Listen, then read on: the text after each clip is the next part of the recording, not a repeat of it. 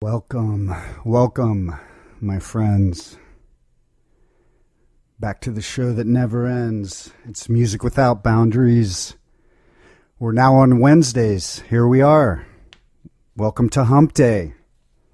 Let's get your hump on. Do the Humpty dance. If you're into gore flicks, Hunchback of Notre Dame.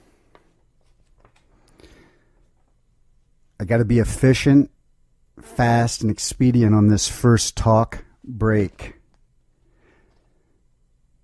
Mr. Dietrich's chomping at the bit. We're going to be here all in all about almost an 8-hour day. We're giving you 5 hours tonight, then wake up in the morning, 9:11 a.m. Pacific Standard Time. We sign on and sound off with part 2 of our episode. We're calling it Wake the F Up with Jeff and Douglas.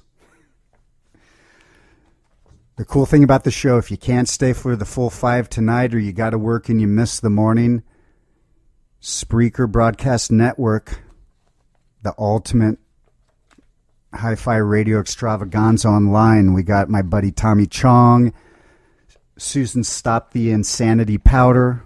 We're all on Spreaker, coming at you live. You can pause, fast forward, rewind, listen on your iPhone, Android, whatever you want to do. Just get it all in there, because I'm telling you, after hearing the interview live, then editing it, and looking forward to the listening pleasure again this evening to take in the last details that escaped me, I got to tell you, this show's a game changer.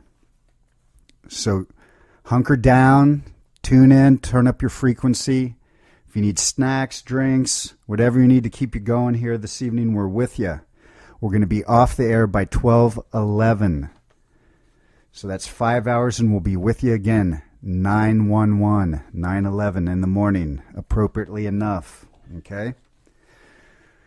Let me give you just a brief outline of what we're going to hit. As you heard on the first talk break at the onset there, had a little more than a little technical difficulties as we've been trying to get on air recently with critical episodes, including our tribute to Max Spears.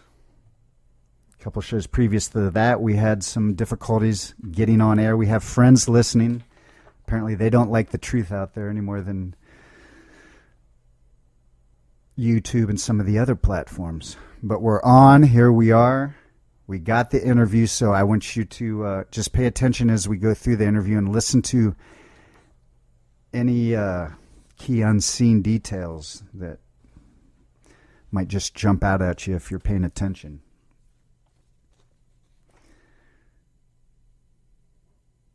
Here's a few of the things we're going to hit this evening.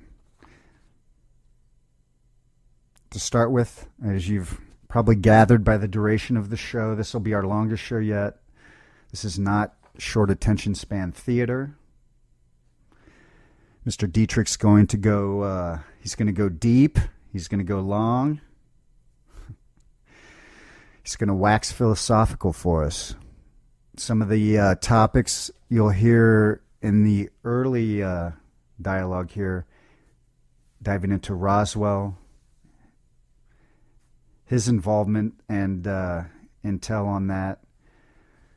Character name of Stanton Friedman. Some of you may be familiar with this clown. You won't be too happy with him once you hear all the dirt. Early on, as Douglas sets up his coming out as a former CIA DOD truth sharer, whistleblower, if you will. Some of the early folks he had to go on air with, including Art the Phony Shill Bell. You'll hear more about him. Quickly, we'll be getting into Skull and Bones. Some of you will probably be interested to learn that ISIS is an American mercenary corporation with headquarters outside Huachuca, Arizona. I hope I said that right. I've never been there. It's traded on Wall Street. ISIS, they got their own Twitter, you know. Again, it's an American mercenary corporation. Hashtag wakey wakey. We're going to let you know how the government became so unaccountable for its actions. I'm sure a few of us out there in Radioland wondering along those very lines. We'll be talking about all of our ancestors and how they became literally enemies of the state, no matter where they go, here in the U.S. or abroad. I'm sure we all know that the U.S. is in an illegal state of war. If you didn't know that, well, now you know. We'll be talking about Bush War I, Bush War II, why Obama got the presidency when it was clearly Hillary's turn. And we all see what's happening right now, do we not? And we know who's going to be in there now, do we not?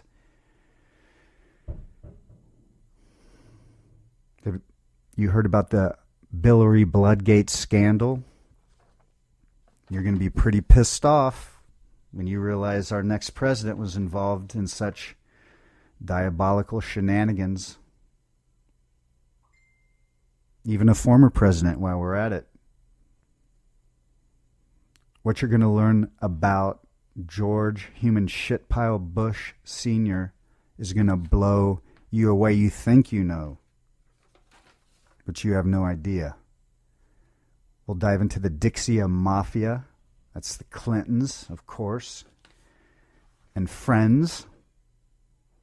Douglas's experiences at Presidio Air Force Base. His experiences in Desert Shield and Desert Storm. And again, those with keen insight into the unseen, you'll want to pay close attention to the specific points in our transmission where unseen forces were at play.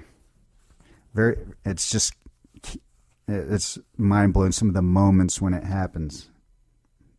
Don't they say timing is everything? And with that being said, I think if we're going to get this show on the road, I'm going to give you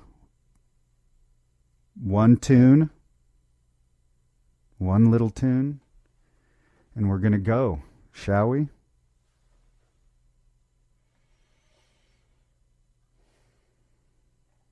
Everybody take a big breath here.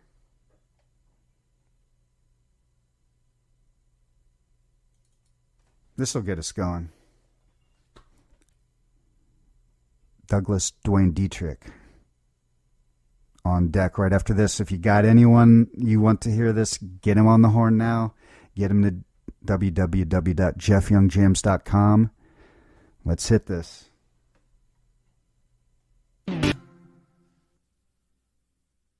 Thank you very much for tuning in and turning up your frequency. We have a guest on the line that came to us out of the ether. We're very grateful and humble for his time. It's kind of on the heels, if you happen to miss our tribute we did last week on Tuesday evening to Max Spears. This gentleman's had some firsthand encounters with Max, so I'm sure we'll get into that as well. I know he was definitely feeling and reeling from the unexpected and untimely and far too early loss of such a cool and sharing and giving truth seeker. But without further ado, let me introduce on the other end of our Skype line, and I say that trepidatiously as we had just a bit of interference that we'll talk about here at the onset. We figured that'd be a great way to kick off the discussion, because let me just set it up. When I called our guest, Mr. Douglas Dietrich, and I've called many a guest on Skype, and I'm, kind of just still taking in what I heard Max say about a certain character and Kara say about a certain character. and even in some videos that I've watched with Douglas. But I spent the whole day yesterday deleting all kinds of WAV files, all kinds of videos, just really lightening the memory load on this computer, just hopefully to get through at least today this interview. And I've been thinking, okay, I got to break down and get a new MacBook Pro for the radio show in our business. I woke up, so I did that, and it was running fine last night. I've had some technical difficulties trying to get on the air on different shows. For example, my internet being fine all week, all day doing my pre-production for the show. Then just as I'm about to sign on at 7:11, which isn't a time that he normally does, so that computer is off, and I broke down and went out and bought a brand new MacBook. They don't make the 17-inch, so I had to settle for the 15-inch. But I was excited. I got online just in time to everything transferred, just in time to get on the line with Douglas. And as I called him on Skype, Skype has that characteristic ring, and this didn't have that. And I said, okay, well, it's a new computer. Maybe that's the ring preference that it's set on. And it kept getting weirder and weirder, and then... Believe me, sir, the honor is mine. And Jeff Young, you've provided an invaluable service to all of humanity with your music that has no boundaries or borders, and what you've learned in experience with that most diabolic of industries, the music and entertainment industry, just this side of that other diabolitrous bureaucracy, the military-industrial complex. And the two of us are kindred spirits. We're kindred souls because, of course, we have the military entertainment complex, which is a massive recruiting machine for victims of the military, but at the same time is also, probably far more importantly at this point in history, a massive recruiting machine for the public at large in terms of their passive acceptance of the existence of the military at all. And a lot of this is done through, of course, the idea that the military is necessary for freedom of speech, that the military is necessary for protection from aliens or whatever imaginary entity that they can conjure up, while in the meantime it involves itself with very dangerous entities in a manner that most people would find literally unbelievable, because most people, of course, have been subjected to an indoctrination that there is a rationalist and materialist perspective of our universe that begets respectability. And that when we veer into the occult and when we veer into the irrational, the immaterial, then we are somehow exiting the boundaries of respectability. This is, of course, their major tool of the powers that be, the people who rule the American empire through the American military junta. This is their major tool for keeping everyone apathetic and at bay, because they don't think on those terms at all. They think on terms that most people would consider highly irrational, highly immaterial, and very much in magical terms. And if that doesn't alarm people, it very well should, since most people would prefer to think of them as not acting on such terms. But your recent experience with the this kind of demonic voice that came through the computer, I've experienced it myself before, and I'd like to contextualize exactly how that happened, and it'll bring in the names of some people that we'll recognize from the music industry as we move along that path. But in the meantime, Mr. Young, I want to thank you very much for giving Kara Mostry recently a voice. Kara Mostry is, of course, someone who's been involved with the music industry herself to an extent. Her sister was very much involved with the industry of adult entertainment or burlesque. She's making a documentary about her called The Biography of a Leather Nun, and this is something that she speaks about in her Facebook timeline, which is dedicated, of course, to her sister, the Tawn Mastry Foundation. And Tawn Mastry was, of course, an older sister of Kara Mostry, who dedicated her life to a lot of charity work that ultimately, unfortunately, she contracted hepatitis. She died of such, and and it was a horrible and painful death. And it's something that Kara Mostri has survived and is trying to bring to other people's awareness. We have, of course, a distant relation of mine, an MD by the name of Douglas Dietrich as well, who has been working with hepatitis and has found a way to prevent it from occurring in people. Now, of course, there's different levels and gradations of hepatitis, and he's working with the most virulent and lethal variant, the kind that killed off Tawn Mastry, Kara Mostri's sister. And hopefully that will provide us a world in which hepatitis can become a thing of the past, the way polio for a long time became a thing of the past, thanks to Dr. Salk and his vaccinations. Now, of course, there's a lot of controversy about vaccines. We don't need to go into that right now. The potential for them doing damage is also very high. Everything is a double-edged sword.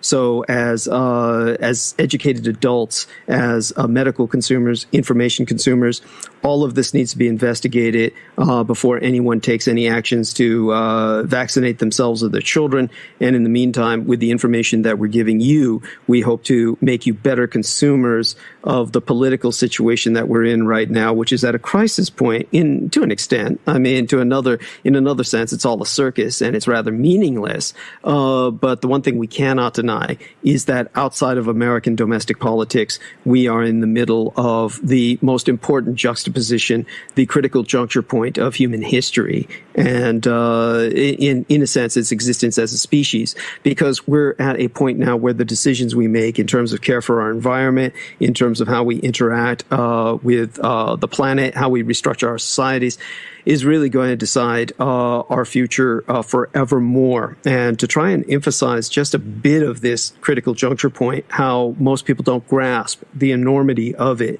we're in the center of a massive demographic change in terms of population and in terms of the cultural matrix that will inherit the earth. Basically, because we're at this kind of population decline, an implosion, a birth dearth, as it's called, as opposed to a baby boom, the exact opposite of a baby boom.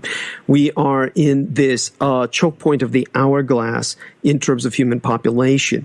Now, that choke point of that hourglass exists primarily in the northern hemisphere, are all of the industrialized and developed nations of the world. This includes China, this includes Japan, and all of the developed Eastern Asian economies. This includes Russia, and this includes Canada and North America, as well as all of Europe. And in all of these nation states, the population is declining to the point where we have an inverted pyramid family structure. That means that all of the families that were once considered nuclear families was the term that was used, meaning a father, a mother, a daughter, and a son. They've been impacted by the changes in demographics to the point now where you have a single child and you have two living parents, and each of those parents has two living parents. So you have basically four grandparents, a set of parents, and then you have that single child. That's the inverted pyramid family structure. And a pyramid that's placed on its tip is obviously not going to stand. So that makes us the waistline, the choke point for all the grains in the hourglass for all humanity, in the sense that every generation that came before us, if we think of this in positive terms, would be the negative number generations. We are generation 0. That's the generation of Jeff Young and myself. That is the 13th American generation. That is what is known as Generation X. We are the generation 0 before the next number of generations, the positive generations, come into play, where their world is going to be inherited by an entirely different cultural matrix of peoples, because all of the population of the northern hemisphere, the Western civilization, which we are familiar with, is dying. It's literally dying. We don't have the ability, as this choke point in the human hourglass of demographics, to pay taxes to support all of these elderly people, the two parents who are getting older and retirement age, and the four grandparents who are in the age of senescence and the age of care provision. And as a result, since we're not going to pay the taxes, we'll be unable to pay the taxes to meet the requirements of all of these these elderly people, there's going to be a massive gerocide, a genocide of the elderly, a die-off. And with that dying off will be a dying off of all of our history, all of our cultural memory.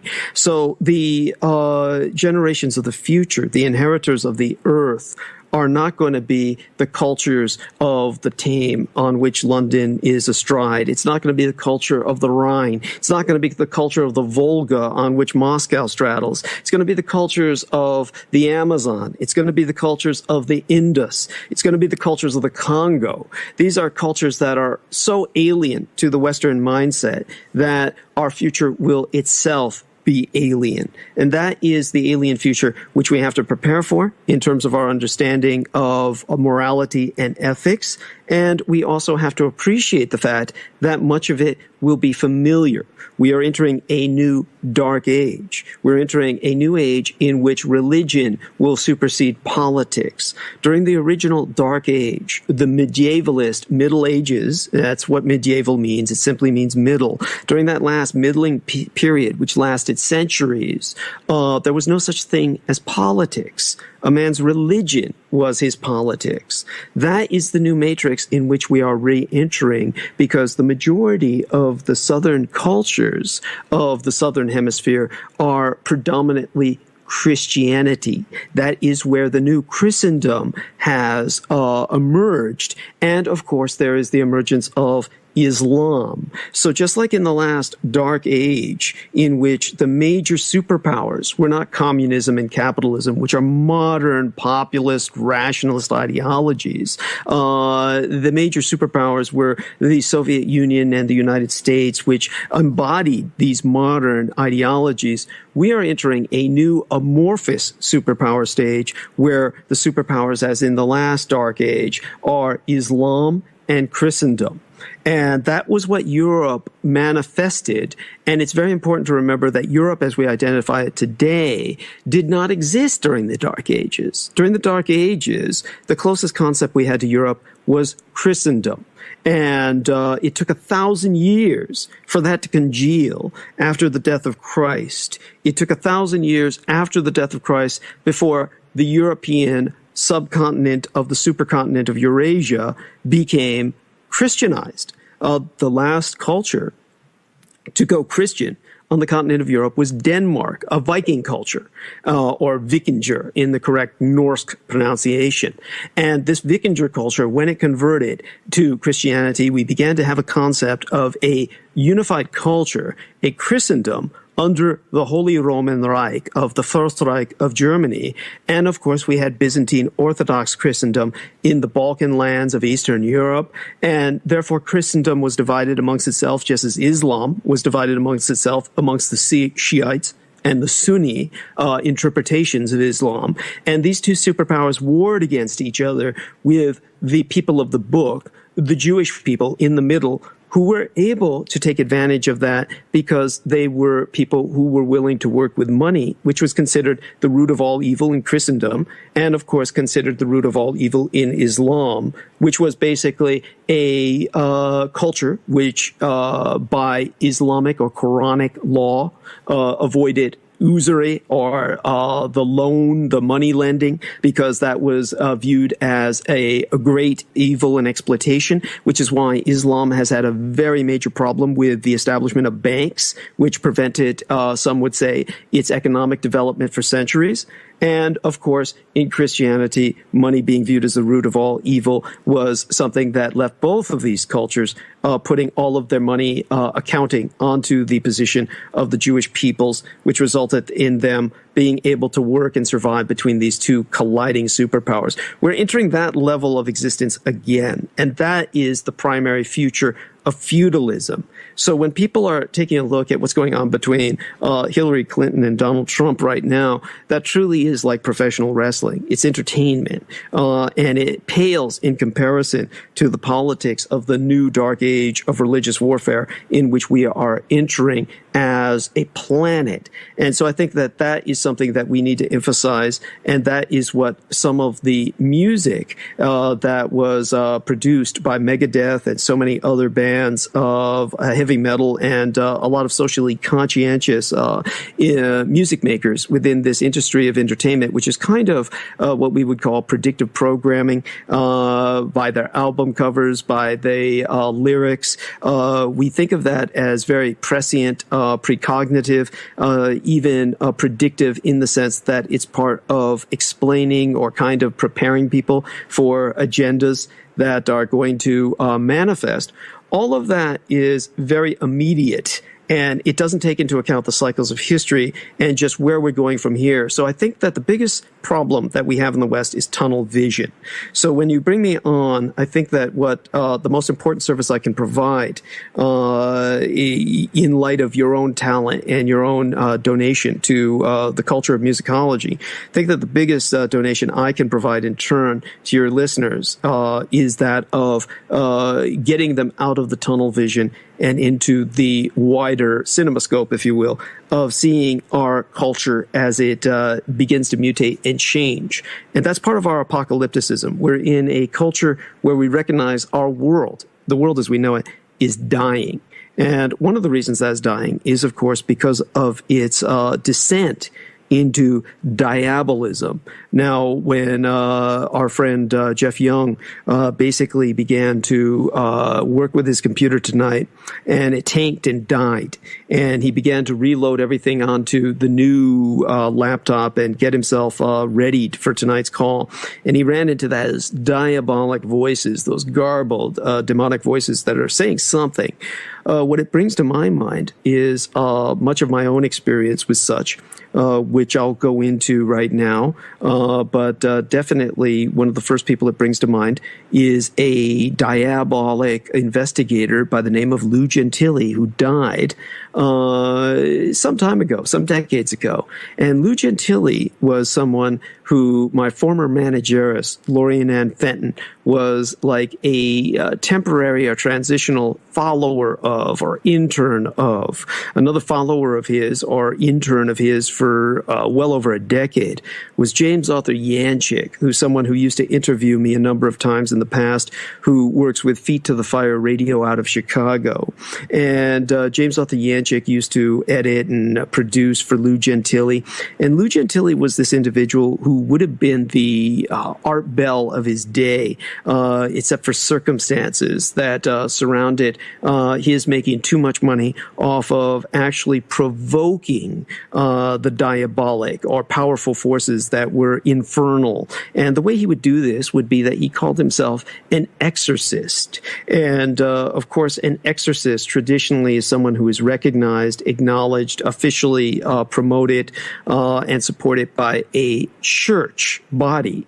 Now, he wasn't supported that I know of officially by the Roman Catholic Church, obviously by his name, Lou Gentili. He was of Italian background, but he made the claim that somehow he was given permission to perform exorcisms. That's probably quite dubious and disingenuous. That probably was not true.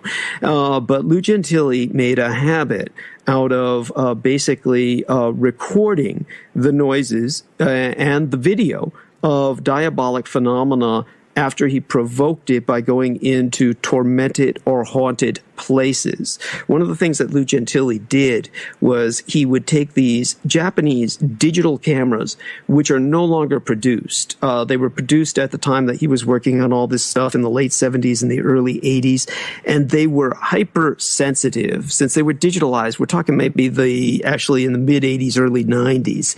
And when he was working with these technologies, they were so sensitive that they no longer were marketable, because everybody kept catching things they didn't want to catch. People kept catching orbs. They kept catching various bursts of unidentifiable light patterns, shifts in the matrix around them, so to speak. And because of that, nobody really was using them for normal purposes. They were just impractical. So he would take these very rare technologies. In this point in day, they don't even exist on the market.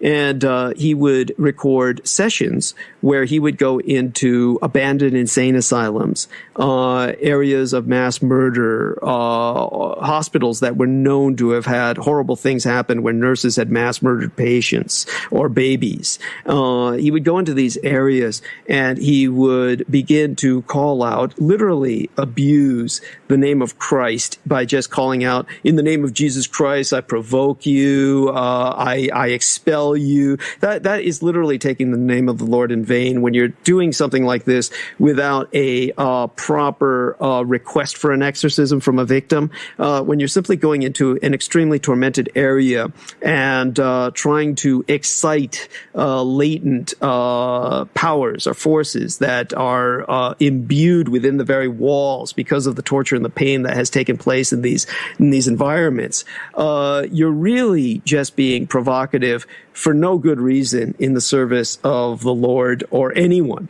You're basically exploiting a technology to record a circus act, and you're basically making yourself the target for the ire of such infernal forces. And that's what happened to Lou Gentili. So when he was recording all of the resultant diabolic voices, the resultant kind of poltergeist phenomenon, all of this was his bread and butter. That's what he made his money out of. And so he would charge people thousands of dollars a head to view and review his audio and digital recordings at private estates. The rich, the wealthy, the people seeking thrills would employ him to come into their home, turn it into like a private theater, use their private theaters, and their friends would come by, their guests, and they would all be able to see and hear the sounds and the sights of the literally diabolic as provoked by Lou Gentili. So he's making thousands of dollars off this, and that's what diverted him from becoming ultimately the Art Bell he could have been. In other words, Art Bell, who took the attitude, quite literally, would vocalize this. He would say on air, anyone who takes my show seriously needs to have their head examined. To Art Bell, it was all theater. Art Bell viewed all of his listeners as crass and basically fools, people he was exploiting for his own selfish promotion.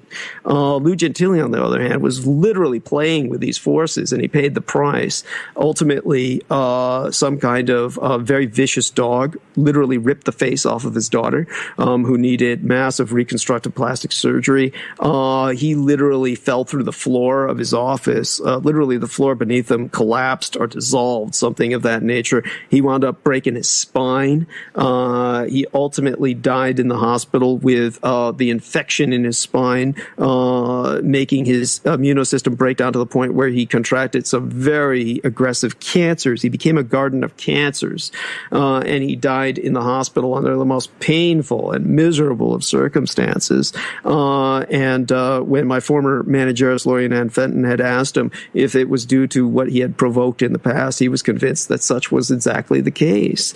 And so we have this horrible lesson from this individual in terms of such phenomenon. And worse yet, of course, was the fact that he ultimately had all of these records of his activities turned over to his daughter, who keeps them under lock and key, and quite wisely will not let anyone see them or review them.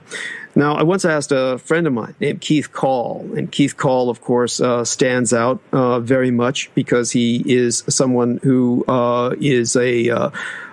became acquainted with myself through the Roswell atrocity, which I exposed as collateral to the Second World War. And Keith Call's relation was a fireman at the town of Roswell, and was one of the first people in response to what the American military replayed and propagandized as a UFO crash. This was, of course, was an atrocity involving Asian prisoners of war, Japanese, Korean, and Taiwanese, and Okinawan. And these bodies that were recovered from that atrocity were identified by Keith Call's relation and uncle, I believe, as clearly Japanese. And of course, these bodies bodies that were identified as clearly Japanese were identified not only by Keith Call's relation, but Sergeant Melvin Brown, who was present at the time and described them to his children when men landed on the moon in 1969. He brought the subject up and said, I was at the Roswell incident, and everything that happened there, the bodies were, of course, yellow. They were burnt, of course, by the flames and fire of the atrocity, the incident which had taken place. They were jaundiced and turning gray because of the just the conditions of the desert and their death, and those that were dead. Of course, there were some survivors, and all of this, of course, became very much warped and perverted in terms of its recounting and retelling by literally Michelangelo Aquino, who was a psychological warfare expert who was recalled specifically from Vietnam, where he was on duty with the PSYOPs battalion to deal with this new domestic threat at home that would have exposed American war crimes. That's when we began the development of the Roswell myth, which has literally satanic origins that have warped American culture to the point where, for a very long period of time, the little pathetic town of Roswell became the Lourdes or the Medjugorje, the religious focal point of the new American religion of alien or extraterrestrial worship. And this was a mythos that was worked on very much by the military to be imbued upon the American public. But that's another subject that we can go into either another day or sometime later tonight. The important thing was that Keith Call, whose relation was there, got into contact with myself because of that incident. And when he was asked by myself about Lou Gentili's legacy of all of this recorded video and audio of diabolic phenomena, what he would do with it if we had an opportunity to access it through Lou Gentili's daughter. And he, of course, has a fairly Protestant Christian background that is more of your typical or more classical American perspective.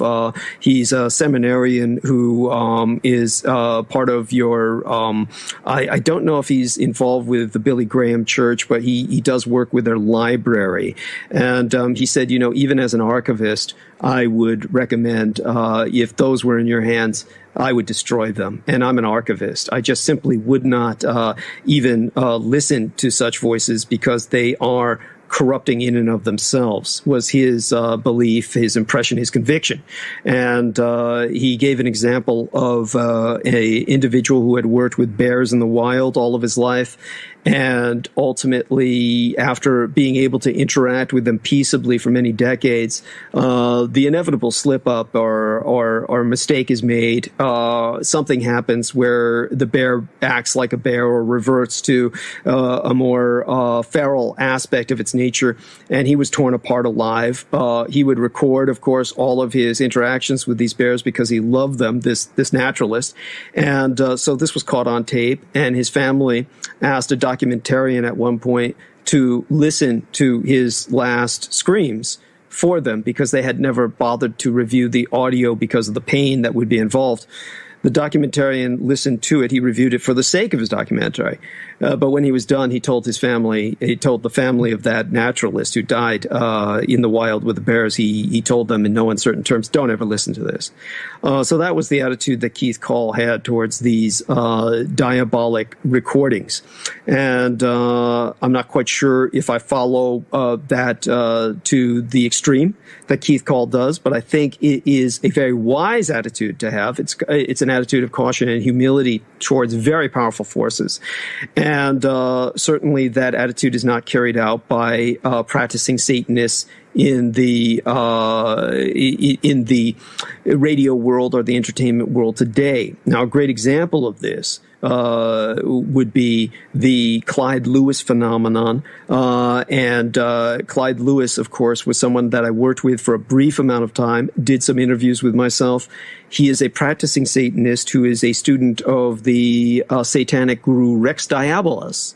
And, of course, this is not slander or defamation of character. It's just fact. Clyde Lewis has been a practicing Satanist for quite some time. He was known to be in San Francisco to conduct satanic rituals with Rex Diabolus. And when I first became a public informant and began to expose myself at personal risk, I knew that I would run into all the predators that would be unleashed by the United States government itself.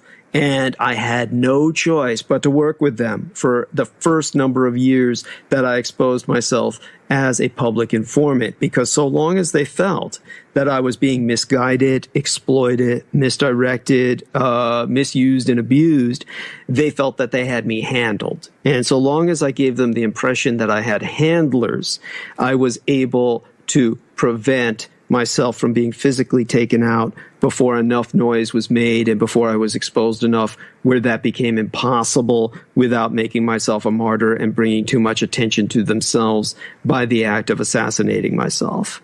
So during that period of time, I operated with the worst of the worst. Lorian Ann Fenton, my former manageress, Olaf Phillips, who was a groupie with admin privileges, who was essentially the gay lover of Clyde Lewis and became his producer. And of course, these individuals brought me on their program to speak at a time when they were just getting his own radio show started. And then as soon as he got explosive ratings due to having me on as a guest regularly, he was nationally syndicated and was brought on to premier radio networks, who are the same people who bring you Coast to Coast AM, which had been established originally by Art Bell and then, of course, became the platform for George Norrie. Now, very important to remember that Premier Radio Network is owned by Clear Channel. Clear Channel is owned by Rear Admiral Bobby Ray Inman. Rear Admiral Bobby Ray Inman is the director of the National Security Agency. Michael Aquino is a deputy director of the National Security Agency. So George Norrie, as a former naval intelligence officer whose front was being a public relations advocate for the Navy for almost a decade, 9 years in which he himself admits, of course, he never saw combat, but served as a spin doctor for the United States Navy, meaning that his job was to spin atrocities, accidents, incidents in the most positive light possible for the United States Navy as a branch of the government. His boss today, even when he's retired from the Navy, George Norrie, his boss today is the same boss he had in the Navy, Rear Admiral Bobby Ray Inman, who was in charge, of course, of naval intelligence.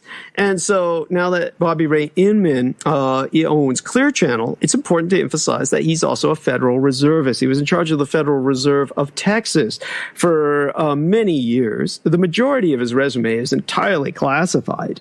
But the one thing we do know is that George Norrie of Coast to Coast AM, via Clear Channel and its control of Premier Radio Network, has the same boss as Michael Aquino through the NSA. So that really shows you how incestuous this entire group is. And of course, they employed and nationally syndicated to co-opt Clyde Lewis. After making him a radio success and he got enough ratings, they replaced the hour that Rush Limbaugh was on for Premier Radio Network within the Pacific Northwest area with Clyde Lewis. Now, what was the first thing that Clyde Lewis began to do? With Tracy Twyman, he began to hold seances and Ouija board-oriented rituals to summon Baphomet, or Baphomet, the one of the fallen archangels, now an archdemon within the infernal hierarchy. He did this on air multiple times, particularly when it comes Halloween season. Okay, this is not fun and games. You don't play games with stuff like this. Now, Tracy Twyman, of course, was the lover and the intimate of Boyd Rice. Now, Boyd Rice was someone who I knew personally, met several times in my life as a San Francisco local and a major Satanist. Satanist. I knew him, of course, because of my liaison under orders with the Department of Defense with Michael Aquino. Now, Boyd Rice took great pride in the fact that he was a product of the American eugenics program, the American breeding program. Now, long before the Third Reich had established a eugenics program of its own under the Reichsführer, the Reich's leader, the realm leader, Heinrich Himmler of the Schutzstaffel, the SS. Schutzstaffel means security services in the English transliteration. Reichsführer Heinrich Himmler was, of course, infamous for Lebensborn, or the Fountains of Life program, attempting to breed blonde-haired, blue-eyed Aryans through a eugenics or good genetics program. That's what eugenics means, is positive genetics, good breeding. And the Americans had launched one decades before, generations beforehand, in which they provided people gold medals, like Olympic gold medals, if they bred true. And these gold medals would have a sheaf of wheat to symbolize the severance of the chaff, the wheat from the chaff, and the ultimate genocide or dispersal of the chaff to the four winds by abortion and various other population control mechanisms. So they had a goddess Eugenia, that's an actual name for of goodly heritage, and the goddess Eugenia would hold forth the sheaf of wheat on this golden medal, which was awarded to couples that bred true. And Boyd Rice had this medallion, which he kept with him and had displayed to myself personally, of the fact that to show me proof that he was a product of this breeding program of the United States. Now, strangely enough, as a product of this breeding program, he became involved with Satanism. He became involved with neo-Nazism that was domestic and homegrown in the United States, having little or nothing to do with the National Socialismus or the National Socialism of the Third Reich of Europe.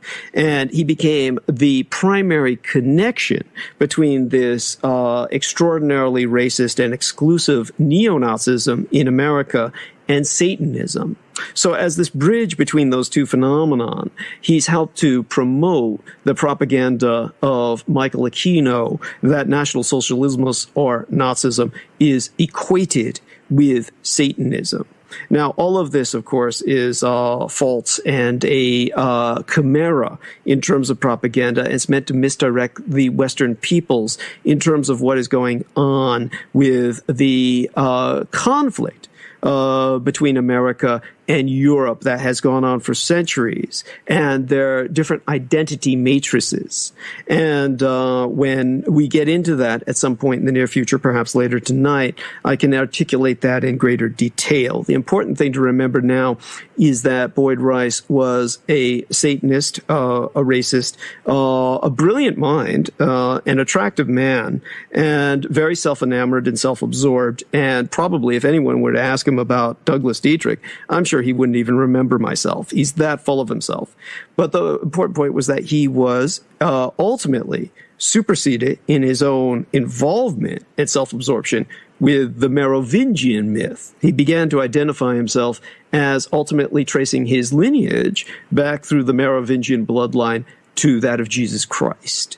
And it was in this capacity of his ideological rebirth or re-identification that he became involved with Tracy Twyman. And they used to publish the magazine known as Dagobert's Revenge. And Dagobert's Revenge was all about Merovingian bloodline and politics. Now, Tracy Twyman was of the ideological bent where she felt that no one could perform magic other than those of the dragon bloodline, or the Merovingian bloodline, tracing itself back to Jesus the Christ. So she felt that she was also of this bloodline, and therefore only people like herself and Boyd Rice could perform magic or perform deeds that were reminiscent of the miracles of the Christ.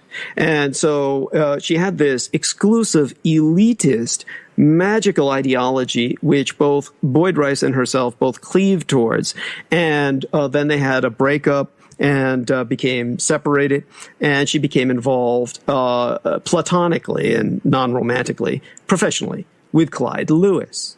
So when the two of them began to conduct these rituals, I myself with an Apple Macintosh laptop, very similar to that of Jeff Young's, was one night turning on the radio in which they were conducting their summonings through the Ouija board and asking everybody to participate en masse to help bring more and more influence of the diabolic into our realm, into our world. I heard exactly what Jeff Young heard tonight, which was the diabolic voices, the garbled, scratching vocalizations that were speaking in a language that was barely discernible. At times like that, of course, I would turn the computer off and just say it's time to go to bed.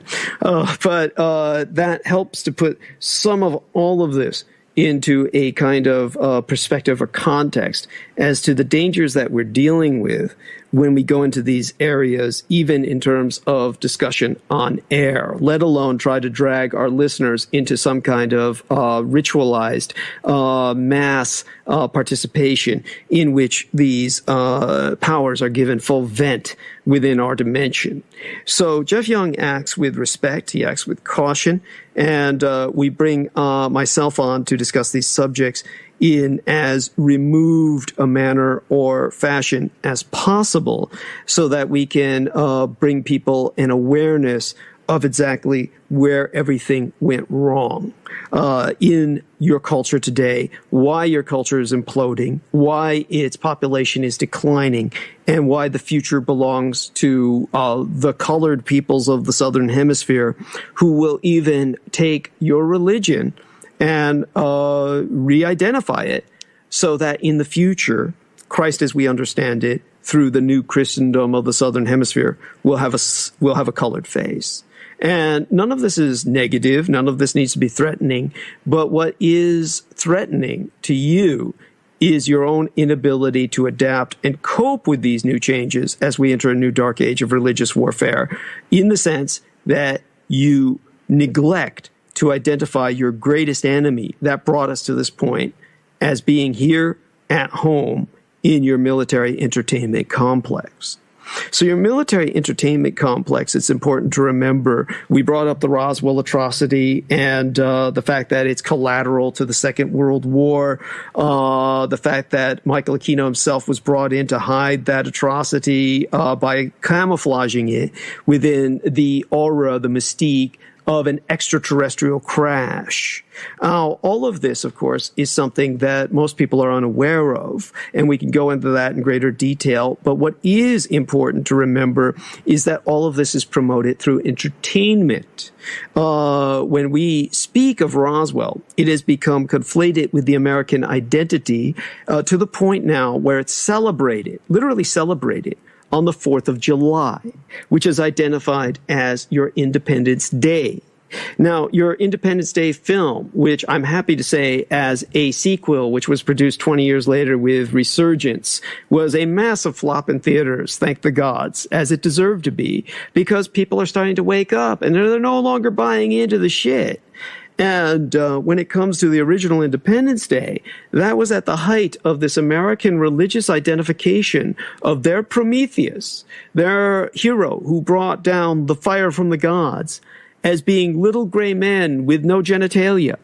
And that was Michael Aquino's greatest joke on the creation. And his greatest strike against the face of the creator was to get Americans to worship as their deliverers of high technology, according to, of course, that terribly exploited victim known as Colonel Philip J. Corso, who was exploited by people like Bill Burns, who co-wrote his book, who essentially wrote his book the day after Roswell.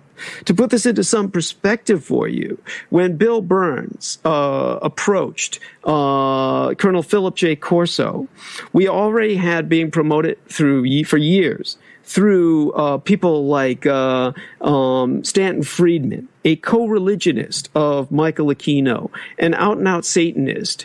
And whoever doubts this really needs to identify the physical characteristics of Stanton Friedman and his strangely warped eyebrows with those of Michael Aquino. And one of the first things that you'll notice is that, of course, Stanton Friedman and Michael Aquino have identical eyebrows. And you might ask yourself, why do they put Vaseline on their eyebrows? eyebrows so that they look like buffoons. And of course, the reality is they're both members of the Temple of Set. And these eyebrows are known as the horned brow. And the horned brow is meant to identify them as followers of the devil. And their horned brow is also maintained with the collateral benefit of, quote unquote, tickling the kids. Now, when it comes to Michael Aquino and Stanton Friedman gets on air all the time on any venue and is given full run of any show, and he'll say, I never worked for the government. And of course, he'll say that to your face as an absolute lie, because he's someone who, of course, was employed for 14 years as a nuclear physicist via the Department of Defense. He was contracted through corporations like General Electric, Aerojet, General Nucleonics, General Motors, Westinghouse, TRW Systems, and McDonnell Douglas, where he worked on federally classified programs on nuclear aircraft, fission and fusion rockets, compact nuclear power plants for aerospace applications, such as the flying submarine, the Convair NB-36H, which literally microwaved chickens in their coops when it flew low overhead, bearing aloft a leaky nuclear reactor. Now, this scandal was so monstrous in terms of what it was all about. They took this old, broken B-36 bomber that had been destroyed in a hurricane. They remodeled it, and it ran on fuel. It was propeller driven. It's got a reciprocating engine running on gas and aviation fuel. It's prop driven with propellers. And they put in a nuclear reactor into this piece of shit. They launched it in the air, and they flew it all over the United States. And they radiated the nation so badly that Stanton Friedman said, you know, I can't live here anymore. We've radiated the United States so badly that I am responsible for the deaths of hundreds of thousands, indeed millions of people, through collateral cancer that was caused by the radiation of this monstrous atrocity that I made millions of dollars off of. So he moved to Canada and became a Canadian citizen because he said, I never want to have any kids in the United States because, you know, by this point, everybody's sperm is glowing in the dark and two-headed and two-tailed, and they're going to produce everybody who's going to die of cancer anyway. So I'm moving up to Canada where it's safe. So he relocated to Canada and became a Canadian citizen. He's not even a U.S. citizen anymore. He told all of you, F you, and said, I'm going to live up in Canada now and come back and tell you fools, you stupid Americans who paid for my career so I could microwave all of you and all your food. And he came back and told you, you know, what happened at Roswell was all these little gray aliens made it possible for you to have the high technology you have today. And you all have, of course, your pacemakers and your microwave ovens and all this good stuff thanks to these little gray aliens without genitalia. And Stanton Friedman's been given full reign and full permission to do that. And of course, he was a former San Franciscan. He lived right here in my city where I'm stranded today. And he was a co-religionist of the Michael Aquino through the Temple of Set. So all of this was brought on you by all these Satanists who laugh at you, think you're stupid. No, you're stupid because you pay their salaries and their retirement pensions while they live fat in places like Canada. And while he's doing that, you got guys like Bill Burns, who's got doctorates in law, who's got all these doctorates that they're not applying towards the legal industry at all, but instead are using to do things like publish UFO Magazine.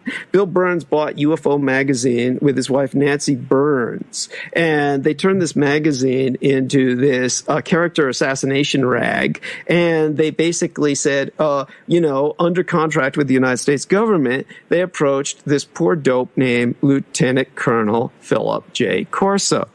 And he'd been in the National Guard for a long time. He had security clearances at the Pentagon, and he was a Space Brothers religionist. In other words, he was part of the 1950s Space Brother cults, where they felt that the Nordic area and Space Brothers were going to come and show us peace and the way to a better world. And so Philip J. Corso was pining about his lack of writing ability and the ability to deliver this message of hope and stop war to the American public. And And that's when Bill Burns approached him and said, okay, I've got a government contract to write the day after Roswell. So Philip J. Corso agreed to be a part of this hoax. And in return, Bill Burns was supposed to write his book about the Space Brothers. Now, when this book was written, to show you just the kind of crimes these people were willing to commit, Bill Burns and Philip J. Corso approached Senator Strom Thurmond, who at that time was maybe about 125 years old. I think he was a veteran of the Civil War, but I don't know which side he fought on. But Strom Thurmond was, of course, like one of those old Ku Klux Klan Democrats who wasn't throwing a sheet on in public anymore. But he was known as the height of respectability in the Senate. So they approached Strom Thurmond and they said, hey, Senator Thurmond, Lieutenant Colonel Philip J. Corso here used to work with Eisenhower, and he used to work with all the big boys in the strategic theater of Europe during World War II. Would you care to write a preface for our book, I Walked with Giants, which was to be the title of a book talking about Philip J. Corso's adventures as a shoeshine boy for Eisenhower and all these big names on the European front in World War II. And Strom Thurmond said, sure, it'd be an honor. And he wrote this preface for I Walked with Giants about this conventional book of biographical history, which Bill Burns promptly slapped on as the preface to The Day After Roswell. Now, of course, Senator Strom Thurmond was quite chagrined. He was deeply offended, and he sued. So what they had to do was recall every single copy of The Day After Roswell with only weeks before its publication date, when it was to be released on, of course, July 2nd through the 7th, that week of the Roswell atrocity, the incident, and on the 49th anniversary of Roswell, 1996, 1997, something like that, when it was published. And so it wasn't the 50th half-century mark. I know that much. It was the 49th anniversary of Roswell, I believe, in 1996 that it was released, as opposed to 97, because Roswell was, of course, in 47. And so they had only a few days approaching, and yet somehow they were able to recall every single copy from major book distributors all over the United States, destroy them, and reissue the book in time for publication date. Now, this couldn't be done without government help. This is impossible without government help.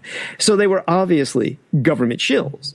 And so Bill Burns and Philip J. Corso, after releasing The Day After Roswell, then Philip J. Corso said, well, how about that book now on my Nordic Area and Space Brothers coming to show the world peace and harmony if we follow their magical formulary?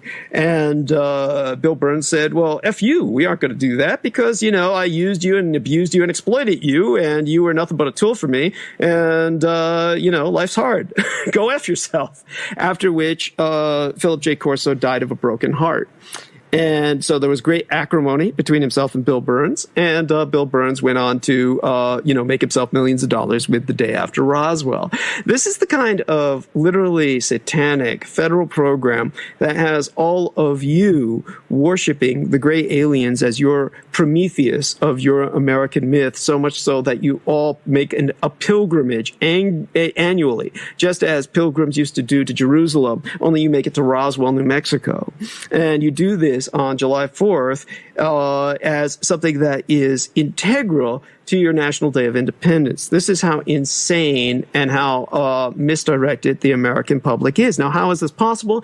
Through the American Military Entertainment Complex. So that same American Military Entertainment Complex brought you ID4, or Independence Day, at the height of this religious mania in which people worshiped the gray alien and said the gray alien brought us all of this technology and brought us the way of life as we know it today. And that's what ID4 reinforces. ID4 reinforces that, the original movie, by saying these aliens did come and they may not be friendly and they're hostile. That's why you need your military, because at this point the military had to promote themselves as something that you needed in the wake of the collapse of the Soviet Union.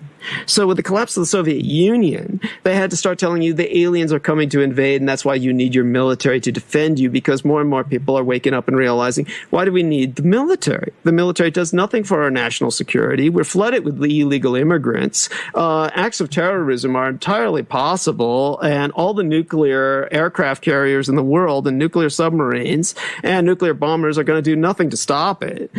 So why do we need this extraordinarily expensive military, which takes up over 50% of our discretionary income of our annual budget every single year? So the military has to push things like ID4. They have to push things like the Battle of Los Angeles. Now, when you watch these films, the most important thing to realize is that when you're watching Top Gun, when you're watching Independence Day, when you're watching the Battle for Los Angeles, none of these aircraft, none of these tanks, none of these helicopters are piloted by actors. There's not actors who comprise the armored vehicle crews. There's not actors who comprise the helicopter crews. It's not actors who comprise the pilots in those fighter jets. Those are all genuine military personnel. So it costs the military millions and millions of dollars to participate in these films. And what do they want in return? The propaganda message. And the propaganda message is so important to them that they are able to promote themselves as people who are now somehow defending you against the very aliens they claim were your saviors who brought you all of your technology. That is the paradox and contradiction of ID4, where alien technology is ultimately used in Independence Day resurgence to defend against the aliens. So when you have this paradox, this dichotomy, this is called thesis, antithesis, synthesis. This is the classic dialectic that was, of course, exploited by psyops in psychological operations against enemy populations, which is what you are to the military. So the United States military targets you as an enemy population through these psychological operations so that you continue to accept military occupation. And you accept this military occupation now under the behest of the threat of alien invasion. Now, to all of you who say, how can Douglas Dietrich say that we are the enemy of the American military? That simply makes no sense. You might wonder where I got such a deranged idea, but that is exactly how your military operates. Your military, anyone who enters the military, takes an oath, and they swear an oath that they will defend this nation against all enemies, foreign and domestic. So everybody looks at that romantically and says, oh, they mean like traitorous presidents that they might have to overcome, politicians, communist agents, people who are somehow not you, not me. They couldn't mean me. Well, they mean you. They don't mean traitorous politicians. They don't mean communist spies. When they take an oath against all enemies, foreign and domestic, they mean you, and they mean no one else. And this came to a forefront during the days of the Spanish-American War. And at the time of the Spanish-American War in 1898, when America went to war against the Spanish Empire and stole all of its colonies, it invaded amongst them Cuba. Now, Cuba was interesting as an example of American and Spanish interdependence and where the original Spanish-American War started, because supposedly the Maine was sunk by the Spaniards in the bay in Havana, the capital of Cuba. And it turned out, of course, that this was a false flag operation, just like the Tonkin Gulf, just like Pearl Harbor, just like 9/11. And the sinking of the Spanish Maine was hyped by the yellow journalism, the press that was owned in a large part at that time by San Franciscan William Randolph Hearst, one of the people who, when he died, everybody breathed a big sigh of relief and said the world's a better place to live. And William Randolph Hearst, whose daughter Patty Hearst became a victim of terrorism, he was someone who basically said, oh, the Maine was sunk by the Spaniards. Turned out, of course, it was American explosives that took it down. And, of course, the Americans went to war against the Spaniards in Cuba and everywhere else. Now, at that period of time, there was a lot of American plantation owners in Cuba. Many of them were former Confederate States of America citizens who had relocated with the fall of the Confederacy on the North American mainland to Cuba and other points south. And they had established a plantation system using Cuban labor as opposed to black chattel slavery.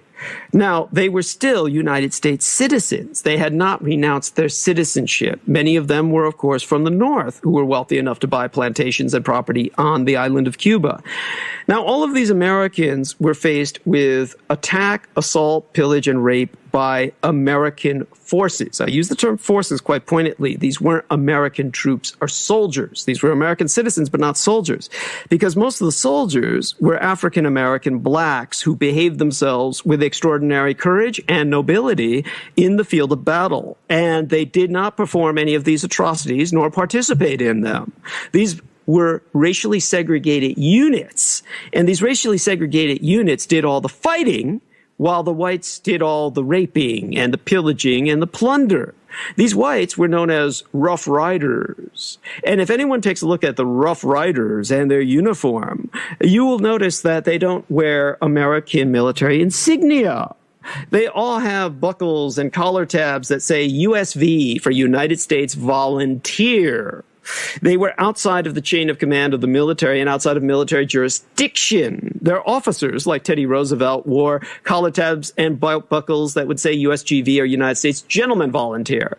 These were these rich white boys, the graduates of Skull and Bones type fraternities, Ivy League universities, who said, I want to have the greatest adventure of war. I want to participate in man's greatest adventure of war making without subjecting myself to military discipline or regulations. And they said, we'll just buy our own private armies. So they organized things like the Rough Riders, and they hired a bunch of white mercenary thugs who became United States volunteers, and they invaded Cuba in the wake of the blacks who did all the fighting. The blacks took San Juan Hill, which was originally titled Tea Kettle Hill, but wasn't a very euphonic name, so they changed its name to San Juan Hill. At any rate, the blacks took San Juan Hill, and then guys like Teddy Roosevelt would take pictures of themselves capturing the flag. It was all shit. None of it was true. None of these people participated in combat, but they did do a lot of rape and pillage. So when all these people who committed all these crimes that were reported by the black troops to the United States public came home, then survivors of these American gang rapes and atrocities and arsons of their plantations and properties came back to the United States too and sued the United States government. And the United States government said, well, all these illegal units, which were, of course, the precursors to Blackwater and so many of these other mercenary organizations which dominate the field of battle today by private contract. Blackwater, of course, became Xenon, XN, an elemental table identifier. And then it became Academy, ending in an I in terms of its name. All this to escape international lawsuits, mind you. And then you have these other GS4 or various other bizarre names coming up for new mercenary organizations, one of which is named ISIS, which of course is outside of Huachuca, Arizona, where America's intelligence organizations are headquartered. And ISIS has its own headquarters right there in Arizona, where the building says ISIS. It's traded on the stock market. One of its primary shareholders is John McCain, a senator of Arizona. And ISIS, of course, is an American mercenary corporation. Now, all of this is unknown to the American public, but if you look up ISIS on the Google Maps in Arizona, you'll see the building and you'll see the photograph of the big ISIS headquarters in the United States. Now, all of this was pioneered by assholes like Teddy Roosevelt and his Rough Riders to be unaccountable to international law and illegal by both international and domestic law, yet at the same time, the primary projection of force of your American empire, all on the basis of unaccountability. Now, how did this unaccountability start? It started in the Spanish-American War when people like Teddy Roosevelt were sued by people they had raped. So what happened was the United States Congress said, well, we can't have our future presidents and leaders go to prison for all this gang rape and mass atrocity and indiscriminate slaughter and murder of civilians, women and children. So what we'll do is we'll make every citizen of the United States who happens to be on foreign soil the moment war is declared an enemy of the United States. So it became law, as written by Congress, that any American citizen who's overseas at time of declaration of war is automatically an enemy of the United States. That's why when the atomic bomb on Hiroshima was dropped and 2,000 United States citizens died in Hiroshima who had been stuck there from the beginning of the war, the Americans face no war crimes trials against American citizens because all United States citizens overseas are instantly enemies and therefore prone to any targeting imaginable, including nuclear destruction. So 2,000 United States citizens died at Hiroshima as enemies of the United States automatically. Now, this became a bit of a problem because all kinds of people were stranded overseas when the United States went to war in World War II. Basically, what had happened was when we had all of these prisoners of war brought back, we had all kinds of German Americans, Italian Americans, Romanian Americans, all members of the Axis powers who were brought back to the United States as prisoners of war. They'd been stuck overseas as exchange students. Suddenly, the war is declared. They're instantly enemies of the United States. They have no choice but to be conscripted into foreign armies. Now, units comprising entire English-speaking United States citizens were captured by the Americans in North Africa. They surrendered themselves. When they were brought back to the United States, you had at least 300 prisoners, mostly Italian, who established the fact that they were genuinely United States citizens. Now, one Los Angeles woman even instituted habeas corpus proceedings in an effort to keep her son Gaetano Tirito in the United States so that he would not be deported as an enemy soldier. Now, Tirito and his mother based their appeal on the grounds that he was an American citizen born in West Virginia in 1915, not legally a prisoner of war. Now, the case eventually was decided by the Ninth Circuit of the California Court of Appeals, and the court held that Tirito was indeed a foreigner at this point, a prisoner of war, that neither American citizenship nor his presence in an Italian service unit affected that status, that under the terms of the Geneva Convention, it was incumbent upon the United States of America to deport him to Italy as a foreign terrorist. Now, they cited the decision related to Americans residing in Cuba during the Spanish-American War, which ruled that residents in an enemy country, regardless of citizenship, are enemies. So this is something that people might say, well, how does it apply to me when I'm on U.S. soil? For instance, it explains why, because the United States has been in an illegal state of armed conflict ever since Operation Desert Storm, in which I was a participant. Operation Desert Shield was in 1990. Operation Desert Storm was in 1991. I was a participant in both operations. And at that period of time, the United States entered an illegal state of war. There was no declaration of war. There was only an act of war in which we invaded Kuwait. And then there was, of course, the invasion of Iraq itself. Now, if we count the operation from Desert Shield of 1990 going on into this invasion of Iraq, what Americans call Bush War I and Bush War II, you can't call them Gulf War I and Gulf War II because Gulf War I was Iran versus Iraq. That lasted 8 years. It was one of the greatest struggles in modern post-war history, meaning post-World War II history. And it was one of these struggles that was ultimately to cost millions of lives, both civilian and military, between Iran and Iraq. And it was a struggle between two Muslim nations. Now, that war was something that I saw the end of personally in 1988 when I was in Iraq. At the time, Iraq was still an ally of the United States. Now, America went to war against Iraq illegally without declaration in 1990 through Operation Desert Shield, and most specifically in 1991. And this is a war which has never ended. So this war, as an illegal, undeclared conflict, has lasted longer than America's Vietnam War. It's the longest war in which America has ever been involved. And per Title 38 of the U.S. Code, which is law as established by Congress, the illegal situation that we are involved in is one that is still ongoing. That is very important to remember, to provide the absolute details of it per Title 38 under citation of the United States Code, which is law as ratified by Congress.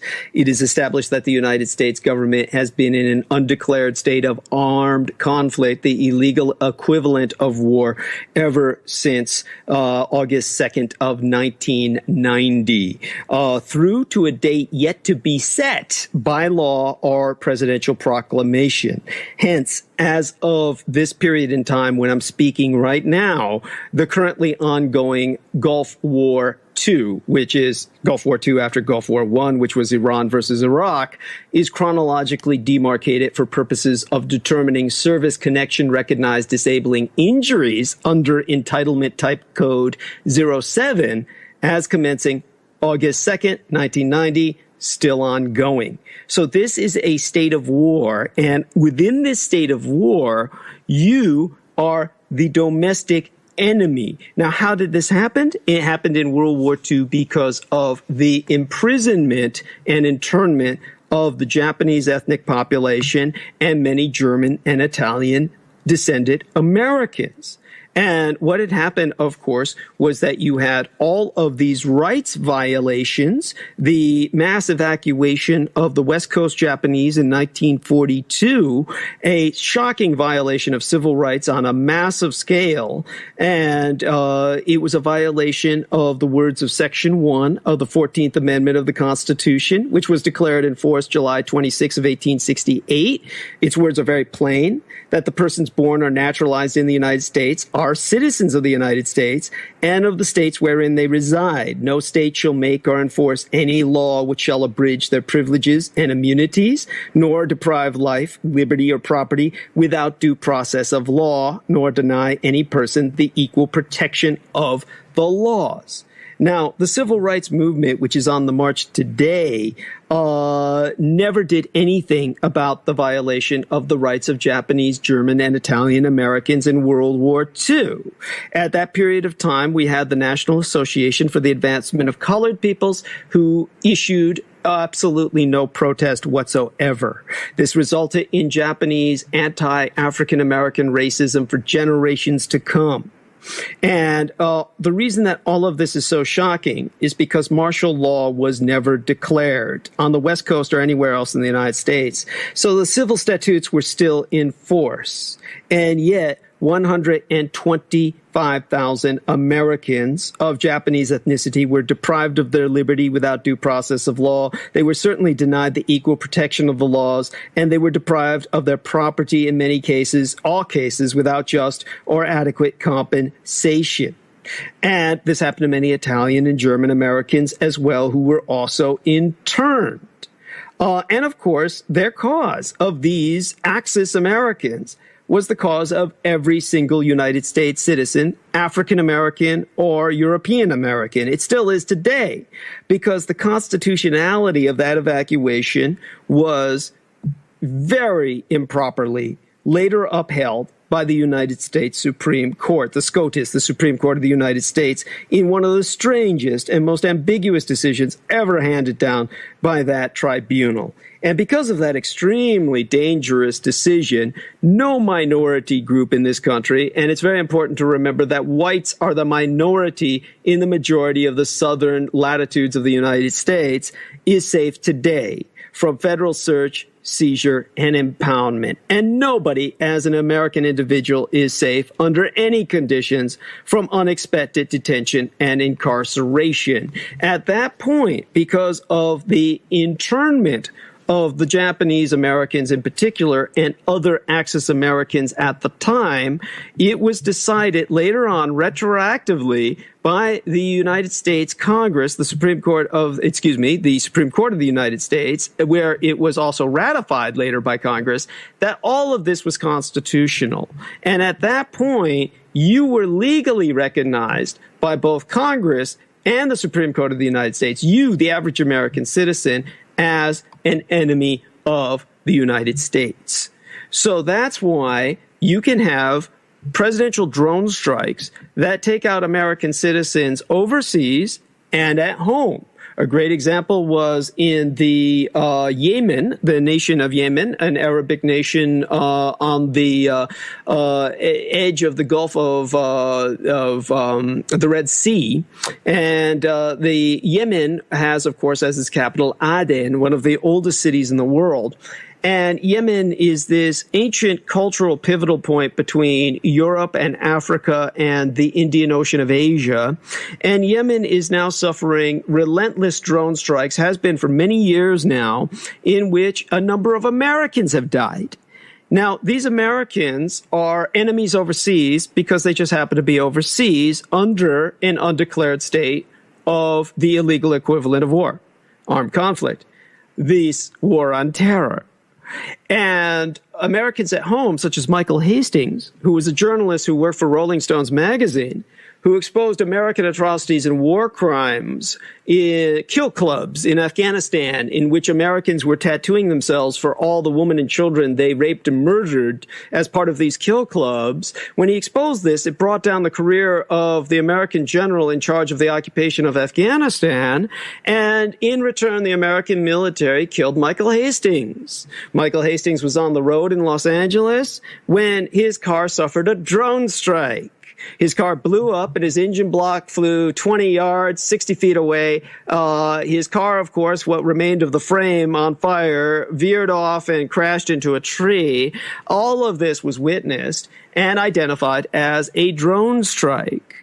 So here's Michael Hastings. By the way, any truck driver, such as James Arthur Yanchik, that individual who used to interview me quite a bit and whose recordings of my interview, many of them, some of them are not, many of them are on YouTube and available for everyone's review. You have a situation in which James Arthur Yanchik makes a living as a truck driver.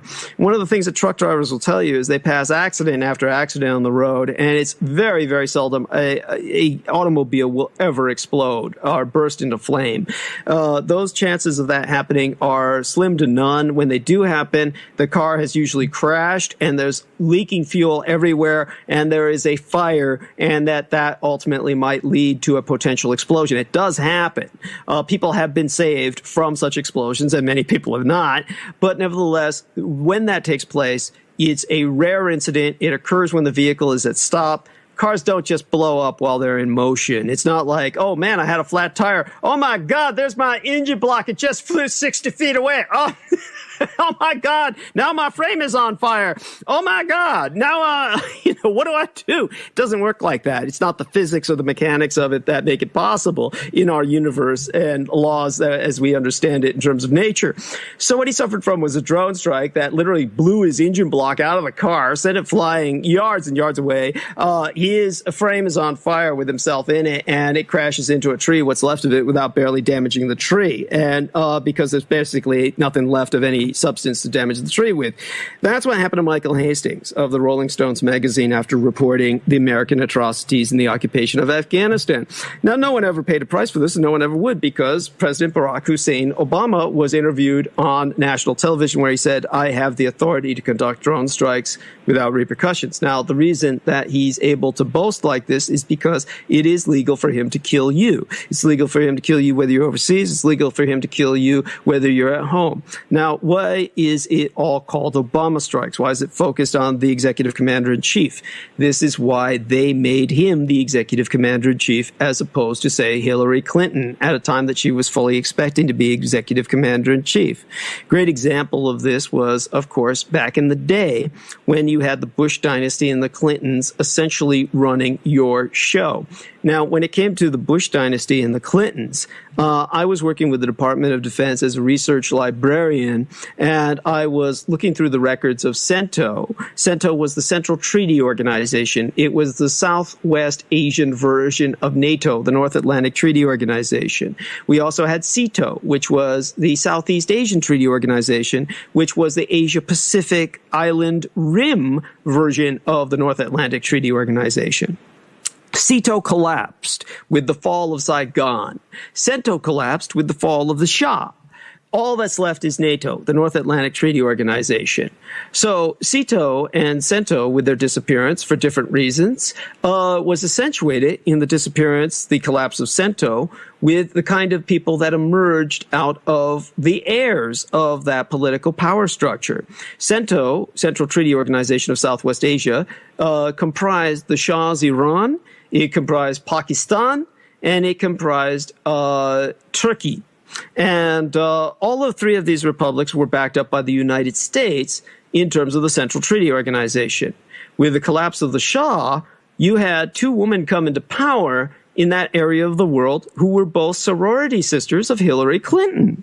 Hillary Clinton went to, I believe it was Oxford. It might have been another illustrious British university.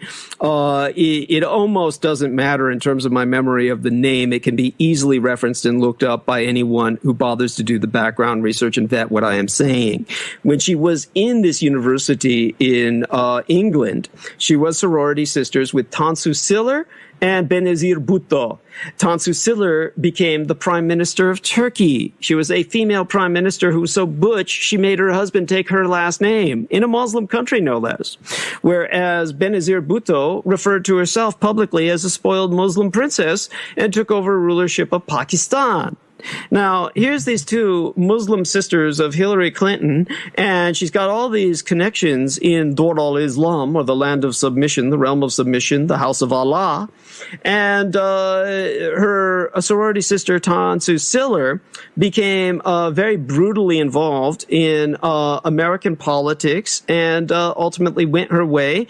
And we have as a legacy America's involvement in attempted coups in Turkey, which have been taking place very recently, that have been reported on by the Turkish journalist Sibel Edmonds, a former employee of the federal government, as I myself was.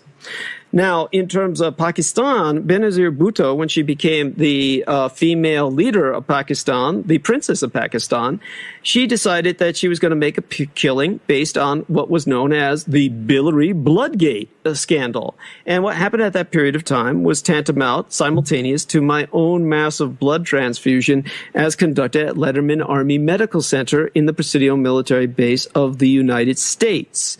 Presidio military base, of course, was the United States 6th Army headquarters. The United States 6th Army headquarters was also the original establishment point, the foundation site for the United Nations. The United Nations was founded as an organization of war per Title 42 of the United Nations Charter. In lieu of Constitution, they have a charter. And the United Nations was established on January 1st of 1942. That was 3 weeks and 3 days exactly after Pearl Harbor. After the Pearl Harbor attack, the United Nations was established on site the Presidio military base of San Francisco as an organization of war, and then the Presidio became the Pentagon of the United Nations. The peace branch of the United Nations was not established until 1945 in New York City. The original United Nations, of course, established on site the Presidio, was organized as a united front for the Allies to orchestrate resistance armies behind Axis-occupied enemy lines. So resistance armies that were established by the OSS, the precursor to the CIA, the Office of Strategic Services, were administered, run, manipulated by OSS agents all the way from the Philippines to Denmark, occupied by the Japanese or the Germans, etc. And they had to have a United Nations battle flag. You can look this up online. The United Nations battle flag is today referenced obliquely as the United Nations honor flag. The United Nations honor flag is stated as flying in battle as the Allied United Nations front of resistance armies from 1942 all the way through 1948. And this is, of course, because the state of legal war, as declared by the United Nations, was still ongoing against the Axis well into that period of time. That can be explained later, perhaps later in this discussion or later on in another interview. But the important thing to remember is that if you look this flag up, the United Nations honor flag, it flew in battle in World War II, and it was a white field with 4 vertical stripes. That was so resistance armies could take a white sheet, a white shirt, a white bed sheet, a white flag of surrender if they had to, and they could use their own blood if need be to paint 4 vertical stripes upon it to identify Roosevelt's 4 freedoms so they could identify themselves to Allied armies and not be shot. And this was how they could identify each other on the field of battle as United Nations resistance armies. So you had the entire United Nations headquartered in the Presidio military base, and it was also the site of Letterman Army Medical Center, acronymous as LAMC, or Letterman Army Medical Center's initials. And LAMC was a military hospital that was so large, it produced 25% of all of the United States Army's doctors. Fully a quarter of all the U.S. Army doctors were trained at Letterman Army Medical Center. And Letterman Army Medical Center was, of course, famous for inhuman medical experiments. To put this into perspective for people, Presidio is, of course, on-site San Francisco. San Francisco is, of course, a part of California. And, of course, California is one of the largest states in terms of population, land area, and economy in the world. Not just the United States, but the world. So when it comes to the prison system, the penitentiary system of California, we're dealing, of course, with such things as illegal immigrants, many criminals that are international as well as local. And so it's an enormous penitentiary system. As a result, the largest, the most well-paid, highest-paid police force in the entire world, is the California Prison Guards Union. The California Prison Guards Union is the highest paid law enforcement agency on planet Earth. They have the highest paid union because of the dangerous work with an enormous penitentiary system. Now, they had going in the state of California an unholy alliance with the United States Army, in which the United States Army made a deal with the government of the state of California that prisoners could be experimented on at Letterman Army Medical Center in exchange for gubernatorial pardon of death sentences, revocation of life sentences, shortening of sentences, increase in prison privileges. Now, all of this was in exchange for if they made themselves available for Army experimentation at Letterman Army Medical Center. So when they basically signed away their safety, their rights, and their lives, many of them died in these experiments. So Letterman Army Medical Center was a place of horror, a place of hell itself, to hide all the evidence of the crimes against humanity after the closure of the Presidio military base due to my exposure of the child molestation scandal on-site the Presidio military base and other atrocities that were taking place there.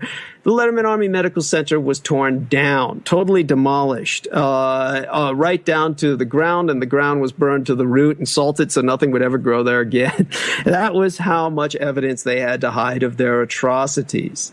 Now, one of them took place against myself in terms of a full-body blood transfusion with experimental plasma because of the shortage of available blood for transfusions. That was a direct result of American blood policies and, of course, in a large part to biliary bloodgate. Now, what the hell was this biliary bloodgate? Biliary bloodgate was where Bill and Hillary, when William Jefferson Clinton was the governor of Arkansas, were adding to the world's blood problems because they were having all of the prisoners within the Arkansas prison system donate blood on a daily basis. Not each prisoner donating every day. They, on a daily basis, would circulate volunteers who, on a monthly basis, would donate blood. So every prisoner within the Arkansas prison system was given this opportunity to donate blood on a monthly basis in return for cigarettes, porno subscriptions. Many of these were child molesters who were allowed to subscribe to child pornography, which is allowed in penitentiaries, by the way, for child predators. They are allowed to subscribe to child porn in prison. And so this was like privileges like this were allowed in exchange for these blood donations because that made William Jefferson Clinton one of the primary blood donors on planet Earth. So that way he could say he was donating to charity and helping the world public, and he was a philanthropist. It was all a load of shit. He was killing people. He was killing people because everybody in prison is screwing each other, and they've all got hep, syph, chlamydia, every other thing you can imagine, up to and including AIDS at that time. At that time, AIDS was still the death sentence. And we had the world swimming in AIDS at that time. And what was going on was that homeless people and street walking prostitutes were allowed to donate their blood throughout the United States for $20 a pop, $20 a pint, and a donut. So everywhere homeless people were, and we're talking about people who are shooting up, heroin addicts, exchanging needles, they all got every sexually transmitted disease you can imagine. They've got hepatitis up the ass. They've got, of course, cholera. They've got, AIDS. And they were all walking into blood banks and donating their blood for $20 a pint and a free donut. And they'd walk out the door, and you'd put that blood into your grandpa, into your grandchild, and basically kill them, destroy their life with all these diseases. So the whole blood market was collapsing because of this practice in the United States, focused, or epicentered on Arkansas. So biliary bloodgate crashed the blood market. And at that period of time, Hillary called up her sorority sister, Benazir Bhutto, and said, man, if somebody can pump fresh military-grade tested blood onto the market, they'll make a killing. Now, Benazir Bhutto, who was the Princess of Pakistan, said that's a great idea. Now, Pakistan had been involved in major battles with India. India is one of the largest nations on earth. To put this into perspective for you, the United States of America is not the largest democracy in the world. The United States of America is not the largest English-speaking nation on earth. The United States of America is far from it. The largest democracy in the world is India. The largest English-speaking nation on earth is India, because India was under the British Raj for hundreds of years. And English became the default language that various Indian nationalities would fall back upon or default to when they couldn't understand each other's dialects. So pretty much, to a great extent, everybody who's professionally involved at a higher educational level in India speaks English or some degree thereof. So the largest English-speaking democracy on earth is India, not the United States, which is sloppy seconds. And in India, they went to war against Muslim Pakistan to the point where the largest tank battles in the world, the largest armored clashes in the world after World War II took place between India and Pakistan. And these are wars that almost went nuclear multiple times. Both India and Pakistan are nuclear powers. So both of these conflicts almost went nuclear to the brink multiple times. There have been 6 major Indo-Pakistani conflicts. So Benazir Bhutto said to her generals, we're probably headed towards another war with India. We're going to have to create up a big blood reserve. I want all of our able-bodied troops who have been tested for high-grade blood where we know they've got no AIDS or syphilis or any sexually transmitted diseases to donate a pint of blood. And the general said, that's a great idea, Princess. Let's get down to it. Then she gave secret orders to her corpsmen and to her body of medics. She said, you strap them down, you drain them dry. So instead of taking 1 pint, the medics took 12, and she killed 20,000 of her own troops and made a killing on the blood market. Took all the blood to the world market and said, this is military-grade blood. It's been tested when people volunteered for the military for AIDS, all the STDs, and it's totally clean. And nobody had a choice. They had to buy it because everybody was dying of AIDS, chlamydia, hepatitis, all this crap from America's Bloodgate. And as a result, of course, all her generals wanted to kill her. And she left the country and moved back to London, where she had gone to school with Hillary as a sorority sister and stayed there for the next 20 years. Now, this is important to myself personally, and it's important to the world politically. Important to myself personally because at that time, the United States Army at Letterman Army Medical Center told my parents I was 14 years old at the time, and I had contracted bleeding duodenal ulcers due to all the stresses incurred in growing up in San Francisco's Tenderloin District. To put this into some perspective for you, the Tenderloin District is one of the worst districts in the world. Worse than places like Calcutta in India, worse than places that you can find in any third world cesspit or hellhole you can think of.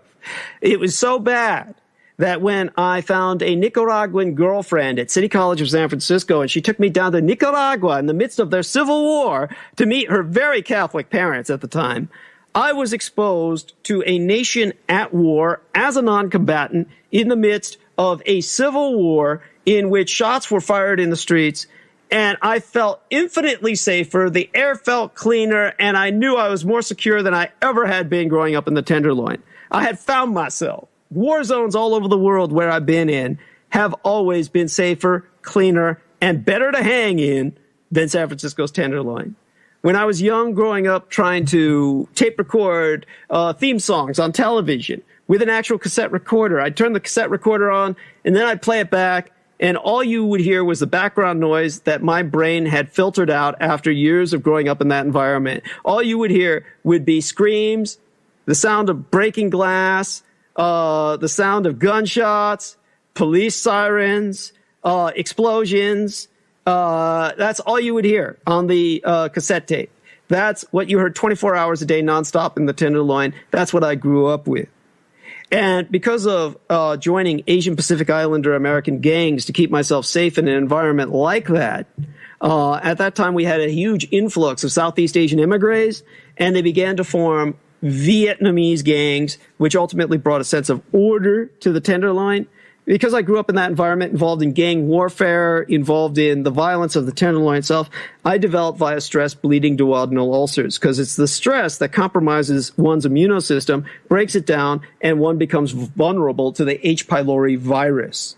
So it's this H. pylori virus that was isolated and identified by some stupid asshole in Australia who happened to be an MD, a medical doctor, who injected himself full of that shit and caused himself self-generated bleeding duodenal ulcers.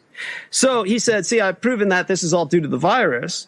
So these days, when people get a bleeding duodenal ulcer, all they do is they treat the symptoms. They treat the H. pylori virus, when in reality, in the old days, when you had a bleeding duodenal ulcer, they considered it a psychological problem due to stress, and you were given psychological counseling for stress reduction. All of that stopped. So instead of treating the cause, all they treat these days is the symptoms, something very much to keep in mind whenever any of you develop bleeding duodenal ulcers.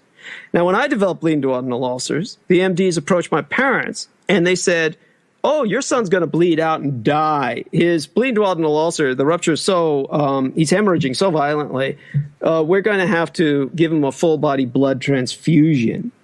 And but we can't, because the blood market has crashed because of all the diseased blood coming out of Arkansas and all points all over the United States.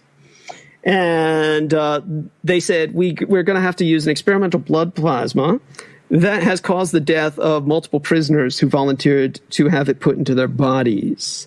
Everyone who's received it has died. But your son is so young, he's so resilient, he's only 14 years of age. We believe he's got a chance of surviving. So my parents, of course, said yes. There was no choice presented to them. And every ounce of my blood was taken out of my body and replaced by what they were told was nanoplasma. This was a term that was utilized before it was even released in publication by Eric Drexler, who wrote the book Engines of Creation in the 1980s.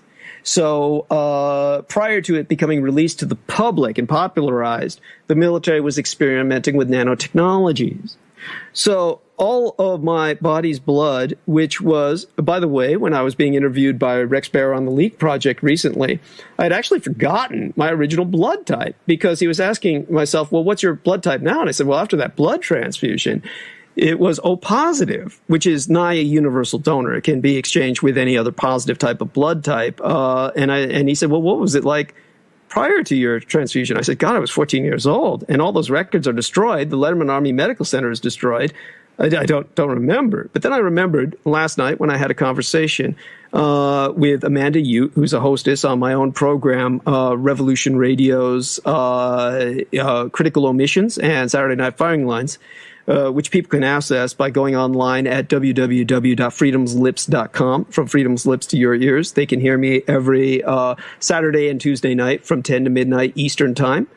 And my hostess, Amanda Ute, was saying to myself, well, what about the Rh negative blood types? And the rarest in the world was O negative. I said, oh, yeah, that was my mother's blood type, the rarest in the world, O negative. So somehow my blood type, which was the rarest in the world, O negative, when they fully transfused my body with this nanoplasma, I went dead, literally flatlined, for about 24 to 48 hours. It was a comparatively very long period of time. I was declared clinically dead. During that period of time, something so monstrous, something so major happened with my bone marrow that by the time I reanimated, I was a different blood type that was, for lack of a better word, a different polarity. Somehow, the blood marrow, my body had acclimated, and the marrow had been so impacted, the physically impossible had taken place, and I had switched polarity of blood types from the rarest in the world, which they stole from me, all 14 pints or 12 pints, whatever size, when I was 14 years old. They basically replaced it with this nanoplasma. I wound up with a different blood type. And of course, this was performed by a son of a bitch, just to diverge into a tangent here, because I kept my eyes on that bastard for the rest of my life, was an army doctor who trained United States troops. He was ultimately suspended for his ketamine-assisted sexual experiments, and that was United States Army Medical Corps retired Lieutenant Colonel John Hagman. And he was once presented the William P. Clements Jr. Outstanding Uniformed Educator Award by Dr. Sam Nixon himself during the United States Military's Uniformed Services University of the Health Sciences 1989 commencement exercises. And a photograph of that was handed out in file photos that were taken and put onto pamphlets, which advertised the Uniformed Services University of the Health Sciences around Washington, D.C., around May 20th of 1989. And he was basically someone who had taken advantage of his position as a medical doctor. And it's very important to remember that medical doctors in the U.S. military are absolved, they're relieved of their responsibility to the Hippocratic Oath. A medical doctor in the military does not follow the Hippocratic Oath. He's not subject to it. And the Hippocratic Oath is do no harm. Once you enter the military, that oath is forsworn. You forswear that oath. And it's very important to remember that your Surgeon General is of a military rank. He receives salutes. He does not follow the Hippocratic Oath. So your Surgeon General, when he's saying, take your vaccines, that's something to take into account. He is not responsible to the clause of do no harm. And no repercussions will be suffered by him if you are harmed. So it was with Dr. John Henry Hagman, who trained thousands of soldiers and medical personnel on how to treat battlefield wounds. He retired from the Army about 15 years ago. He founded a company called Deployment Medicine International. He got over $10.5 million in business from the federal government. And all this taxpayer-funded training was troubling animal rights activists, just like many animal experiments did at Letterman Army Medical Center, who contended that his use of live wounded pigs to simulate combat injuries was unnecessarily cruel. But an investigation by Virginia medical authorities found out that pigs weren't his only training subjects. So during instructional sessions in 2012 and 2013 for military personnel as a retired officer, he gave trainees drugs and liquor and directed them to perform extreme medical procedures on one another while inebriated or narcotized. This was reported by the Virginia Board of Medicine, the state agency that oversees the conduct of doctors, and he was accused of inappropriately providing at least 10 students with the hypnotic drug ketamine and told these students to insert catheters into the genitalia of other trainees. And 2 of these intoxicated students were subjected to penile nerve block procedures that deprived them of the ability to have an erection the rest of their lives. So he was also accused of conducting shock labs, which was a process, unsurprisingly, in which he withdrew all the blood from the students, monitored them for total systemic bodily shock, and transfused the blood back into their bodies. Full body blood transfusions. All alleged as being conducted for personal gain and sexual gratification. And a lot of this was done in July of 2013 in a course given at his Virginia farm in his barn. So you've got this son of a bitch who was responsible for my full-bloody blood transfusion, something which deprived me of my inherent humanity. And this occurred at the time because of the excuse of biliary bloodgate, making money and blood unavailable for the military to use in a normalized blood transfusion, which turned me into something more and less than human. And in the case of the world and the politics and how it affected it, we had a situation which led directly to the deserved death of Benazir Bhutto of Pakistan. Basically, what had happened was you had a situation develop in which when Clinton was running for the presidency, originally, he was someone who was targeted for death as a threat to the Bush administration. The Bush administration basically said, hey, this guy out of Arkansas is going to win because of Ross Perot. Now, it's very important to remember that the person who was running the country throughout the Reagan administration was not Ronald Reagan. It was George Bush Sr. And George Bush Sr. was someone who, of course, used to be in charge of the CIA. So what happened? How did a CIA administrator wind up in charge of your country? Basically, it's due to Jimmy Carter, who was trying to find out what happened at Roswell. So President Jimmy Carter said, hey, you know, I've seen some UFOs. I want to find out about this UFO thing. And I've heard some nasty shit about Roswell, where actors like Jackie Gleason were taken by Eisenhower and Truman and Nixon 3 times in a row to see dead bodies that I heard were Japanese prisoners of war. So he said, I want to check into this shit. And so he went up to, as president, once he was elected, to George Bush Sr. and said, Mr. Bush, I understand that you're in charge of the CIA, which did not exist at the time of the Roswell incident, but was placed in charge of Tonopah Army Airfield, which is now an Air Force base. And both of these organizations, the United States Air Force and the CIA, didn't exist until after this Roswell incident. Somehow, after the Roswell incident, both of these organizations took over in tandem in condominium of administration. Oh, good. Your sound quality sounds good. Cool. So the last thing you were saying when you cut out, you were talking about Jimmy Carter talking to shitbag Bush, and that, and that neither the CIA nor that Air Force base existed before. So what was going on at that time with Jimmy Carter after he had approached George Bush Sr. as the head of the CIA, and he said, hey, you know, Tonopah Army Airfield is now Area 51, and we've got this entire co-administration between the Air Force and the Central Intelligence Agency, neither of which existed at the time of the Roswell atrocity, but both seem to be a direct outgrowth of it. I understand that this involves Asian Pacific Islander prisoners of war, that these bodies were taken and displayed as if they were animals in formaldehyde to Jackie Gleason by various presidents, from Truman to Eisenhower to Richard Nixon. And I want to know the truth about this, and I want to know exactly what's going on with the entire ufological phenomenon. And I hear that you know, and that you were a veteran of World War II, and that you are really in on exactly what happened and why we're still involved. We're in the mess we're in today. And what George Bush Sr. said to Jimmy Carter was, sure, Jimmy boy, you make me the J. Edgar Hoover of the CIA, and I'll tell you everything you want to know. And, of course, what he was asking for was that he be put in permanent lifetime administrative employment over the Central Intelligence Agency without any recourse to termination of his position, which was the position that J. Edgar Hoover was in because he had the dirt on everybody. And because J. Edgar Hoover was the boss when it came to information gathering and manipulation and blackmail, he maintained himself through multiple administrations as the head of the FBI until the day he died.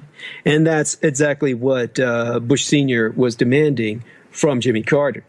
And Jimmy Carter, of course, was appalled. He was aghast. He was scandalized. He said, look, I'm your executive commander-in-chief. You can't bargain with me. You take my orders. You are my employee. You're a servant of the American public. You do as I say as a representative of that public who has been duly elected. And that's when George Bush Sr. said to Jimmy Carter, fine, fuck you, Jimmy boy. I'll get rid of you, and I'll make myself president. And that's exactly what he did. So George Bush Sr. basically told Jimmy Carter to his face his days were numbered, and they were.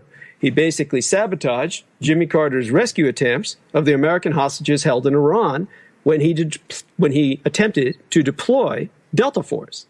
Delta Force, of course, is entirely different from Task Force Delta, which is a group of sociologists and Department of Defense contractees, psychologists, and various other civilians who were working with re-upping enlistment rates in the United States Army after the end of the draft in direct wake of the Vietnam War and the separation program number scandals, which resulted in so many homeless veterans and the largest population of homeless people in the United States being veterans.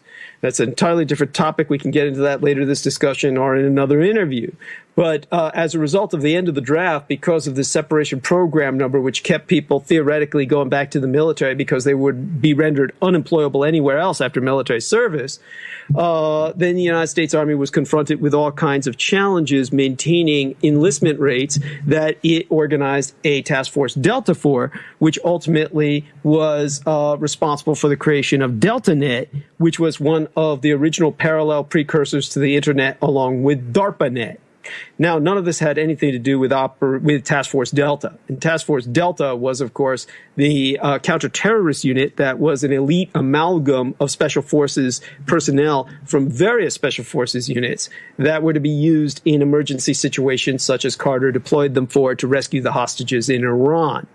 And that's where the CIA went to work under their administrator, George Bush Sr., who sabotaged all their helicopters.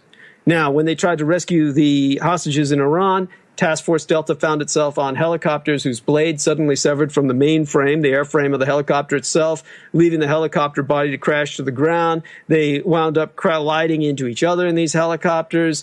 All of this is technically impossible statistically for all of these accidents to occur simultaneously to an operational unit that had been prepped for months beforehand.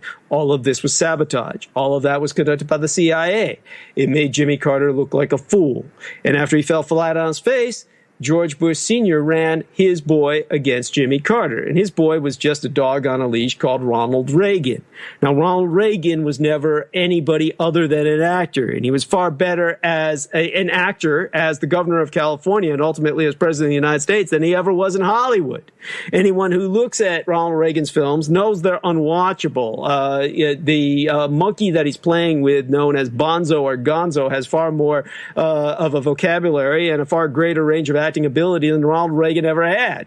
And Ronald Reagan, of course, was suffering from senile dementia. This was well known. This was well known before he became president. This was why our boy Bush made him president as his front-running dog, so he could be the power behind the throne with this Alzheimer's-ridden idiot as a meat puppet on a string. Now, when you take a look at a great example of this, a primary example of somebody who's in Hollywood with a full-blown case of Alzheimer's was Burgess Meredith. Burgess Meredith suffered full-blown senile dementia. So when he was in the movie Rocky, when he was in the movie Clash of the Titans, he would be brought there by his family, who knew he had loved to act, who knew that he wanted to continue doing his acting, was no longer capable of doing acting. So he would basically be presented with cue cards while he was on set or on stage. He would read from them, go into kind of this acting mode. And after the scenes or sessions were over, he would have absolutely no memory or recollection of anything that he had done. That was the entire presidency of Ronald Reagan. Ronald Reagan would spend 18 hours a day asleep in the White House. Ronald Reagan would be brought up for messages, and he would be brought conscious for various kinds of presentations where they'd pump him full of drugs, and he'd recite a bunch of lines. He'd have no memory of what he said. Half the time when he was reciting lines, he'd recite crazy talk anyway, and nobody said anything. Ronald Reagan actually got on air multiple times and said, "I'm going to start the Third World War." One time he was on a presentation on stage, and he said, "The bombing begins in 5 minutes." He literally said things like this: "I'm going to launch the Third World War. The bombing begins." He would say things like this all the time, and people just said, "Oh, he's just ignore it." They'd censor it, but all of this is on record. It's all quite verifiable. Now, the sinister aspect of this is, of course, that George Bush Sr. was a puppet on a string. We won't go too deeply into that right now because we're concentrating more on how we got into this presidential rut between the Bush dynasty and the Clintons, which is now turning into the Clintons and the Trumps. And how this segues back into Obama and his drone strikes. But basically, George Bush Sr., who had participated in World War II as the youngest naval aviator in United States naval history, certainly at that time, and was shot down by the Japanese in the Pacific, was rescued in submarine rescue program, all this, where they had the rescue program they organized for downed pilots, all this crap. he became very enamored of Asia and was used to establish the Korean CIA. Now, to put this into some perspective for people, this is how incestuous the Korean occupation of the United States has become in return for the American occupation of Korea. And to put that into some perspective for you, the Americans, of course, occupied the nation state of Korea, South Korea. And the Americans created what is called the KCIA, the Korean Central Intelligence Agency. Now, every other nation on Earth, say, for instance, Japan, has its own intelligence organization, Kempeitai, that is thought police, literally transliterative as thought police in Japan. That means like intelligence gatherers, reconnaissance. That is the Japanese intelligence organization. You take a look at other nations in the world, they have independent intelligence organizations, including, of course, United Germany. They all have independent initials that stand for various reconnaissance or intelligence terms. Korea does not. Korea has a KCIA. It literally is an acronym for Korean Central Intelligence Agency. It's like a branch office. This is how incestuous the intelligence agency of Korea is with that of the CIA of the United States. Now, who established that? George Bush Sr. Now, while he was over there, he became a great follower of Reverend Sun Myung-moon ran the Unification Church of South Korea.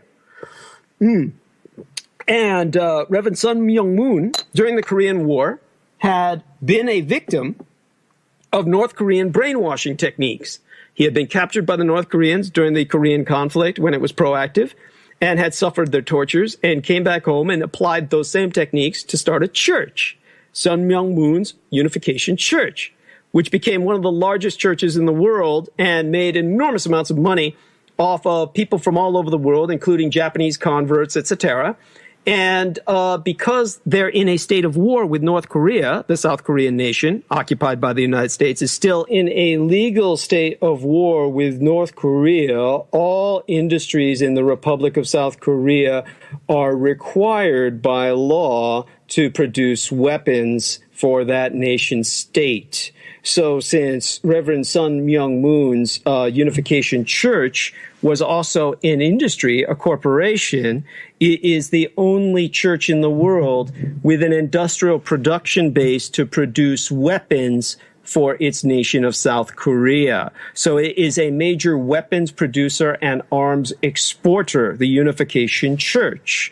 And Reverend Sun Myung-moon wound up converting to the Mooney religion, George Bush Sr. Now, everybody in Asia knows this. If you ever went to East Asia, if you went to Japan, Korea, Taiwan, or even mainland China, and you brought up the name of George Bush Sr., every Asian will say, oh yeah, the Mooney president. But nobody in the United States knows this, even though Reverend Moon so directed George Bush's life that George Bush went on an annual pilgrimage to visit Reverend Moon every year while Reverend Moon was alive. As a matter of fact, when Reverend Moon opened up his own Jonestown in Latin America, the person who cut the strings at the opening ceremony was George Bush Sr. And George Bush Sr. would publicly say on stage, Reverend Moon is the man with the vision. Reverend Moon is God. And nobody in America would report this on the media, including his so-called Democratic adversaries. Everybody just, ignored it. They censored it. But everyone can vet and verify what I am saying about George Bush's pilgrimage down to Latin America to help open up acres and acres of property in the jungle for Reverend Moon's own religious colonies and concentration camps in Latin America. And his entire dedication to the church is what decided American politics for quite some time. This kind of fascistic, reactionary, very bizarre, evangelical, Christian, perverted kind of theology of Reverend Moon, where he considered himself the Messiah in a very watered down form, became American doctrine for many years. And it was the basis for American foreign policy in Asia and for American domestic policy at home under the Bush Senior administration. And it's very important to remember that because Ronald Reagan was nothing more than a drooling meat puppet on a string suffering full-blown Alzheimer's, all the while he was president through 2 administrations, that George Bush Sr., your Mooney president, a cultist of the Universal Life Church, was someone who was running your country at the behest of South Korea, which wound up dominating an enormous amount of your treasury bonds and bills and thereby manipulates an enormous amount of your foreign debt. He was doing all of this in the name of his god, Reverend Moon. So you had a puppet behind a throne that was run by someone in South Korea where the tail began to wag the dog. America occupies South Korea, but South Korea, in a very real sense, was administering the American empire at the behest of Reverend Moon through their convert, George Bush Sr., for 3 administrations that went on through the 2 Reagan administrations and the 3rd administration in which George Bush Sr. was president of the United States in name as well as in power. So you've got this lunatic who was running it at the time that Clinton said, I want to be president. And the only reason Clinton won twice in a row was due to Ross Perot, because everybody in America, believe it or not, at the majority is conservative. So when you had this conservative population base that was confronted with an opportunity to go reactionary under Ross Perot, the original Donald Trump, and Ross Perot got up there saying, I'm going to bring home the bacon, and came up with bizarre economic analogies about how the economy is like a car, and he was going to fix that engine, and came up with very, shall we say, Hollywood-oriented promotions of himself. He basically took the extreme radicalized right of the American conservative population base and stole it so that he made Clinton president twice in a row. Now, William Jefferson Clinton never won the presidency. Not by a long shot. He was a distant third. The only reason he ever became president was by default because Perot took the votes from the conservative base by his radicalized right-wing reactionary party and deprived the Republicans of the majority, which resulted in the default of Clinton becoming president. That's why George Bush Sr. ultimately told Ross Perot, you step down or I'm going to kill you and kill your family. And Ross Perot got on television and he stated on record, I am going to quit running for the presidency because the former administrator of the CIA, George Bush Sr., has threatened my life and the life of my family, saying he would kill us all at my daughter's wedding. And I'm therefore not going to run for president. He actually said this on record, by the way. And all of this is vettable and verifiable. No one paid any attention to it. Everybody just slid by and said, oh, yeah, that's, business as usual. He's kind of crazy. Ross Perot is. He's colorful, and oh, my God, let's just ignore it. But the reason he was being threatened was because he had destroyed the Republican rule over America and brought in the Clinton mafia. Now, there are mafias of different sorts, and there was what was called aside from all the ethnic mafias, such as the Chinese mafia, the Japanese mafia, worldwide, locally in America, you've got an Italian ethnic mafia. You've got the black mafia, which does develop in ghettos across the inner cities of the United States. There was, of course, a Dixie Mafia. That Dixie Mafia was William Jefferson Clinton. So Clinton and his brothers, literally his brothers, I don't mean like, other white guys who happen to be in the same, kind of neighborhood as him, literally his genetic biological brothers, were basically running drugs and doing what they did when he became the governor of Arkansas. And this guy wound up running the country by fluke, because of Ross Perot, who literally handed him the presidency on a platter. Well, George Bush Sr. wasn't having any of that shit. So George Bush Sr. said, I'm going to kill William Jefferson Clinton. And that was my last year at the Presidio military base, where I was working as a Department of Defense research librarian.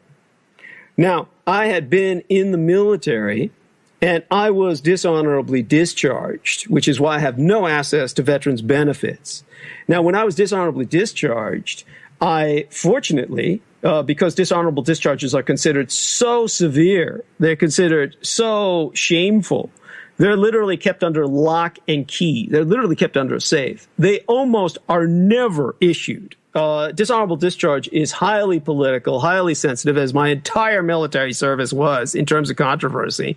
And in terms of the result, I was dishonorably discharged, and that dishonorable discharge will probably never see the light of day, if indeed it still even exists, if it hasn't been destroyed. What was issued was an entry-level separation during my boot camp days, when I followed a drill instructor's orders to charge him as if I really meant it. And of course he said that, this being the Marine Corps, in the most racist, offensive manner possible, and was saying, "Come on, Jap, come on, Gook, charge me like you really mean it."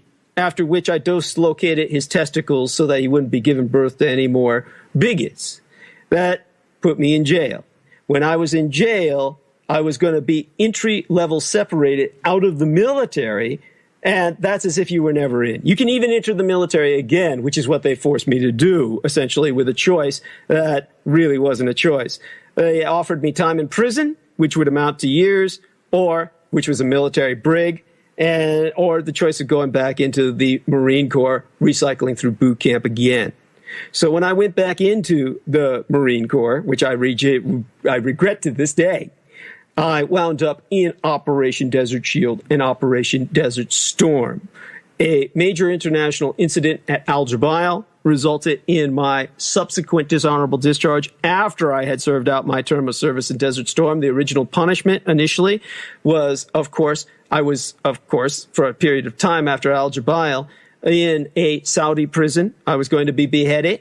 They retrieved me because they didn't want international incident. What had happened was a fire occurred at a girls' dormitory at Al-Jabail, and this was in the largest mobilization and amassing of Marines in Marine Corps history.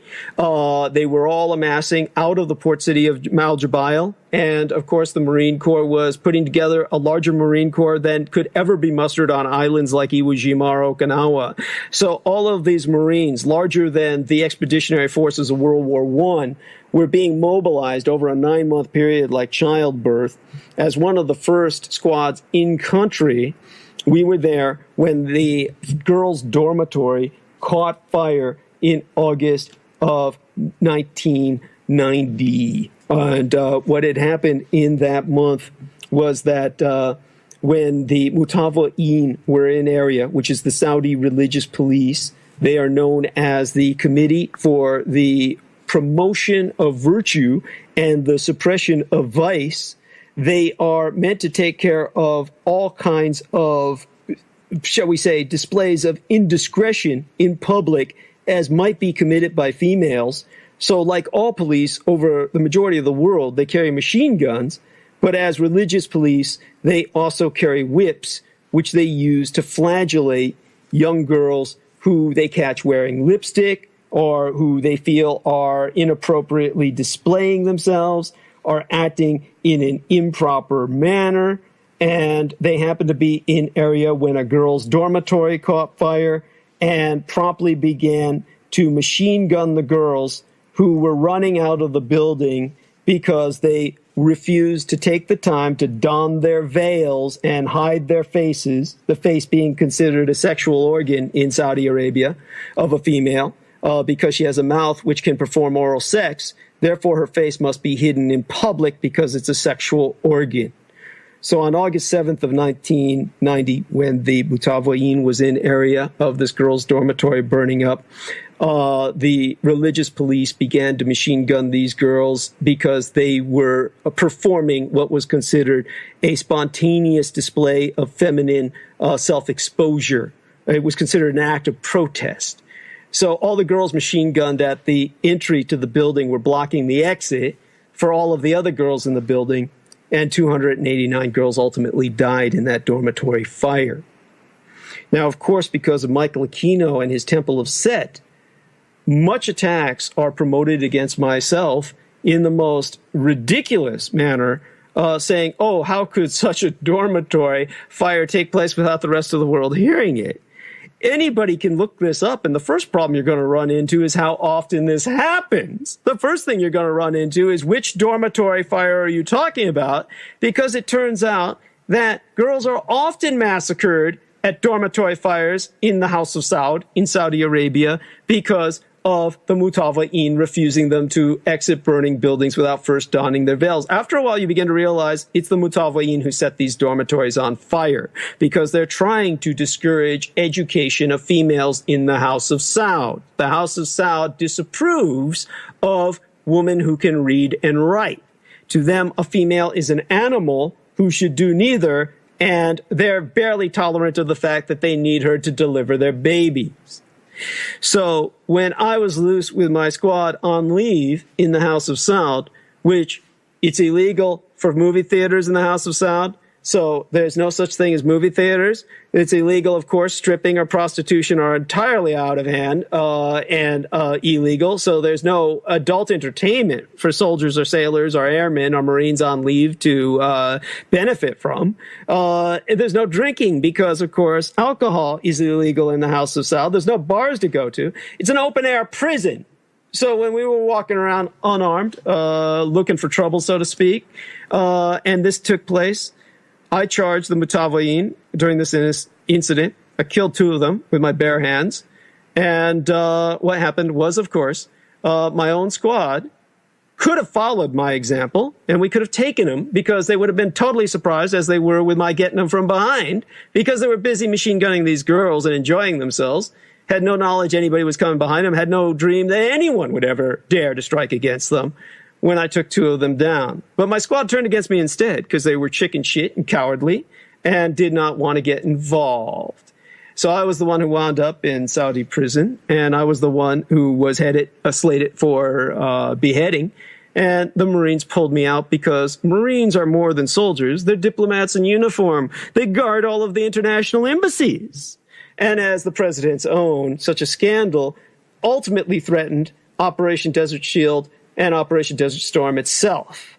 So to pull me out of the controversy of the House of Saud, I was taken and stripped down by a stripe from corporal to lance corporal, from in charge of a squad to in charge of a fire team, and went through Operation Desert Storm with the promise to the House of Saud I would be duly punished, after which I was dishonorably discharged.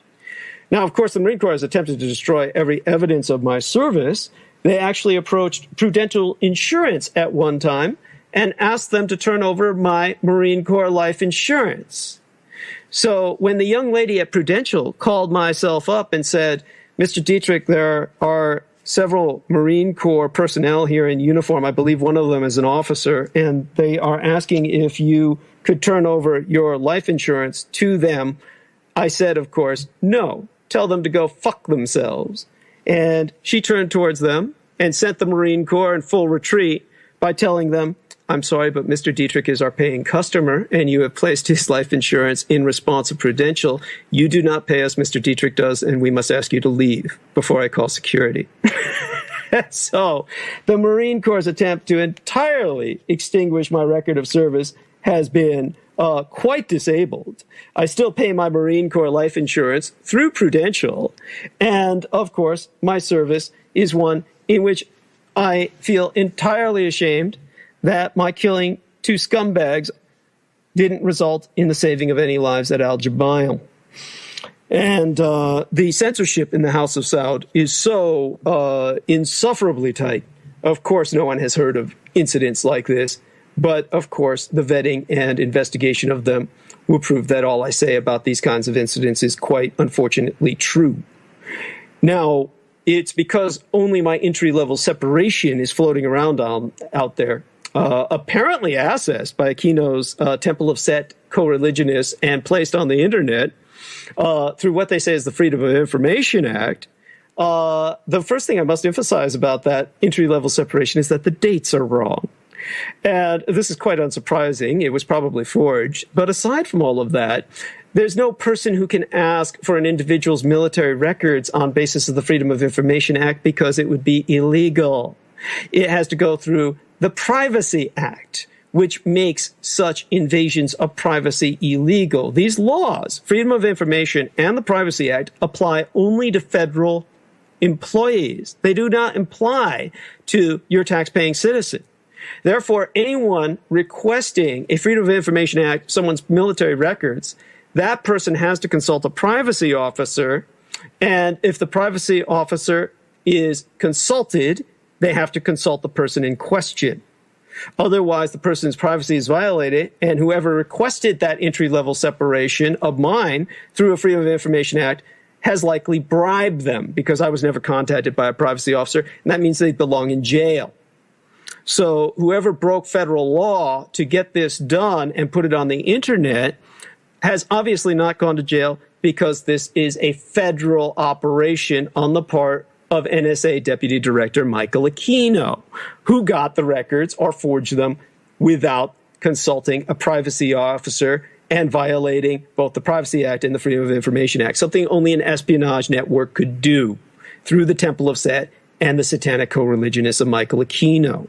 But it's thanks to this entry-level separation, severance from the military that's floating around out there, that I was able to get a job back again with the Department of Defense, because theoretically, despite my being gone for a year of service and beyond, I was never in the military. Now, I could disprove that or counteract it with my Marine Corps life insurance, which the Marine Corps, thank God, turned over to private corporations because they wanted no part in administering such affairs. But what's the point? I was able to get a job with them, once again, the federal government, for a year, and I was able to get a job later on temporarily with the San Francisco Police Department. None of which I could do theoretically with a dishonorable discharge. Now, in terms of what we have with what happened in that last year at the Presidio military base, we had the visit in the summer of 1992 to San Francisco of William Jefferson Clinton, presidential candidate. And as a presidential candidate, running for president, he was targeted by the former head of the CIA, George Bush Sr., his own president. He was targeted for death. So what happens was this guy shows up at the Presidio military base named Lieutenant Commander Robert Hunt. Now, that's a naval rank. He was a member of the Office of Naval Intelligence. You might ask yourself, what the hell is a naval intelligence guy doing in charge of the attempted assassination of William Jefferson Clinton? Well, that's because George Bush Sr. had been a member of the United States Navy prior to becoming a member of the CIA. So he got the United States Office of Naval Intelligence involved so that he could have a kind of plausible deniability for any involvement of the CIA. And so this Lieutenant Commander Robert Hunt of the ONI, the Office of Naval Intelligence, shows up at the Presidio military base while I'm working there in my last year as a librarian. And he says, "I'm here to kill Clinton." And I, of course, said, well, yeah, okay, what am I supposed to do with that? He says, "You're supposed to help me. You're supposed to help me recruit a bunch of the mercenaries who hang out in these hostels at the Presidio military base." Now, what was going on was that military veterans, of course, most of them are unable to re-socialize. They're unable to adapt to civilian life. All they're trained in is killing. They're turned on to it, and no one's bothered to turn them off. And so they become mercenaries. They become professional contractees, assassins in many cases. And they fly all over the world using the MAC, the Military Airlift Command. And the Military Airlift Command flies them all over the world as retirees and civilians, now basically vagrants, vagabonds, and wanderers, for pennies on the dollar based on their service to the U.S. military. So they would go from military base to military base, hang out in hostels, waiting to be hired to knock somebody off. So this guy knew all about that and said, "I want you, since you're here at the library, to bring all the killers out of the hostels and bring them here so we can take out Clinton." And I says, "Well, I've got to really confirm this." So he says, "Well, don't take my word for it. Why don't you ask your operations manager?"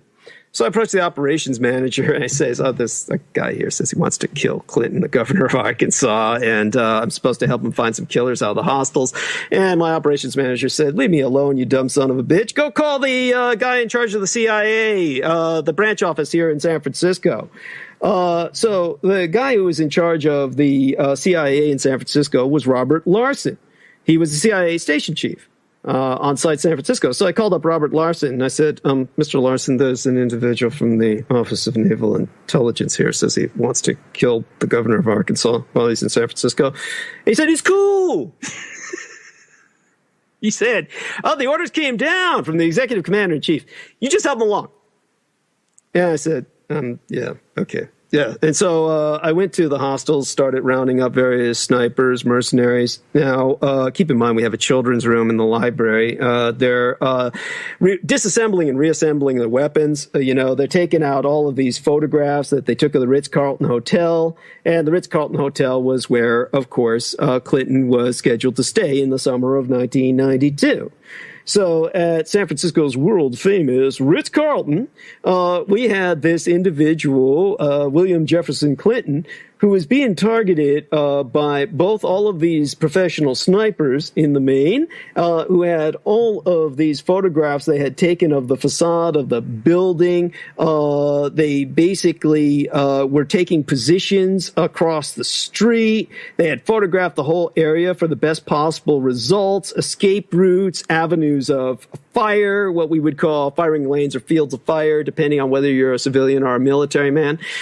And they were going to take him out from the front, and they had a security guard working at the Ritz-Carlton who was going to take him out from the back. It was supposed to be a JFK/RFK hit, a combination of what happened to John F. Kennedy and his brother Bobby Kennedy.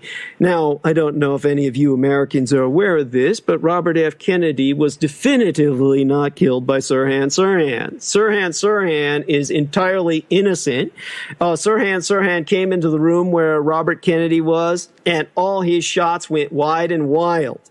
The forensics specialist, the pathologist who served as the coroner for Bobby Kennedy, took a look at his body, analyzed it, and said every single bullet that entered Robert F. Kennedy's body hit him from behind, right through the spine, fired by a revolver that was carried by his security guard.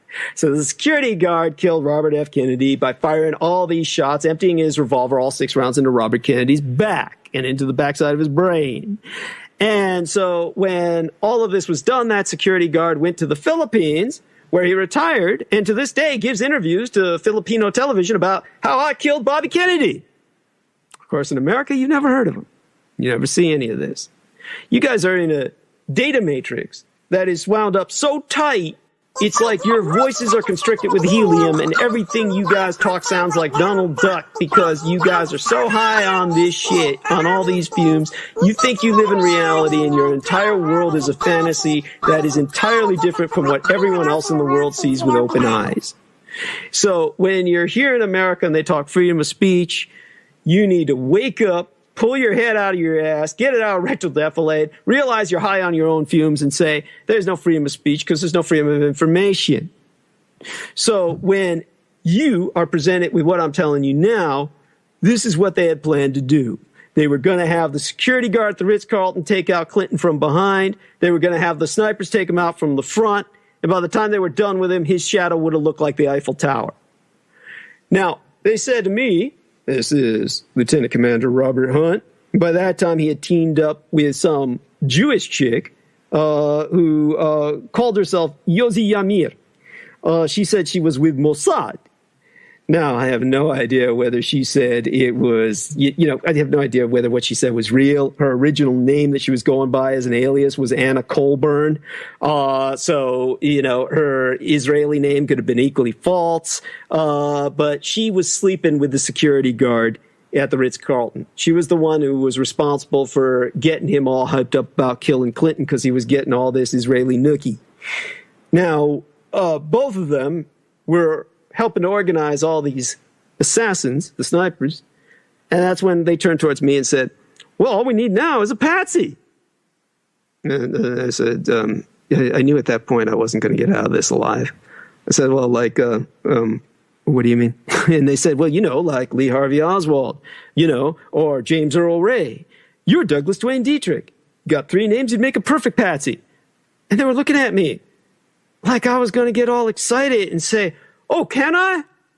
And I don't know what the hell was written in that dossier they had of me, but it was so upside down as to be almost funny if it weren't so alarming. I said, I really don't want to go through with what you're doing. I'm just here to help you under orders. And, it's not something I want to participate in. They're saying, oh, but man, this was all organized by some Asian guy named Chan Wang, who was in charge of all this real estate. And this mysterious Asian Pacific Islander figure called Chan Wang, who was running all of this real estate in the state of California and shit, was supposed to be connected somehow to China. And they thought that I would somehow respond to that. Like that was like I would resonate and say, oh, that makes it all right. And at any rate, all of this thankfully fell through when the security guard began to brag. He began to tell everybody, I'm going to kill Clinton. And when he began to brag, then they started having to take people out. And so when they took him out, it was when he was standing at a queue waiting for the subway. Here in San Francisco, we call it BART, the Bay Area Rapid Transit. He got off work around midnight. He went to catch the BART to go home. And that's when Lieutenant Commander Robert Hunt and a friend of his, fellow professional, grabbed the security guard and threw him in front of the oncoming BART train on Market Street. They thought he had committed suicide. That made the papers. You can look this up. I don't remember the security guard's name, but you'll find out when you find out the guy who killed himself in front of a BART train in 1992. And so after they killed him, they came hunting for me. But by that time, I had called the police and gotten Lieutenant Commander Robert Hunt arrested for the murder of the security officer. Now, he's in jail to this day, and I'm free.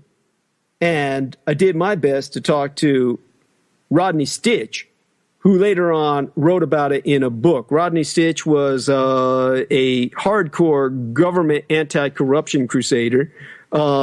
He started off as a Federal Aviation Administration air carrier operations inspector, responsible for the safety at several major airlines, especially United Airlines. And he had a hardcore reputation at the United Airlines and within the Federal Aviation Administration. He later on wrote about this operation. It literally had a name, Operation Mount Rushmore, in a book of his, while maintaining my anonymity at the time.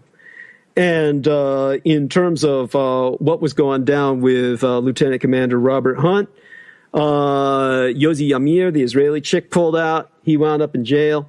And that was pretty much the last straw for the Presidio military base. After that was exposed as a scandal and leaked by Rodney Stitch, they had to close the base down. That combined with the child molestation scandal, the United States 6th Army headquarters was no longer fit for even function. So when that took place, of course, 24,000 people lost their jobs, both inside and outside the base. An entire part of the San Francisco economy was the Presidio military base. We're talking about 1,500 fucking acres. And all of that had to be serviced by people from outside and inside the base. So many jobs were lost, and the economy took such a dive that I wound up suffering from death threats, bomb threats, rape threats, every day of my life. Every time I pick up that phone and listen to the answering service, I have to wade through dozens of bomb threats, death threats, and rape threats every day on a daily basis, and have done so for the past 20, 30 years. So that's my life as a result of these scandals that rocked the Presidio military base and the United States Army and forced them to close the original United Nations Pentagon. And so when we get out of that, we get into what happened with the Bush dynasty and the Clintons. So you've got this whole Bush dynasty where they couldn't take out William Jefferson Clinton. And William Jefferson Clinton became the president because of Ross Perot. And so Bush wound up effed up in two separate ways.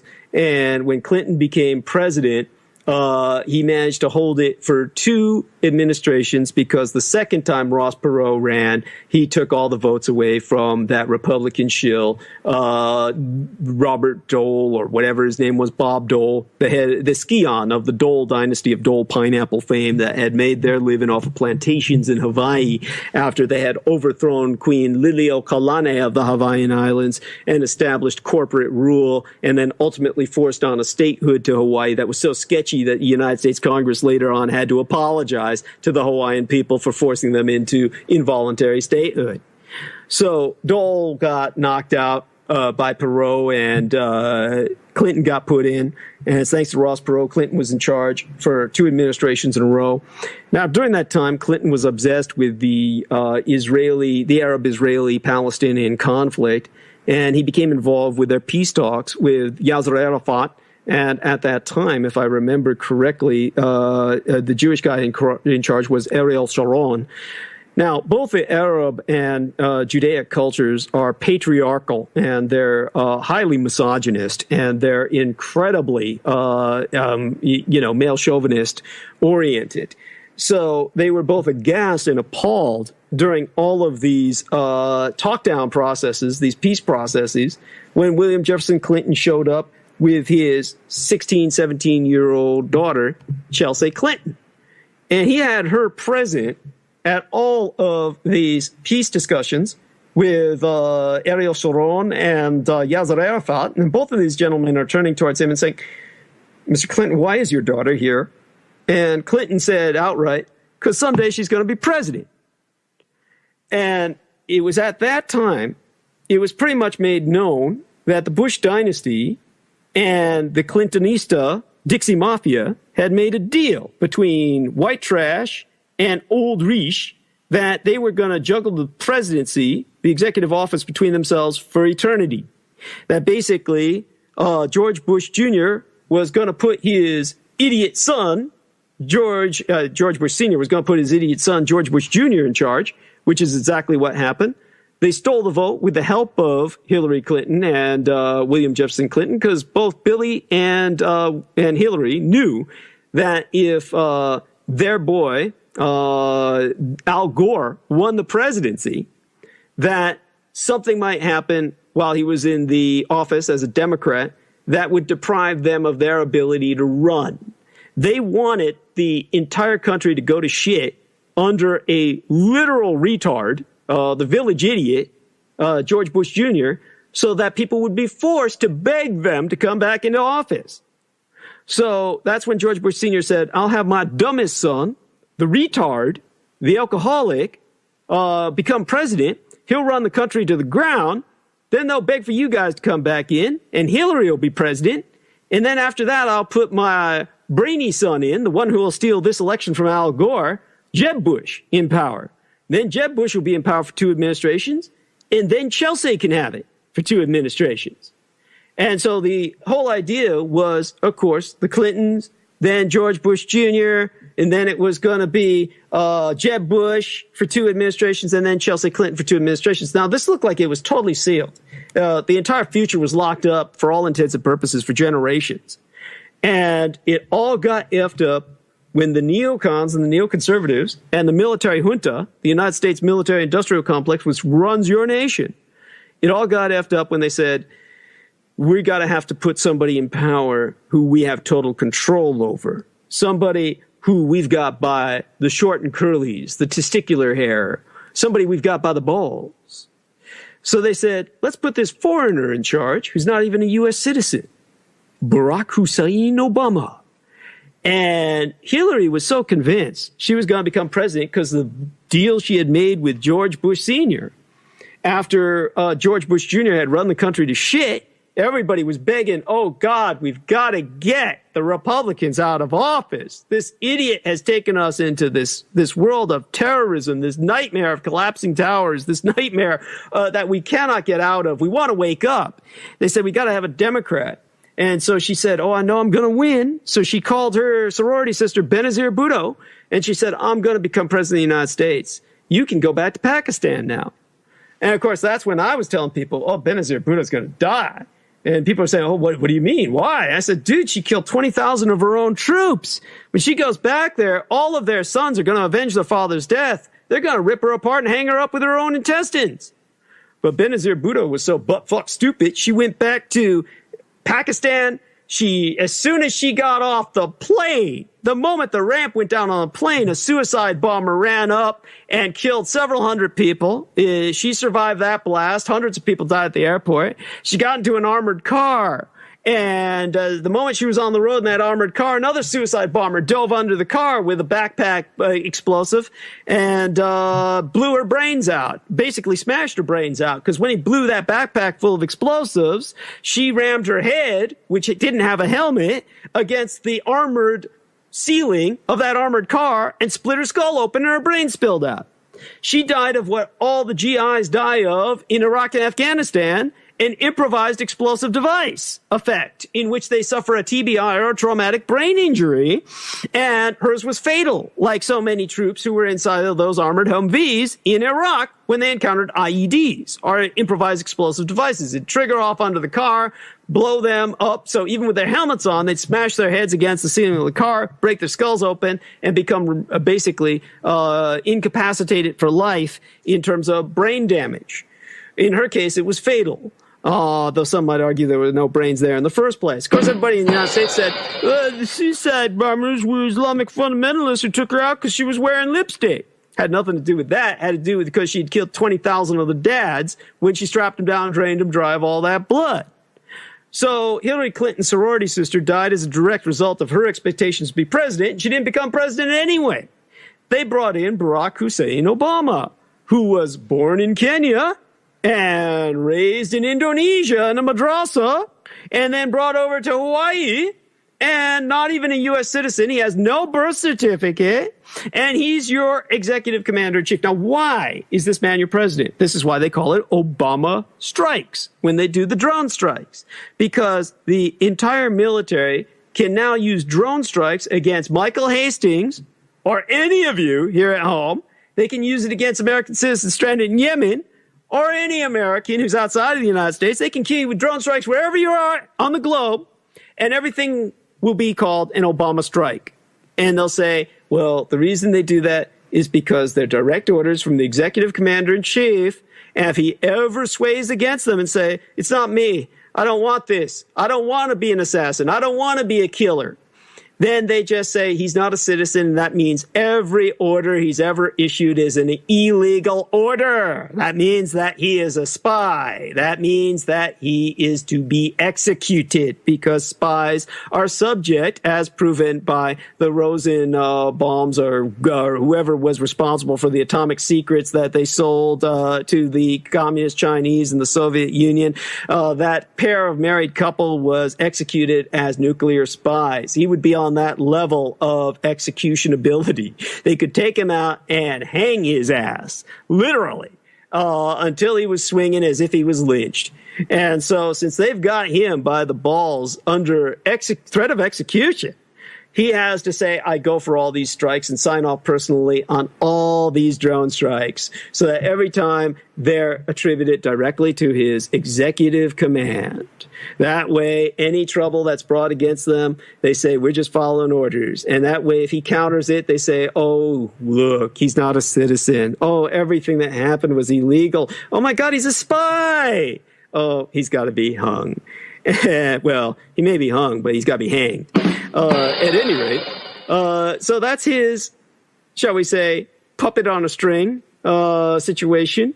So he's a figurehead, an empty suit, a man who's not at all responsible for his actions in a very real sense, and someone who is in there by the purpose of your military junta, serving their agenda so they can kill you anywhere in the world with total impunity, which is why he got on record and said, I have the legal authority to issue these strikes. That's what he's talking about. That means he can take you out no matter where you're at with a drone strike. Now that we've confirmed the fact that you're the enemy of the military and that they can kill you anytime they want, we're dealing with this current circus of Donald Trump and Hillary Clinton. And what did I just see? Donald Trump's son saying, And after my daddy's been president, I'm going to run for president. Well, who's he going to be running against? Shall say Clinton. So we're still stuck now with the whole Clinton-Trump dynasty replacing the Clinton-Bush dynasty. It's the new boss, same as the old boss. It's such a sick joke, I don't even know why you bother to vote. It only encourages them. It's professional wrestling. It's Hollywood for ugly people. Honestly, you've got to wake up and stop voting. And it's certainly at this point that I think I'm more than happy to at least transitionally take a break and take some questions. I understand that we have some from our listeners. I'm going to leave that to our great host, Mr. Jeff Young, to present them to myself. I'm right here with you. Thank you. Doing a little yoga as I'm listening. Anything to relieve the stress, yes. The fact that we're stuck in this endless waking nightmare, yeah, it's enough to drive anyone to some yoga exercises. Well, they can't say you didn't lay it all out there for them. Well, that's barely the tip of the iceberg, but I'm happy to go in different directions. We got plenty to go into, but I know that we've got some listeners out there who have presented yourself with some questions, and certainly anxious to hear them, see what direction they'll take us in. Well, as I pull up the questions, I thought we'd move into the part of the show where we draw a map and put on a puppet show. Here, hold on.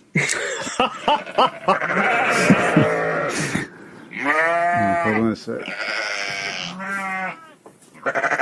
Okay, one of the questions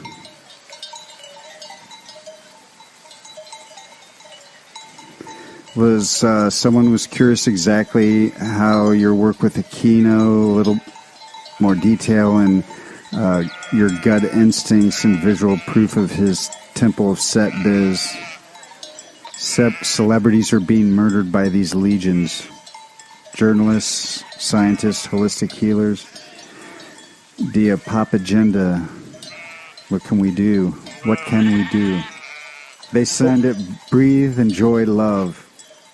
Great. Wonderful. Wonderful. That's appreciated. And certainly need all the love I can get. Well, when it comes to what is going on with this current agenda of, I believe that what is being referred to as kind of a depopulation agenda. And is that also your impression of the question, Jeff? Yeah, indeed.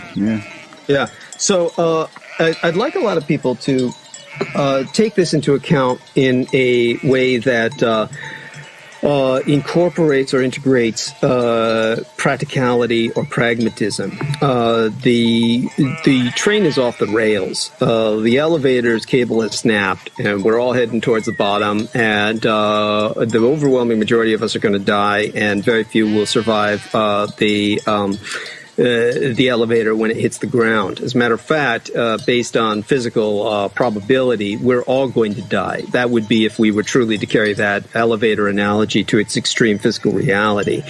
But in a demographic reality, things are somewhat different. That's not going to happen. We're not all going to die, even when the elevator hits the bottom of the shaft. I can advise everyone to try to enjoy the ride as much as possible while it's on, because when we hit the ground, it's going to be a lot worse. So the important thing to do is maintain the system as long as possible. Now, your voting doesn't count. You cannot vote, and the system will continue to function or dysfunction, such as it is. But we're going to try and rehabilitate the system while it's functioning. Now, this would be the equivalent of trying to stop the elevator or slow it down while it's falling towards the bottom of the shaft. Physically, it's impossible, but we have to do what we can do. So what we can make note of is the escape hatch at the top of the elevator for any survivors who are cushioned by the rest of the bodies when the elevator hits the bottom of the shaft. Now, normally, of course, physically, the elevator would, depending on how far up from its cable snap, how many stories, it could literally physically disintegrate and compress us all like an accordion by the time we're down there, and whoever is at the top of the bodies isn't going to live anyway. But again, demographically, we're in a very different reality. So a number of us will survive, and it'll be our responsibility to recreate this world, this society, based on the lessons of what we have found out from what I'm exposing now. So in an event that we can stop the elevator, somehow halt its process towards the bottom of the shaft, in certain, like, anime, I have seen this done by characters taking out samurai swords and slashing them through the elevator doors into, like, the walls of the shaft itself, to kind of use that friction to slow down the elevator before it falls. Of course, in this case, in that particular anime, Samurai 7, they're riding on top of the elevator so they can leap off of it in time before it hits the bottom of the ground. We could consider ourselves in a situation that is actually much more analogous to that than we are towards being in the elevator itself. So with that hope in mind, we want to try and slow the process of the fall by rehabilitating the system. I want everybody to understand that I do not advocate violent revolution. I do not advocate raising arms. I do not advocate anyone refraining from paying their taxes or our time of civilization is going to collapse. And when that happens, not just millions of people, billions of people are going to die. And worldwide, we're all economically interconnected through the major American market that is dominating the world scene in terms of the debt that belongs to its primary states, which are all Asians and other nations. They belong to the American debt, meaning all to Japan, Korea, and China.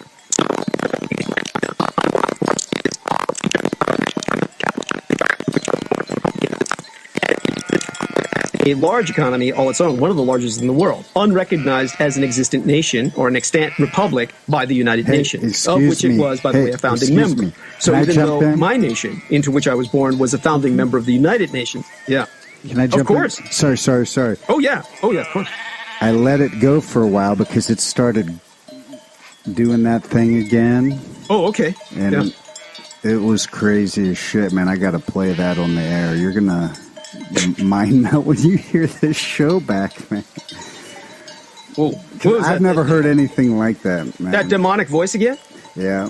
Oh, man. I mean, it's you. This time it was you clearly talking, but you got to hear it, man. It's creepy. Let me find out where it started gurgling, because I know you were given killer intel, and you got to try to repeat that. No, understood. But that I had to let it go because I'm like, should I stop it? I'm getting this shit on tape. I can't stop it because what is this? Understood. All right, so hold on a sec.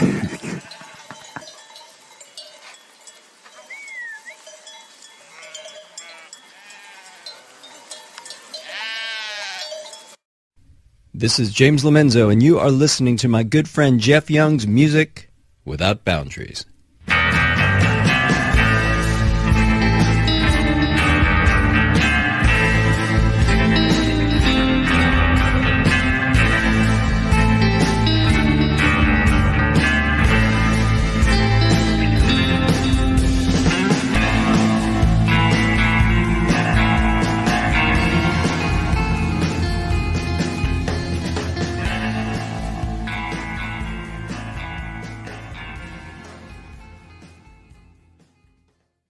When we're talking about slowing down the elevator so that we have the ability to survive leaping off of its roof while it crumples and disintegrates with the impact at the bottom of the shaft, then we need to say, what is it we can do to slow that process down of the elevator's fall?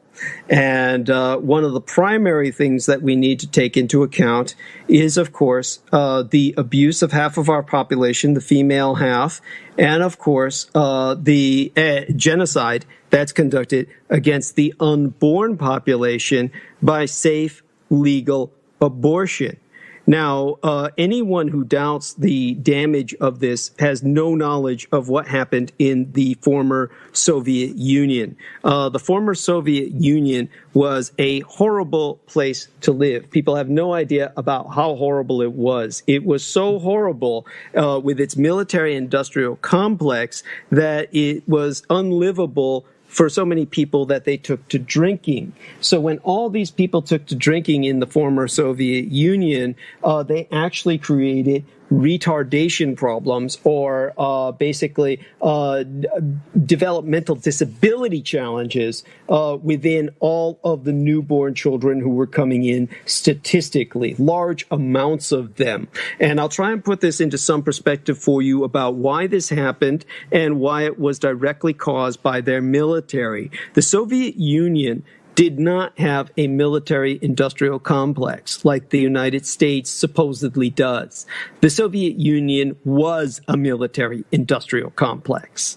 The Soviet Union, its entire economy was the military. It was upper volta with rockets. And because it was nothing other than a military-industrial complex economy, there was no employment for any civilians in the former Soviet Union. If you weren't a scientist or a technician or an engineer somehow involved with their military, you were not employed. And the end result was a space program which most Americans are totally unfamiliar with. The Soviet corporations, very similar to America's corporations that have been bought out by all of us because they were too big to fail, the Soviet corporations like Energia produced the Soyuz. Now, these were military Mir satellite stations that were manned. So everyone knows the Mir satellite station, the space station of the former Soviet Union, which no longer exists. Everybody knows about that because that was a propaganda piece which the Soviet Union used to bring Americans and other foreigners to.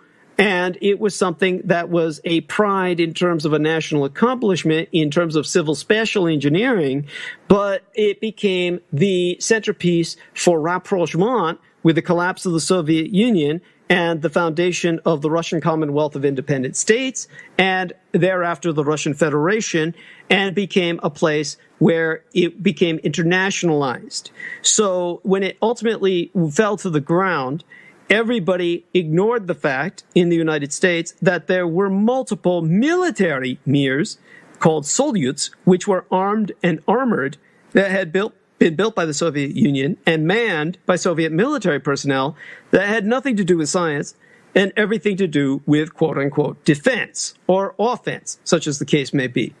Now, at this point, all of those Soyuz or space stations are inoperable, but it gives you some idea as to why the Soviet cosmodromes, what we would call astrodomes or spaceports in the United States, like Cape Kennedy or Cape Canaveral was supposed to be for quite some time, why they were the most active in the world was because of tremendous military activity.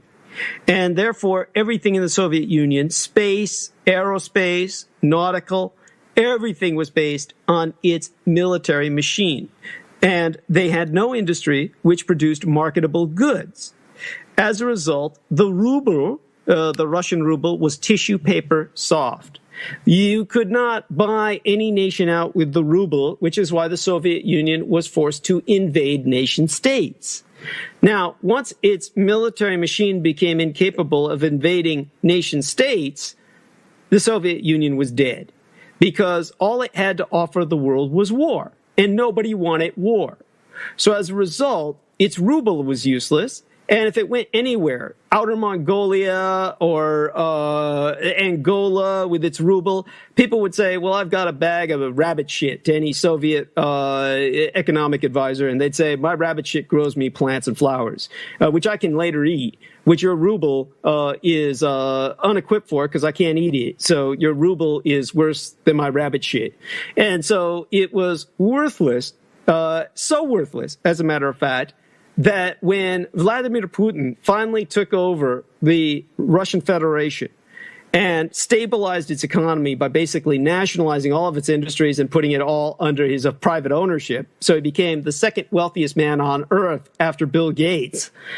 And Vladimir Putin was confronted with the fact that the ruble had been so soft for so long that there was no internationally recognized monetary currency symbol for the ruble. So they finally, under Vladimir Putin, issued, literally last year, a currency symbol for the ruble that was so new. It was the first time it had ever been placed onto people's keyboards in Russia in all of Russian history. It was so new that hypertext markup language, or the HTML code, could not even interpret or read the new ruble system or symbol, the currency symbol, for a year after it was finally recognized and issued as officially the symbol for Russian currency by the Vladimir Putin government, the Putinista regime. So the ruble has obviously been out of circulation on the basis of a society that was so militarized that it had no market power. The United States is entering that phase of senescence and degeneracy.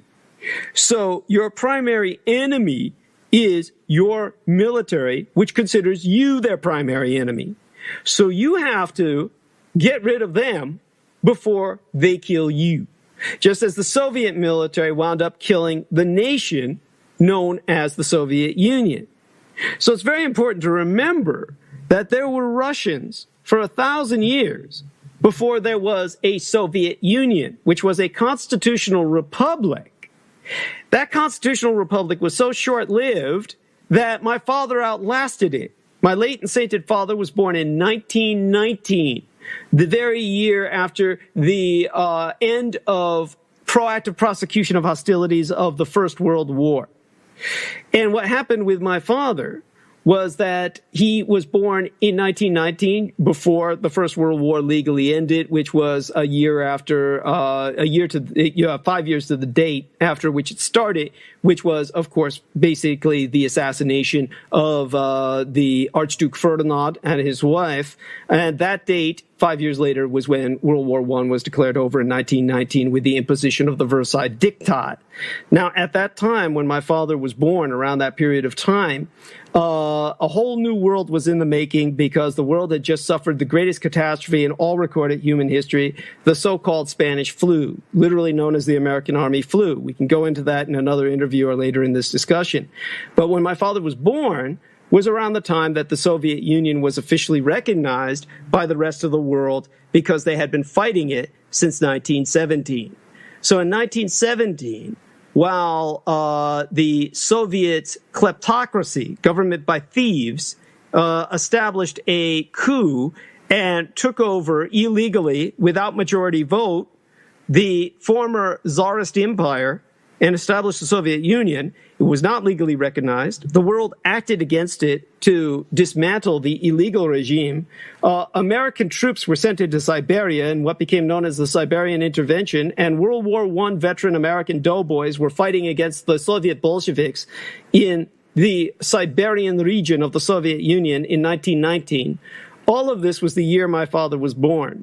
When it was finally a withdrawal of forces by the Japanese and the Americans in Siberia and the British and other European forces in the West, when finally all these forces were withdrawn in 1919 and the Soviet Union was recognized in the year of my father's birth, he later on died in 2007, having outlived the Soviet Union, which collapsed in 1991.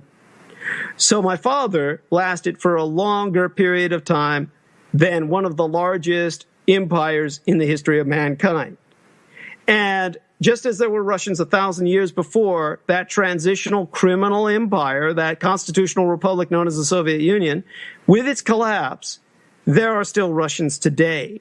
There are less and less of them. The damage done to their population has been so extraordinary that Americans absolutely do not understand it or conceive of the damage that has been done to the Russian peoples as a population base. So it's up to myself to try and explain this to Americans. The Soviet Union was so horrific to live in as a military-industrial complex that their amount of alcoholism rates were so monumental, so pervasive, that they made the Irish and the Scots look like teetotal. Their strategic rocket forces, considered an elite force, were so loaded with alcoholics committing suicide all the time that there was no reliable way they could have launched any of their intercontinental ballistic missiles. They had no real way of knowing if the guy in many of these missile sites was even alive or had drunk himself to death or had blown his brains out yet. That's how bad the communication system was disintegrating in the Soviet Union by the time of its formally recognized collapse.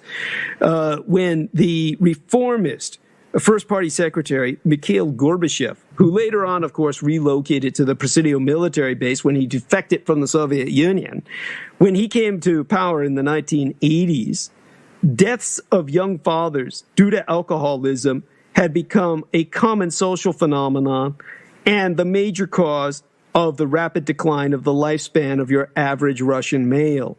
The Soviet Union was the only country in the world to be conducting research into infant retardation due to intoxication of the father at the moment of conception. And it was the only country that needed to. That is how bad the alcohol problem was in the Soviet Union. Now, all of this was basically propped up by one thing that the Soviet Union had to offer its population base. Nobody could afford to bring children into the Soviet Union. There was no jobs. There was no ability to raise them. So the one thing the Soviet state offered was free, easy, legal, safe abortion. And because of that, your average Russian woman averages from 4 to 8 abortions in her lifetime. That stabilizes at a ratio of 6. Your average Russian woman has had 6 abortions in her lifetime. So we've got a major population genocide that took place in the former Soviet Union that Vladimir Putin has desperately been trying to counteract by paying people to have children and by offering money to Germans to relocate from United Germany into Russia.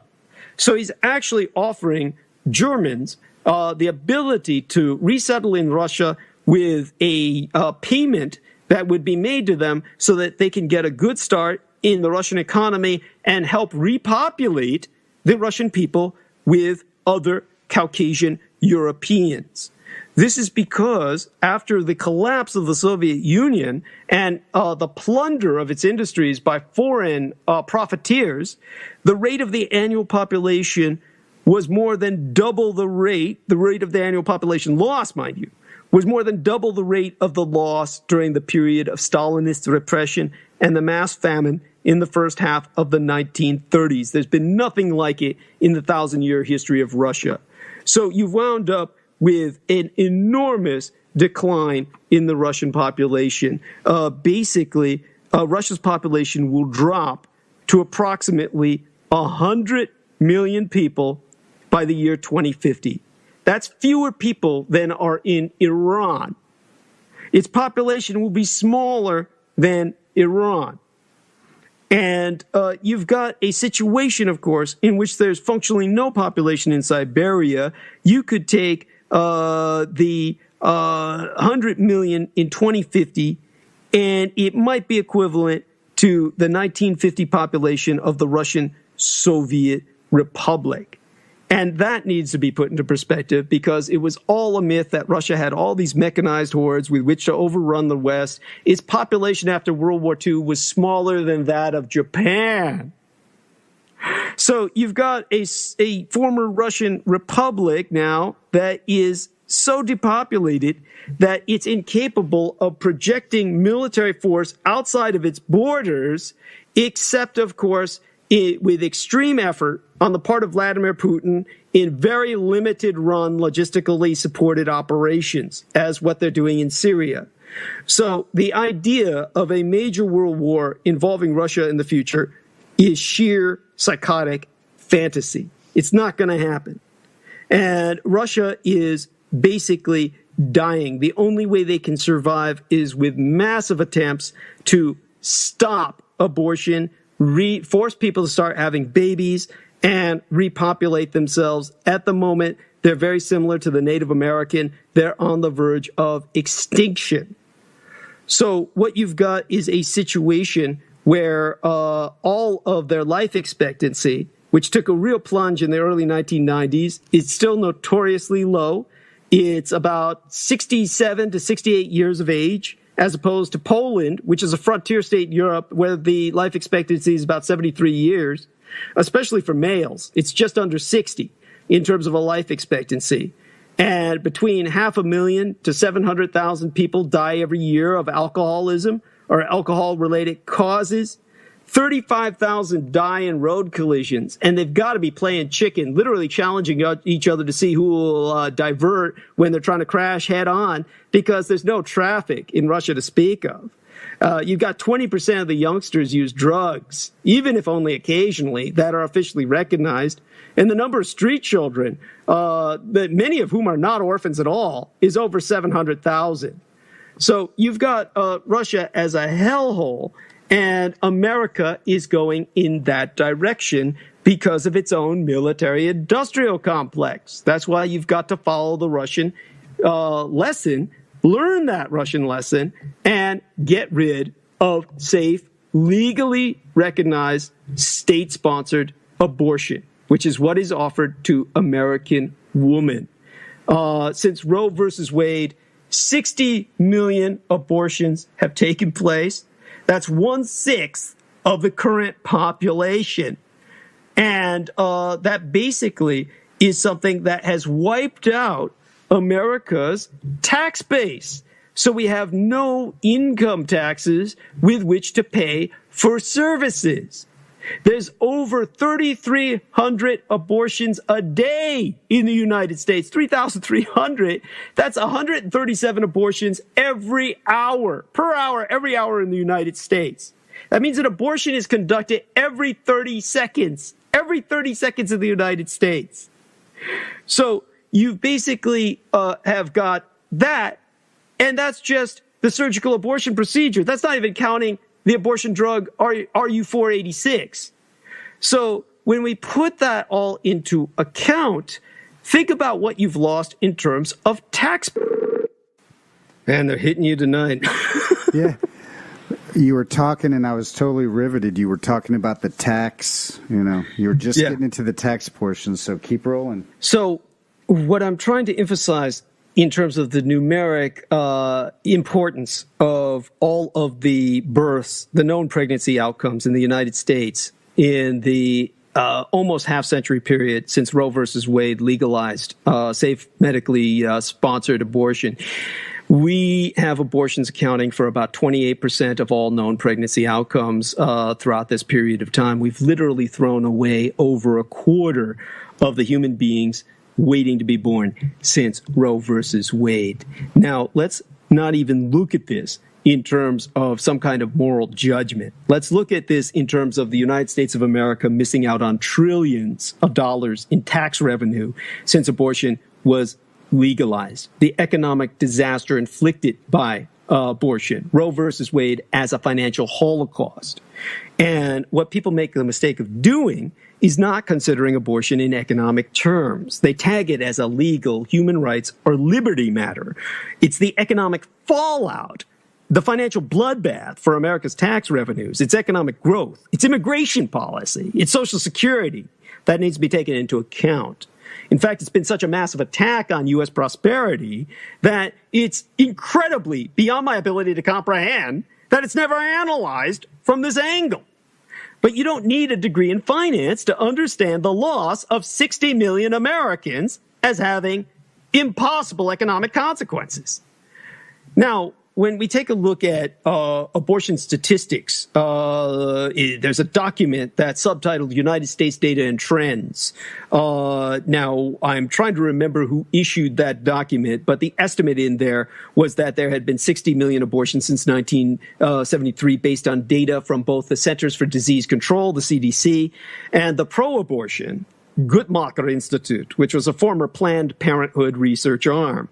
Now, Guttmacher receives numbers directly from abortion centers themselves and is the prime source for more current figures, because the Centers for Disease Control has never tabulated accurate numbers of abortion, because the state of the United States, the state of the United States federal government, has been very afraid to deal with this issue for the same reason that the United States State Department, the State Department of the United States, does not tabulate ex-migration rates. Ex-migration rates means white flight to other countries, people. That means white people leaving the United States to go live in Eastern Europe or former communist nations like say, for instance, Vietnam, which even though it's still under Communist Party rule, is developing good relations with the United States and the West, and now offers an opportunity for purchase of land, as does Communist China. And many Americans are moving to these nations for economic opportunity, as opposed to staying in the United States where economic opportunity does not exist. So just as the State Department does not monitor ex-migration rates or people leaving the United States, so too the Center for Disease Control does not tabulate accurate numbers of abortions. So we have the pro-abortion clinic representative body, the Guttmacher Institute, and they provide us abortion statistics, United States data and trends. And what they start off with is, at this point in history, well over 60 million aborted fetuses. Now, let's assume about 5% of those, that unborn peoples, or about 2.5 million, would have been lost for some reason anyway, medical, deformities, etc. Some abortions are done for this purpose, which includes aborting Down syndrome, etc. Some would be born dead anyway. There are plenty of people who are stillborn. Now, given 52.5 million live births, how many would have lived to childbearing years? Now, let's say another 5% of all these persons are lost before they can reproduce. The average American woman has about 2.5 children in her lifetime. So if half of the 50 million persons aborted were women, that leaves 25 million women who would have had 62.5 million descendants. And if these 60 million would themselves have had more children, starting at approximately 1985, about the time that Jeff Young and I were leaving the high school range of grade, that would have added, let's say, about another 30 million females. So at 1.5 children apiece, say we slowed it down from the statistical norm of 2.5 children to even just 1.5 children demographically, that would still add another 45 million by 2012. So that leaves a gap of about 50 million plus 60 million plus 45 million potential but canceled Americans. That means that 155 million more Americans would have been produced. That's a staggering number. And to put this into perspective for you, the United States of America is the third most populous nation on planet Earth. The most populous nation on planet Earth is, of course, India, not Communist China, which has a very aggressive, some would say even brutal abortion system, but India. So India has well over 1 billion people. And China still, with all of its aggressive abortion, state enforced, not even state sponsored, but state enforced, has had an enormous decline of its population and is still struggling at 1 billion people, which is going to collapse very shortly in an implosion that's going to destroy Chinese civilization. So America is the third most populous nation on Earth with 130 million people that we legally recognize. With all the illegal immigrants factored in, we're probably averaging about 150 million people, and we're still the third most populous nation on Earth after India and Communist China. And all of that would have been doubled, more than doubled, even at the extremely conservative rates of childbirth that I'm projecting, had we not had this staggering abortion placed on the American people. So if there was only 135 million Americans lost to abortion, how much income and taxes and Social Security has been lost? Well, the median income for men since about 1970 has been approximately about $45,000, judged by $2,009 or $2,010 last time I checked. Women earn less on average. So to err on the side of caution, your average median for a female in the United States would be about $30,000 annually earned. So let's say some 25 to 30% of the population never even worked for whatever reason. That would say they all got on welfare. About 25, a quarter of the population, or more, 30%, just said, "Oh, I'm not going to work. I'm demotivated. I just can't handle it." And they all went on welfare. That would easily leave at least 100 million Americans employed. So if the average American works 30 years, that would be 100 million times 30,000. At the average baseline salary earned by a female in the United States, the lesser salary, multiplied by 30 years, 3 decades. And the income would equal $90 trillion.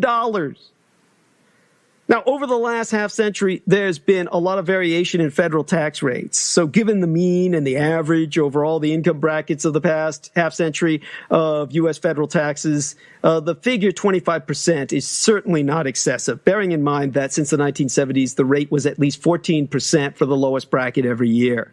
So let's say a full quarter of income, 25% of $90 trillion in taxes would be $22.5 trillion. $22.5 trillion. That's how much federal tax revenue has been lost due to earners being aborted out of existence and out of the American economy.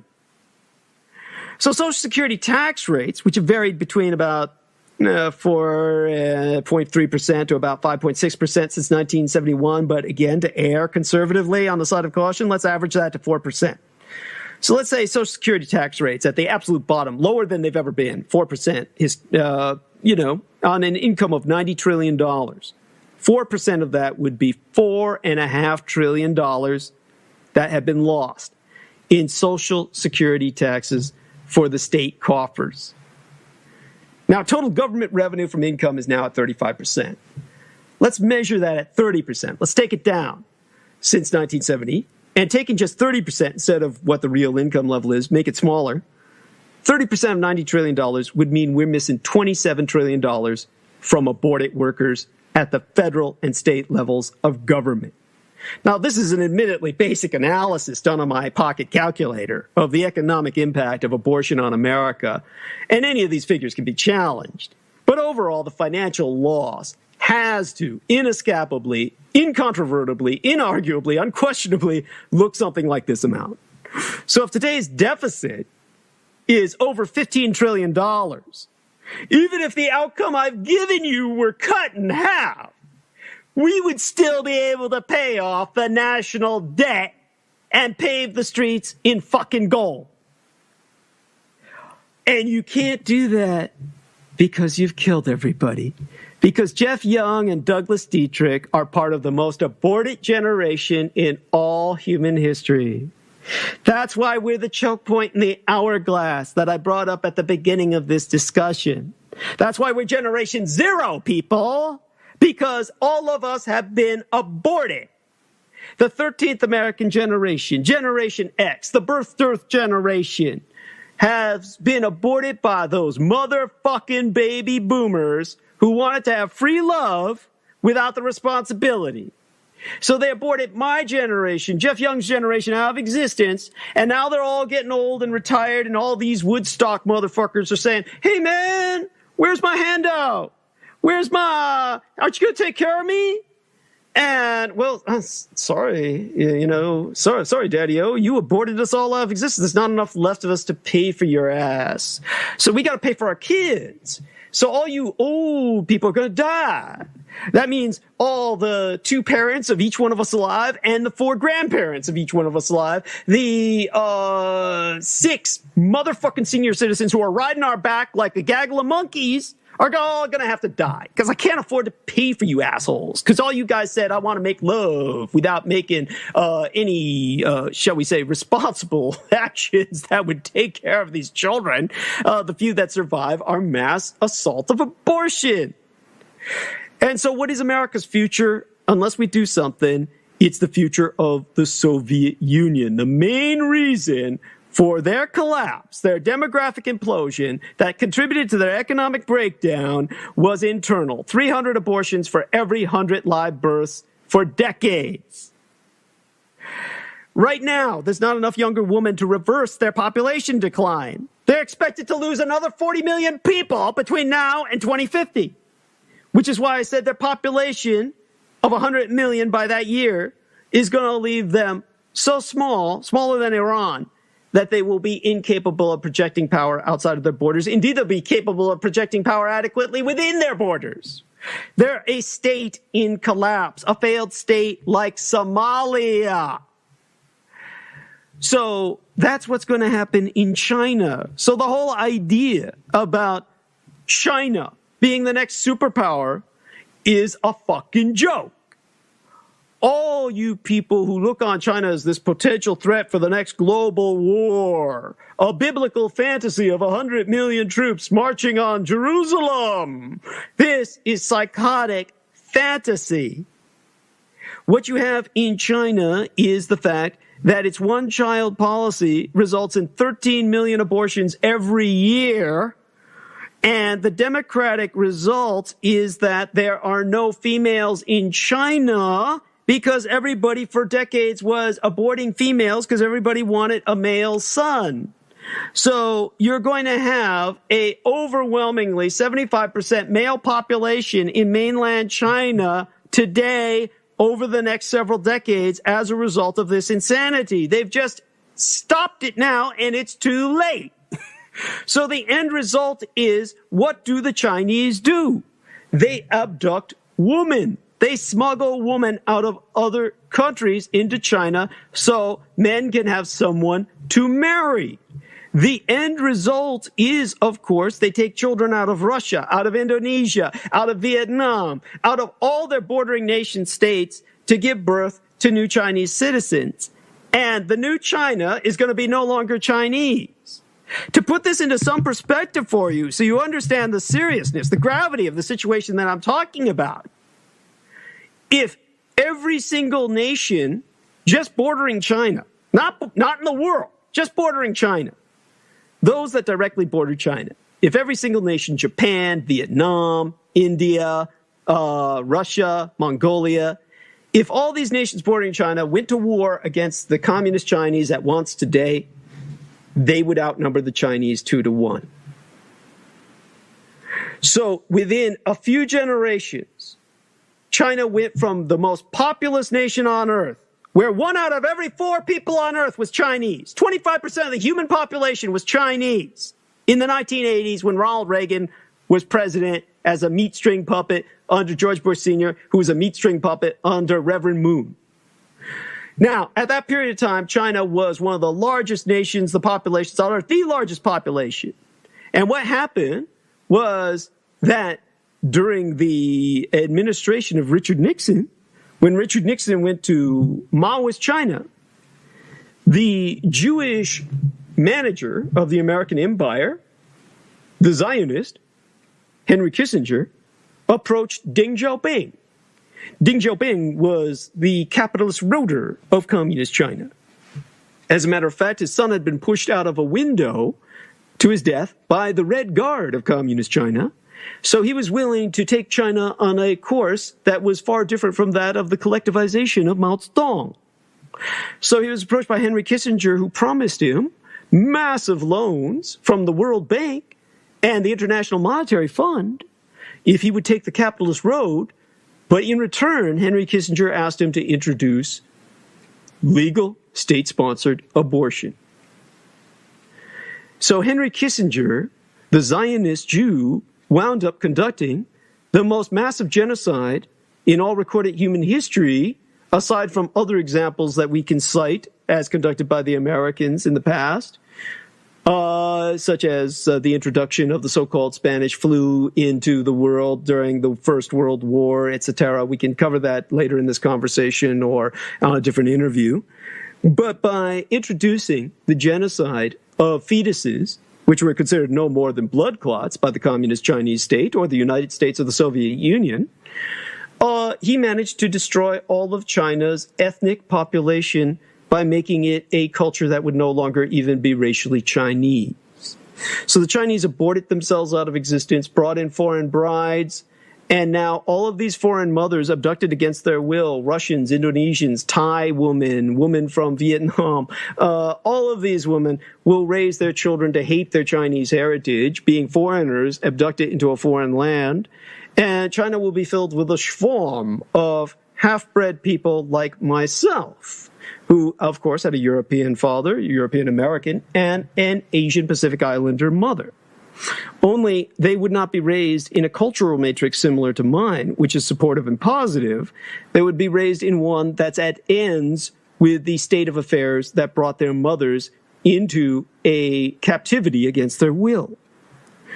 So China is going to die in one of the most massive genocides ever conducted in human history on the basis of Judaic Zionist capitalism as sponsored by Henry Kissinger and, of course, the state of Israel, which he served. Now, all of these massive abortion numbers, of course, they defy millions of couples who are hoping to adopt. That was one of the ironies of Chinese abortion, was that any females that were born, they would adopt them out to the United States, those that they didn't throw on the street to die, literally throw in a ditch to die. And this was what was happening because of China's ruthless one-child policy. You would see bustling maid road activity in Chinese cities like Yunnan. And lying in the gutter of these trafficked roads would be twisted bodies of dead baby girls, naked, surrounded by dirty pieces of hospital gauze. Buses and bicycles would speed past the cadavers and spray them with mud, nameless and unwanted, dumped by the roadside during winter. Few locals would even give them a second glance. Dead baby girls on the road, and they were numbering in the thousands, abandoned each year. And you could walk by, you could touch their skin and see it was warm, blood still coming out of their nose, abandoned fresh.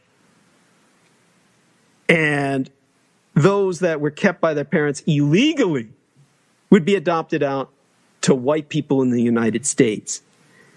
Now, the number of would-be adoptive parents far outstrips the supply of children available in America. According to at least one source of orphanages that I checked up, you've got 1 million couples matching 1 million abortions.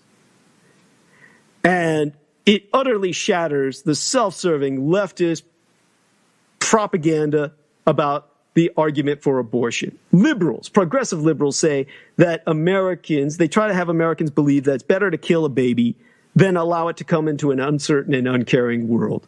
What a cruel, literally satanic joke. Each year in the United States, you've got about 51,000 American children who are placed for adoption. In addition, you've got about 6,500 foreign children who are adopted by Americans, for a total of little under 58,000 children adopted per year.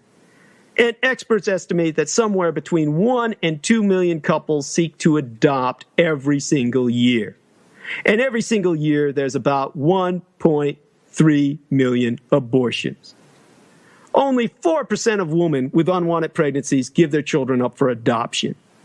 So Planned Parenthood is an act of genocide, of extermination that justifies abortion with the slogan, every child a wanted child. Every child is wanted, and it's wanted desperately. But in America, they kill them.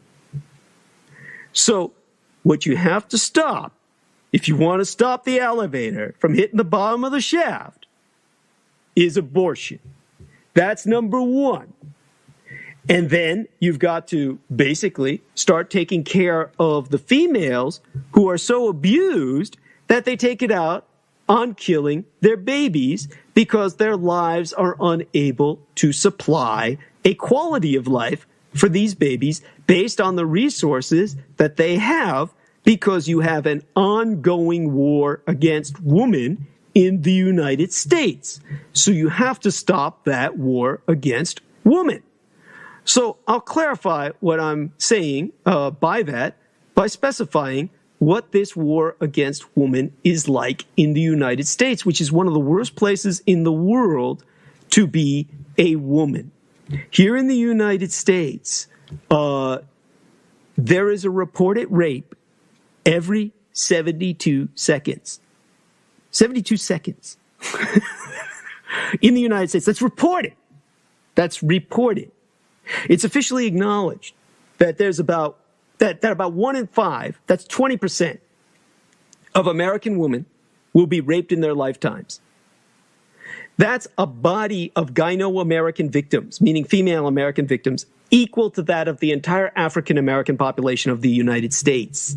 So it's as if the entire African-American population of the United States were mass gang raped. Now, specifically, the constitutional republic of these United States abides, that means it suffers, an annual reportage of rapes totaling well over 87,000 a year, 87,000 per annum. Now, each and every single one of these sexual assaults is invariably portrayed as an isolated incident. Now, the dots all draw so close they splatter smelt into a stain on all humanity, but no one dares to connect them or dares to name the composition of the human stain. When a rape is reported only every 72 seconds in this republic, we have to factor in unreported sexual assaults, which quintuples, times by 5, multiplies by 5, the calculated number to a number that would mean that a rape occurs every single minute that ticks round the clock in these United States, resulting in well over 500,000. To be specific, according to my pocket calculator here, 525,600 rapes every single year. Female victims. That renders the traumatized, sex-negative woman basically America's outstanding national product. This is what you produce. Other nations produce cars. Other nations produce weapons. America produces traumatized, sex-negative women. Tens of millions of them as the output of unacknowledged American rape victims. And American men wonder why it's hard to get a date. To put this into some perspective for you, the gravity of your situation, of this current war against women, female battering is the #1 cause of injury to American women. A woman is beaten every 9 seconds in the United States, not 9 minutes, every 9 seconds. That amounts to 9,600 batterings a day, 9,600 every 24 hours. And of the 2 million American women so injured annually, over 500,000 of these injuries require medical attention. Now, per the Center for Disease Control, the CDC, approximately 145,000 such casualties, injured people, women, require overnight admissions. That's hospitalization, people. And you don't even want to know about the dentistry required afterwards. Spouses, husbands, are the leading cause of death for pregnant women in the United States. As a matter of fact, so many men murder their intimate partners and their formerly intimate partners that we have well over 100,000 homicides within this categorization a year. That means that every 3 years, the female intimate death toll tops 9/11's officially acknowledged fatalities. That means that we have a domestic war of terror waged against females that tops the mountain chain. There's over 12,000 gynecological cadavers from domestic violence homicide as churned out through America's most productive cottage industry, gynocide, the murder of females since 9/11. That exceeds the number of both the officially total deaths of victims on that day in 9/11, in combination with the number of deaths of all American soldiers killed in the war on terror ever since. That means that it's far safer to be an American serviceman on the front lines in Afghanistan or Iraq than it is to be an American woman at home in the United States. So, as a former Department of Defense research librarian, I speak to this as a true state of war against women.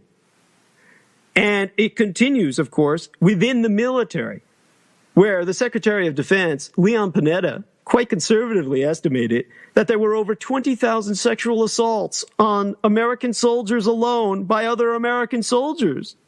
and frankly admitted that the overwhelming majority of assailants got off, both physically and litigiously, although an example was finally made of four-star General Jeffrey Sinclair, who was indicted back in autumn of 2012 for a slew of sex crimes against women, a serial rapist that he was, against his own service people who happened to be of the female gender. So who are the terrorists American women need to fear at home? American men, especially those in uniform. So we've got a situation of unmitigated horror, which is never investigated. There's a backlog approaching 500,000 untested rape kits languishing in the American Republic on any given day.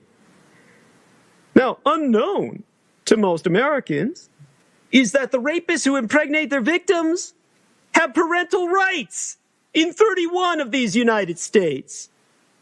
That's a fact that's all the more disturbing when you realize that 11% of all rapes are committed by fathers or stepfathers. This is why you have so many women committed to abortion. So if you want to stop the abortions, you stop the violence against women. Now, of course, nobody in America is covering this outstanding problem. And so you have an ongoing war that is not even reported in your American media. Now, occasionally, a case involving a celebrity or something particularly lurid in details earns a flurry of media attention, but all such cases are consistently misrepresented as anomalies, while the abundance of incidental news items about violence against women in America, it's nothing other than background static for the news. Now, bus rapes were once considered a foreign affair, something that happened in places like India. But they're all the rage in the United States, specifically targeting retardos or developmentally disabled girls, to employ the postmodern urban colloquial of the street talk. It's retardo. Now, just plucking random incidents from memory, from where I'm stranded in the greater San Francisco Bay Area Metroplex region, there occurred the abduction of an autistic 16-year-old girl aboard the regional BART, the Bay Area Rapid Transit train system. When it traversed the heart of darkest Oakland, California, she was raped repeatedly by her abductor over 2 days last winter, maybe a few years ago. I'm trying to recall. It was in the papers, of course. And I guess about 2 years ago, I recall the rape of, maybe 1 year ago, of a developmentally disabled woman on a Los Angeles bus in November. There was a gang rape of multiple women who were tourists on a bus in Mexico City last holiday season. I could assail our listeners with just example after example, but I'm just drawing this out of memory. All of these, of course, are something people could look up in the papers or on the internet. But when we really look up all these crimes against humanity, above all, the commitment of such are so commonplace. We should commence by speaking to the fact that American men commit murder-suicides at the rate of 12 a week. Now, that's purportedly because the economy is depressed, even though American men commit murder-suicides at the same rate when the economy is flying high. And, of course, there's that ever-popular excuse, mental issues and intoxicants, and just for jocks, there's head injuries. And all of these are used as rationalizations for these murder-suicides. They receive less and less media attention because there's so many more spectacular mass murders to report in this country with every passing year. But unreported is the fact that of 69 mass shootings, which are defined as a mass shooting by generating a body count above 4. That's what defines a mass shooting. It has to generate a body count above 4 cadavers. Now, in every single one of these mass shootings in America over the past 3 decades, I think there's been, at this point, there's been close to about 80, 90 of them by that definition. There was only one that was ever committed over the last 30 years by a female. And that was an underage girl, and we can only imagine what had been done to her to drive her to such desperation. Because when you say lone gunman, everybody talks about loners and guns, but they don't talk about men. And this is when nearly well over half, 2/3, 67% of all women killed by guns are killed by their intimate partner or their former intimate partner. So America's a prison rape culture. The average American male is a pathologically self-centered bully who ceases emotional development sometime around adolescence, if not before. And of the people in prison in these United States, there's a very good reason as to why 93.5%, 93.5% are of the masculine persuasion. Now, of course, we've got a recent spin that was claiming that lead exposure was responsible for much of our violence, which willfully ignores the obvious fact that both genders are exposed to lead, but only one commits almost all the violence. Now, the pandemic of violence, it's always explained away as anything but gender, anything but the most painfully obvious explanatory pattern of all, which is the fact that being born male has been identified as a risk factor for violent criminal behavior in several medical studies, as has exposure to tobacco smoke before birth, suffering antisocial parents, belonging to a poor family. Just being male is reason enough to expect statistically criminal behavior. So what we need to basically confront is what I confronted when I was called to jury duty because of the ex-girlfriend of Mason Mayer. Mason Mayer was the brother of Yahoo CEO, Chief Executive Officer Marisa Mayer. And Marisa Mayer took over Yahoo after she left another major software corporation. And her brother was using all of these software connections to cruise the internet for victims. So when I was brought on jury duty, basically this woman was describing how Mayer tried to take her to the Golden Gate Bridge in San Francisco and throw her off the bridge, this Mason Mayer dude. And, of course, my dishonorable discharge was exposed by his litigation team, and I was thrown off the jury. So Mason Mayer got probation. And that's because of a bought jury by people in power who are using unlimited access to the internet to track down their next victims. Now, there's no moral equivalency here. There's no equality of sexes in the ongoing gynocide or genocide against the human species. And you're never going to get this from a female in terms of, like, violence. Unlike the last male head of the International Monetary Fund, the current female International Monetary Fund head is never going to assault an employee at a luxury hotel. Top-ranking female officers in the U.S. military are never accused of sexual assaults. And young female athletes, unlike male football players in Steubenville, aren't likely to urinate on unconscious boys, let alone violate them and boast about it in YouTube videos and on Twitter feeds.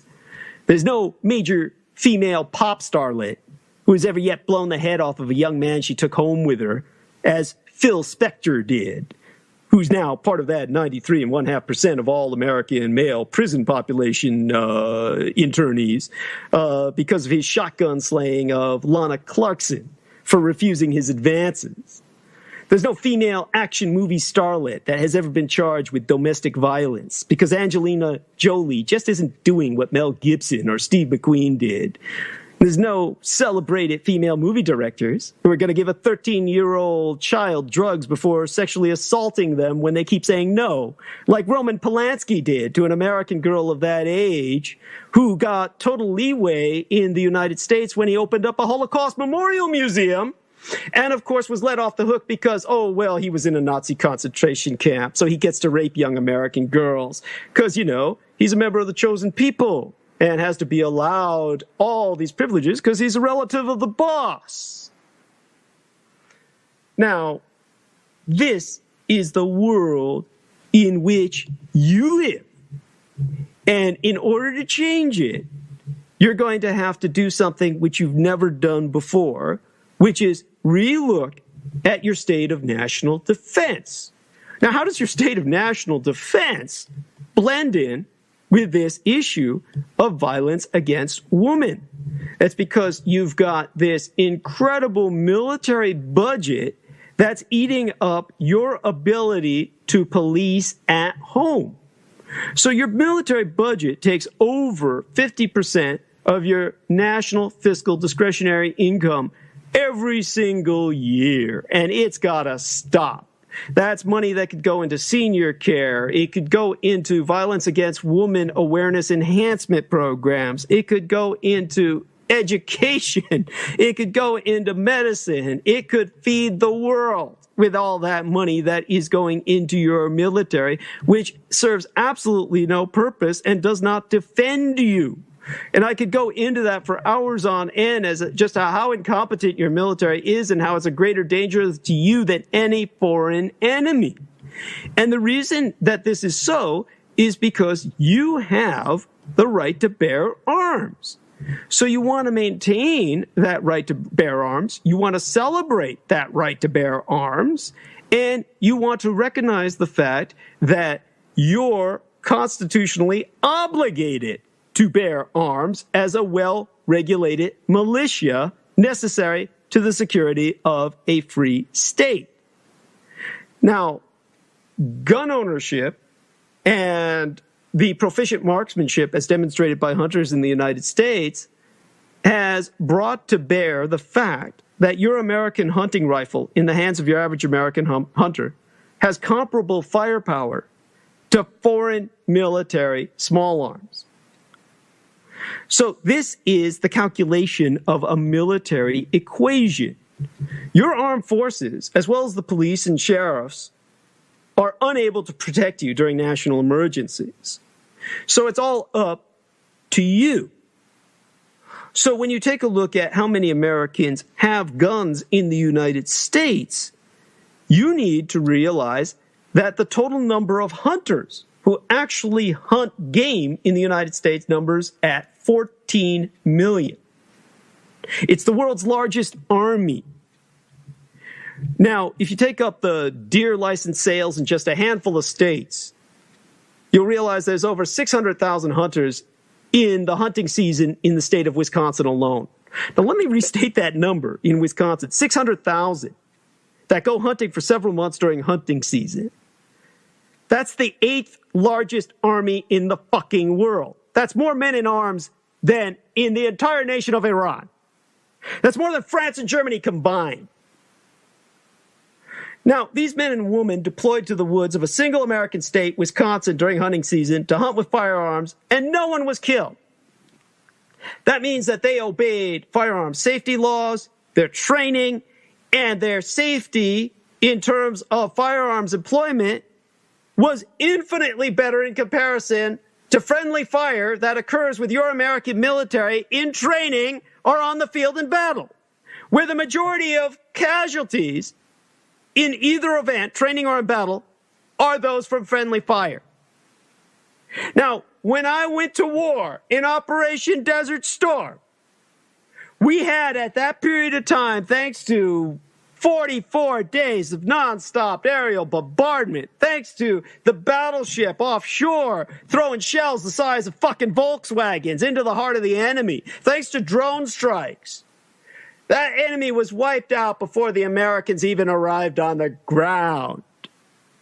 And so there was no one left to fight. And yet we kept dying. The number of fatalities in the U.S. Armed Forces on the ground in Kuwait, the invasion of Kuwait, not even getting into Iraq, was something like about 300. The immediate result, about 300 casualties. Now, aside from a Scud missile that went into an American barracks way back behind the lines and killed about 9 people, one of them a woman, aside from the battle by the Iraqis against the U.S. Marines at Al-Kafia, which produced one of the only heroes of Operation Desert Storm, Colonel Admire of the United States Marine Corps. Aside from those fatalities taken there, every single other American, well over 300, was killed by another American. Think about what I'm saying. That means overwhelmingly, proportionately, the greatest danger to any American serviceman in the field is another American serviceman. Their training sucks shit. Their personnel sucks shit. They're totally incompetent. They're totally incapable of fighting a war. They're incapable of defending you. And yet in Wisconsin alone, with 600,000 hunters turning out, not a single person died in hunting season. And yet the number of arms borne by these hunters in the single state of Wisconsin was more than all of the arms borne by the armed forces of France and Germany combined. Now, the number pales in comparison in terms of hunters in the state of Wisconsin, where all these men and women deployed to the woods of a single American state to hunt with firearms and no one was killed. That number pales in comparison to the 750,000 who hunted the woods of Pennsylvania, Michigan, 700,000 hunters, all who returned home safely without shooting each other's brains out, even with drinking, potential accidents. None of that is on record. Toss in 250,000 hunters in West Virginia. That literally establishes the fact that the hunters in those 4 states alone comprise the world's largest fucking army. You add in a total of number of all the other hunters in all 46 other states, and it's millions more. So America will forever be safe from foreign invasion with that kind of homegrown firepower. That's your national security, people. That's why all your enemies, foreign and domestic, want to see you disarmed. That's why you don't need gun control. Now, you might say hunters don't possess the same skill as soldiers, but what army of 2 million? This is what China could field. If communist China mass mobilized its entire professional army and invaded the United States, the most it could put in the field on the continent of North America, because you need logistics. All the amateurs, when it comes to war, talk tactics, operational procedure, strategy. It's all a load of shit. War is logistics. With all the men required to supply a supply chain, a supply tail all the way across the Pacific, all China could bring to bear at maximum mobilization would be 2 million people onto the North American continent. And what army of 2 million people would want to face 30, 40, 50 million armed American citizens? These are just legally armed with licenses, hunting licenses. And we're not talking the gangsters in the inner cities with full auto weapons. So get rid of your fucking military. And what you need at home, if you really want to stop the war against women, is a draft. And what you need is to not reinstitute the draft for men. Far from it. You need a draft for women, females, who are of legal service age, of around the age of 18, and aside from religious or conscientious objection, aside from disabilities, aside from various exceptions that would be obvious, every single female who reaches the age of 18 in the United States should be subject to the draft and drafted into a United States police force. You don't need a military. You need an all-female police force that would be national, that would replace your National Guard. Because your National Guard isn't worth shit. And it was eaten up to death in all your overseas deployments.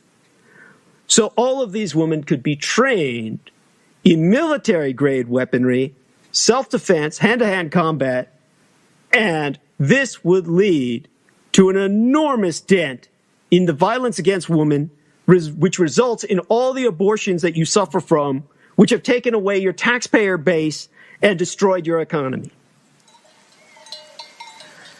Now, that is a solution.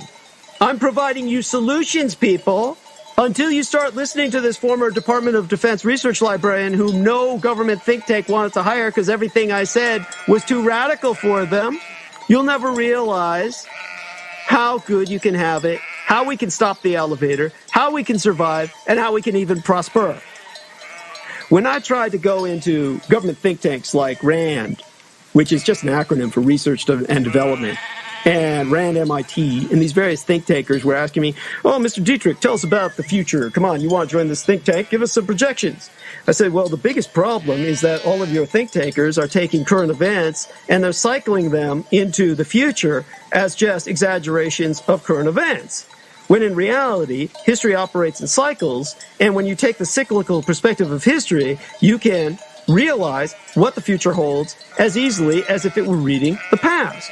But, well, what do you predict? Well, I said the reunification of Germany, the collapse of the Soviet Union, and I gave them all the facts, the statistics, the demographics, the geopolitics, and they said, "You're absolutely right. We can't deny anything that you're saying. You can't be hired. Everything we do is based on a Soviet threat that gets us fat, juicy contracts from the Department of Defense, and after the Soviet threat, if once it collapses, as you say it will, we're going to move into aliens. And, sorry, get your ass out of here. We got no use for you." So you're left with the military entertainment complex producing movies like Independence Day, Battleship, The Battle of Los Angeles, and in all these films, all of the military personnel who are actually manning those ships, crewing those helicopters, are all genuine military. When the Battle of Los Angeles was produced, we were at the height of the war on terror in Iraq and Afghanistan, and they had to move entire squadrons of helicopters and entire crews to man them out of theater and into Los Angeles so they could film that Hollywood fucking movie to show United States Marines fighting against aliens which are never going to show up. So your military is now banking on you believing in the aliens. And that's why they have to push the Battle of Los Angeles, which in the Second World War was clearly a Japanese incursion, a violation of American airspace, using aero dreadnoughts, super dirigible. Outlined this before, happily go into it later this discussion or in another interview. But they're re-propagandizing it, revisioning it, rewriting history, so that you think the aliens will come. Meanwhile, you sit at home beating your wife and raping your daughter. Statistically, demographically, that's what you Americans do. Beat your wives, rape your daughters, kill your girlfriends, waiting for the aliens to show up so the military can save you. Well, I got news for you. You put all that military together, the entire Department of Defense, which is civilian, mind you, and the entire Department of Defense with 100,000 bureaucrats, most of whom have never seen a day in uniform. Put together with your National Guard, put together with your Navy, put together with your Coast Guard, put together with your Army, put together with all your reserves, put together with the Marine Corps, everybody in the military equals less than 1% of your population. Less than 1%. And you expect those useless motherfuckers to stand up for you if the aliens ever show up knocking at your door. It all comes down to you, Minuteman. It comes down to you with your firearm, your hunting rifle, to defend your family. If you're not beating your wife, if you're not raping your daughter, if you're a responsible human being with a firearm, you're all the military-industrial complex you're ever going to need. So that's what we've got to awaken the American people to. In terms of a solution, get rid of your military, refinance your United States police force, an all-female National Guard based on draft-age women, and we will eliminate, to a very large extent, the violence against women issue, the resultant abortion issue, and have enough money to pave the streets with gold. It's that easy. So with that, I'm going to need a break for some refreshment.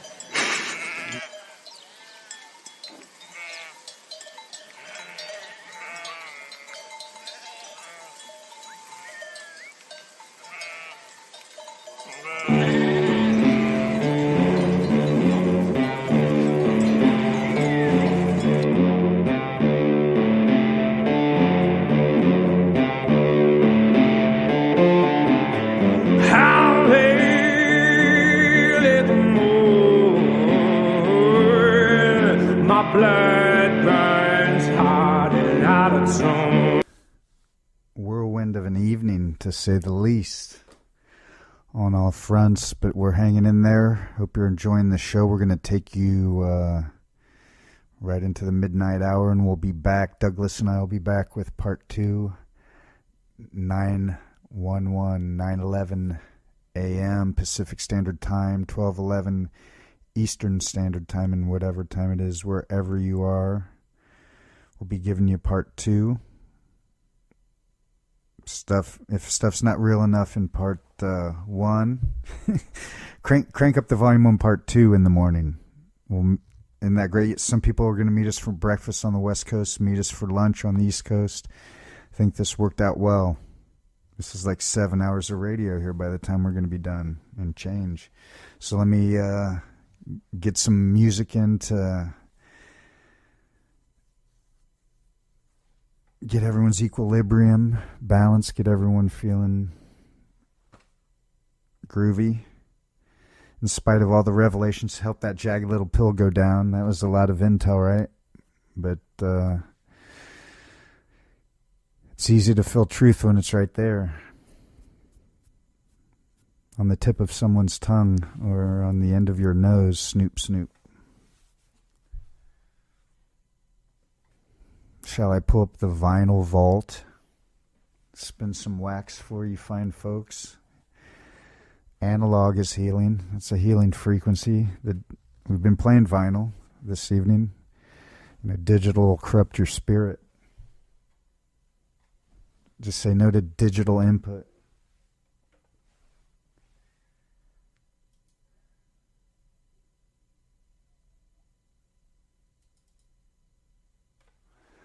Got the perfect song right now. Enjoy this. This is Gary Moore. A friend of mine just tagged me on some amazing Gary Moore. Thanks, Joey.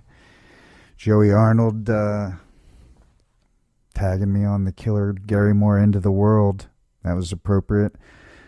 I might get that in there. I think I have that on vinyl. But my favorite album by Gary Moore is by far The Japanese Import, which a lot of people haven't had the pleasure. Let me enlighten you. It's beautiful stuff. Gary Moore, G-Force Project. His guitars, this is one of the only electric guitars straight into the mixing board I've ever heard sound amazing and fat and killer and enviable. Tune's called Shigachi. Sorry about the mic moving.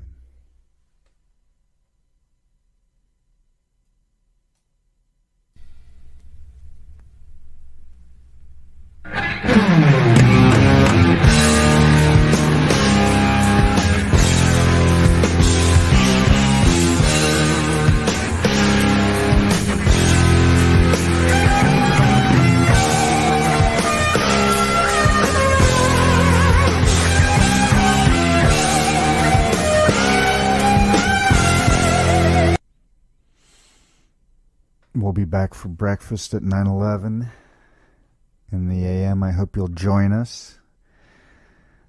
Got to do a little work on the show. It's real close to being ready for you. We'll wake up early and get on the air. If you're having breakfast on the West Coast, please join us. If you're on the East Coast, cut out for lunch. 12:11, perfect. Leave for lunch. You got time to get on the iTunes, Android, iPhone, get on your computer. Find us on Spreaker at jeffyoungjams.com, where we'll be kicking it off sharp, 9/11.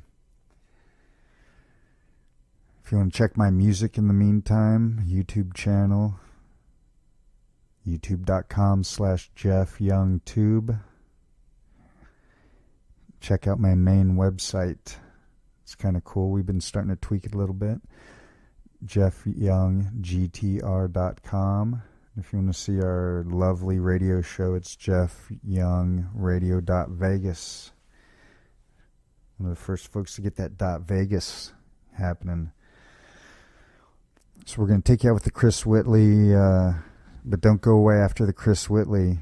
We'll be joining our regularly scheduled program already in progress. That's Hell Haw. You remember Hee Haw back in the day? Well, it's a new series, Hell Haw. I know John 5 is their musical guest this week, so hope you enjoy that. Sorry we went long and we did cut into a little bit, but they'll just preempt their broadcast and they'll be joining you right on the end of our show. So enjoy that, and we'll see you in the morning, folks. I'm sure many of our listeners had the unfortunate displeasure of at least catching a glimpse of either last week's Republican National Convention or this week's Democratic National Fiasco. And more, shall we say, anachronistic aspects of Hillary Clinton, and what makes her rather passé in terms of her just her comprehension of reality, such as it is, or incomprehension thereof, is the fact that she's a product of a system which is functionally no longer extant. Hillary Clinton, of course, and Donald Trump are both extraordinarily negative personalities who have very negative traits. What makes Hillary Clinton far more reprehensible in terms of if we could say, misdeeds or accomplishments in which to take no pride, is that there is an extant body count. So when we take a look at Hillary Clinton and William Jefferson Clinton, when they got into the White House, they ran it Dixie Mafia style, and bodies began to pile up, and the body count around the Clintonistas has got to number close to 100 at this point at least. So the only way to survive the regime of terror, literally a reign of terror, was the Monica Lewinsky strategy, which was to basically scream to the heavens and stay as visible as possible. And that made her impossible to take out because it would have so automatically implicated the Clintonista regime. So she was spared the fate of so many others, including somebody who was recently found dead, who was involved with the Democratic Party, and I don't even recall his name. And at this point, in a sense, it doesn't matter. It's the style of administration of that particular mob. And in the case of Donald Trump, of course, we have someone who is not necessarily accountable in that kind of sense, but offers very little in terms of solution. Certainly what he caters to is a lot of alarmism. But what both of them are going to ignore is, of course, the enormous gorilla in the room, which is the 51st state of the United States, or the state of Israel. And is something that does need to be addressed. And the best that we can do will be to try and deal with the fact that Israel is, of course, a criminal state, a rogue state, a genocidal state, and it is one that is, of course, operating with all of America's finances behind it. Now, I think anyone who is pretty much investigating alternative information sources is going to quickly recognize the criminality of Israel. And as a result, there's really no need for me to concentrate on hitting you or our listeners with the enormous amount of money, billions of dollars, that we're pouring into Israel every year. When we pour all of this money into Israel, I could easily and quite validly say that's money better spent elsewhere. But what is it? Let's attack the problem, the disease, instead of the symptoms. Israel is a symptom of American pathology. And the American pathology is the result of a history of religious fanaticism that has become increasingly simplistic and infantile. Now, I speak about this with some authority because, of course, I come from the Chinese culture. I was born in the Republic of China, the Nationalist Republic of China, which the last time I spoke to it, we had some bandwidth issues. We had some distortion of my voice digitally. And what I was saying about that particular state of affairs was interrupted. So what I want people to recognize is that Chinese were Christians long before there was a Christianity that was known to the West. And what people are very unfamiliar with is, of course, the story of the three magi, which they know of through their Christmas stories, but are very unfamiliar with historically. So it was the three magi of the Christian tradition that emerged from the East. And when we speak of their emergence from the East, what people have thought of has been the mythification of their reality through what has come down to us through the little story that we get about the manger. And it doesn't take into account the reality that these people arrived out of Asia with a serious understanding that the Christ was going to manifest in the area of Jerusalem, in the area of Bethlehem, that we recognize today as essentially Israeli occupied. So when I speak about the three magi and their emergence out of Asia, it is something that people need to take into account as part of a tradition in Asia that was extant before Christianity was formalized. And these magi were known in Asia as the sage kings. And it's important to go through a bit of this history because it enables us to deal with the perversion of Christian religion as it's become manifest in North America, particularly in the United States, and the consequent unquestioning support of a rogue genocidal state in Israel. And our challenge is to do this without promoting Judeophobia. And the proper term is Judeophobia. We want to educate everyone out of the concept of anti-Semitism because the term of anti-Semitism is terribly misapplied because Semitic means of the Semitic ethnicity, and the overwhelming majority of Semitic peoples are Arabic. So the most anti-Semitic state in the world today is the state of Israel in its anti-Arabic stance. So the Arabian peoples are Semitic, and the original Israelite tribes were ethnically Semitic. But these tribes that migrated into Europe did so as Sephardim Jews. The Ashkenazi are ethnically Turkic and are the result of what's become a popular buzzword when it comes to alternative information distribution and speaking against Zionism. People now use the term Hazar. Now, that's not inaccurate, but it's become a catch-all phrase that is not necessarily employed accurately. And when we use the term Hazar, what we are speaking of is the fact that at the height of the Jewish empire, as a military power, they forcibly went on conversion crusades in the same manner that the Muslims went on violent jihad and the Christians went on violent crusades. Now, the term for the Jewish jihad or crusade, the Jewish holy war, was Holocaust. And their first Holocaust was conducted against the peoples of Canaan. And the peoples of Canaan, of course, had the coastal territories of the Levantine, wherein they had a agrarian economy, a robust merchant economy, and they were not anxious to relocate themselves for the sake of a bunch of people who had been kicked out of Egypt.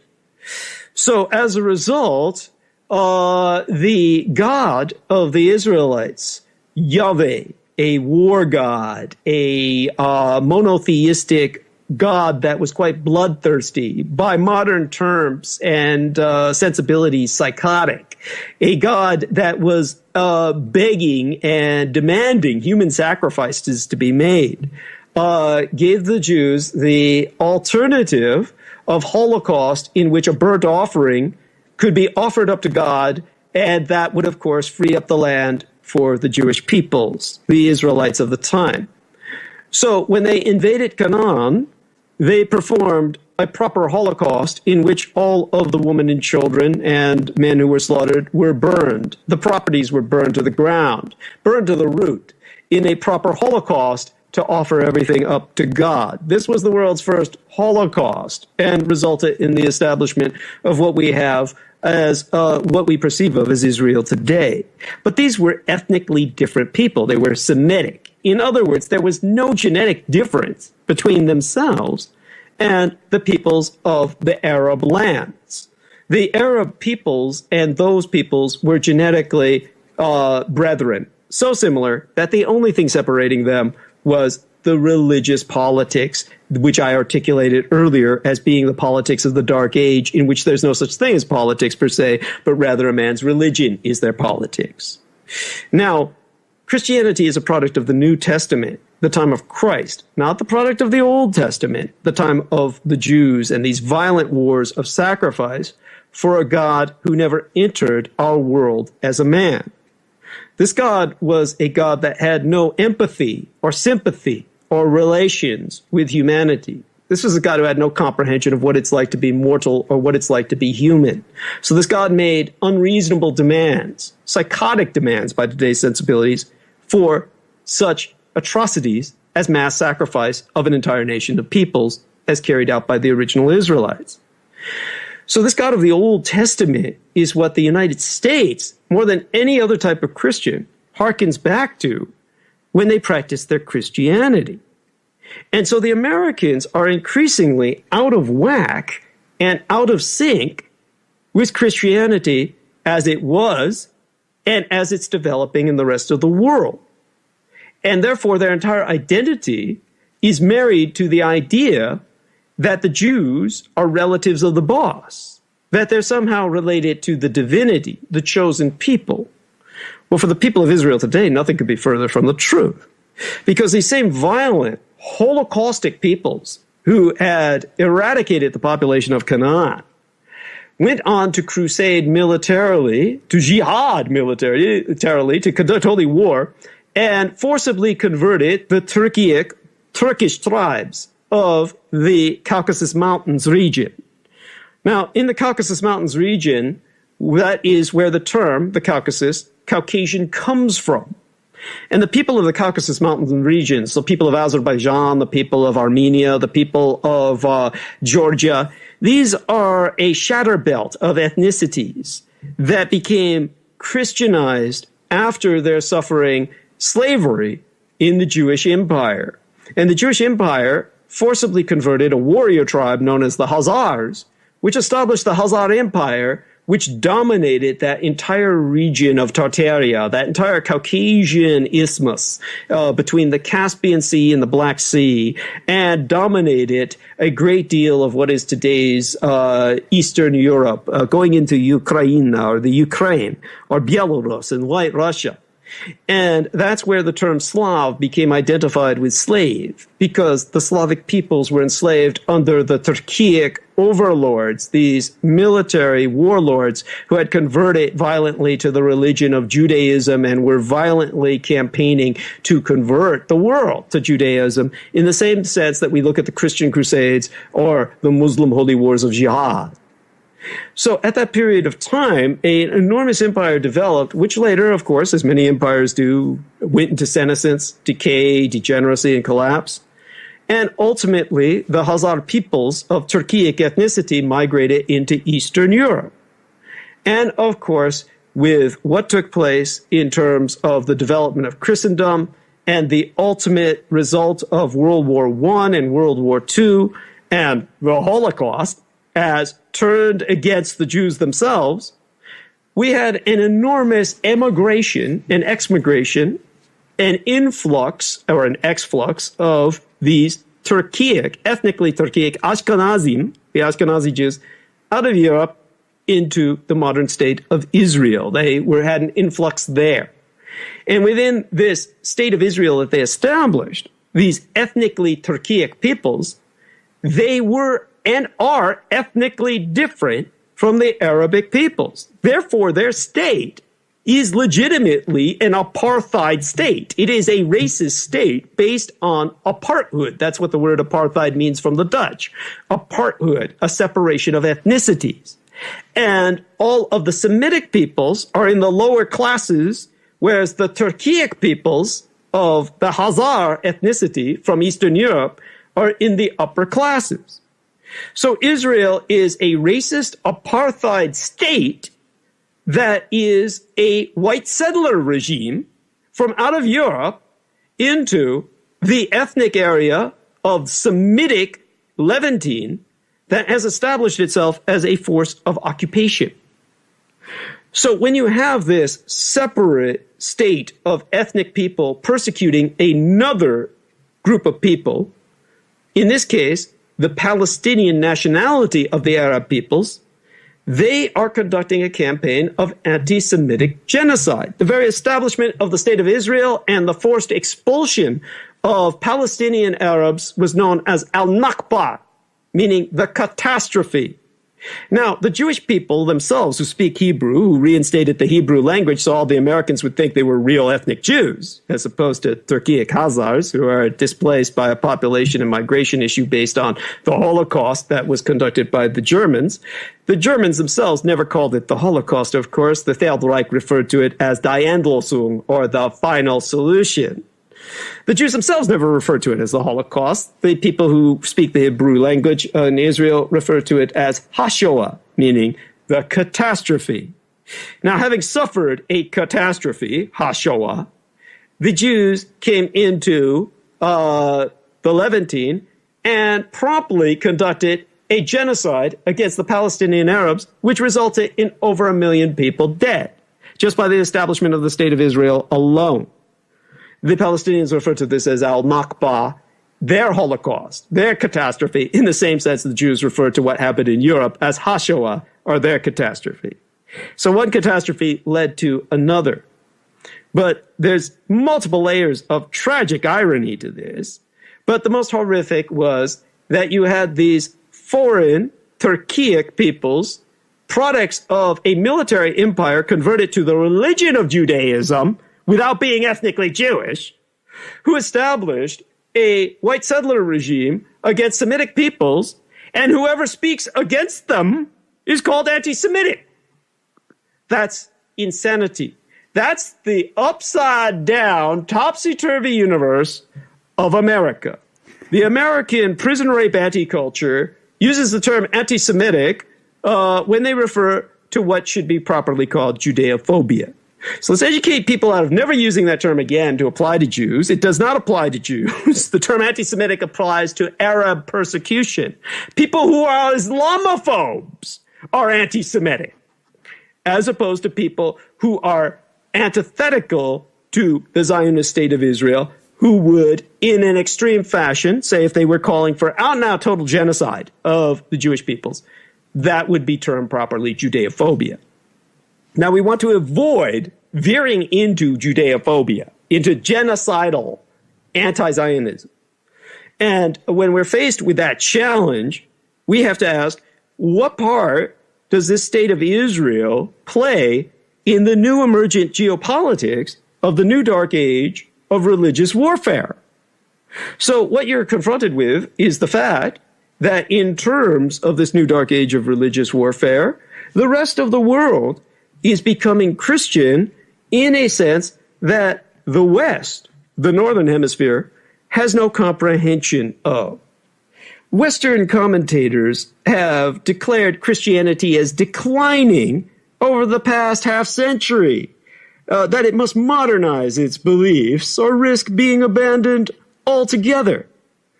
Now, what they entirely ignore, what they censor, what they prevent you from understanding is the fact that Christianity is growing more than ever. When we look back at the enormous changes wrought by the 20th century, Western observers missed the most dramatic revolution of all. Secular movements are touted in the United States like communism, feminism, environmentalism. They're given the lion's share of all your media attention so that you don't understand the explosive southward expansion to re-emphasize that Christianity is on the rise again, just the opposite of what your Western media is telling you about the death of Christianity and the rise of secular, rationalist, atheistic materialism. Just take faith in the fact, take heart in the fact that the opposite is taking place. You are fed black is white, up is down, left is right, wrong is right. You are so full of contradictions in your view of the universe as indoctrinated into you as an information consumer in the United States that you have no idea that Christianity is on the rise again in more traditional forms than have been seen in centuries. To understand what that rise means requires an awareness of what's going on in Africa, Asia, and Latin America. And what's going on is that by the year 2050, which I've used as that period of time, by that time, Russia would have lost 40 million more people and will number just 100 million people. By that same time that Russia is declining into population disintegration and disappearance as an ethnos, only one Christian in 5 on planet Earth is going to be what your federal government would refer to as a non-Latino white person. The center of gravity of the Christian world is going to shift firmly to the southern hemisphere. Within a few decades, Kinshasa, Buenos Aires, Addis Ababa, and Manila are going to replace Rome, Athens, Paris, London, and New York as the new focal points in the church's universality. In Africa alone, the number of Christians increased from 10 million in 1900, just 2 decades before my late and sainted father was born, to 360 million by the year 2000. Now, beyond that, the churches that have grown so rapidly in the global south, the southern hemisphere of our planet, they're far more traditional, they're morally conservative, they're evangelical, they're apocalyptic, and far more so than their northern counterparts, even the crazed psychotic Americans. In a different sense, one that's positive and filled with hope instead of smacking their lips for Armageddon. You've got mysticism, Puritanism, a belief in prophecy, faith healing, exorcism, dream visions. These are concepts which the more liberal Western churches traded in for progressive political and social concerns a long time ago. They're basic to the newer churches in the South. And the effects of such beliefs on global politics are enormous, as religious identification is now going to take precedence over allegiance to secular nation states. And as Christianity grows in regions where Islam is also expected to increase, then the recent conflicts in Indonesia, Nigeria, and the Philippines show us that we're going to see a return to religious warfare of the past, fought out with renewed intensity and high-tech weaponry, far surpassing the swords and spears of the Middle Ages. They're going to be traded in for Muslims and Christians killing each other with cruise missiles and high-technology drone strikes. Now, by 2050, there's going to be about 3 Christians for every 2 Muslims worldwide. Some 34% of the world's people will be Christian. That's exactly what the figure was at the height of European world hegemony in 1900, just a few decades before my father was born, and missionaries began invading the continent of Africa. So in this new world of violent religious conflict, we have to ask the position of the incredibly atheistic, materialistic state of the Hazar Israelites in the occupation of Palestine, and how that will be impacted by this new global religious warfare in which white European secularists will have less and less of a say because their populations have been aborted out of existence. So when we take that into account, we have to remember that, first of all, not only are these Jews no longer Semitic, not the original tribes of Israel, but they're no longer even Khazar or Turkic. Since the collapse of the Soviet Union, an enormous amount of Jews in Russia have exmigrated into Israel when the United States finally forced Israel to start taking them in. The majority of them, after the collapse of the Soviet Union, came to the United States. They didn't want to go to Israel and serve in the Israeli army. They didn't want to go over there and live in a frontier zone in some kibbutz where a bunch of Arabs were trying to off their ass for invading their lands. They all came to the U.S. until the U.S. finally said, you know what, Israel, you got to start taking these guys in. After which point, Israel was forced to take in all of these Russian immigrants until the Umgangssprache, that is the major language of the majority of people in Israel today, is Russian. 1/3 of the population, that is the swing vote in Israel today, is who can win the Russian-speaking vote in Israel. So 1/3 of the population of the state of Israel today speaks Russian. So Israel today is far more likely to be a Russian satellite state in terms of its allegiance and alliance and its trade than it would be a state of the United States. That's part of the insanity, which is the apartheid state of Israel. Now, of course, they've taken advantage of this to get very involved with the Russian mafia. Many Russian women who are addicted to heroin wind up in forced prostitution in the flesh pots of Israel, where people come from all over the world to rape them multiple times a day for pay.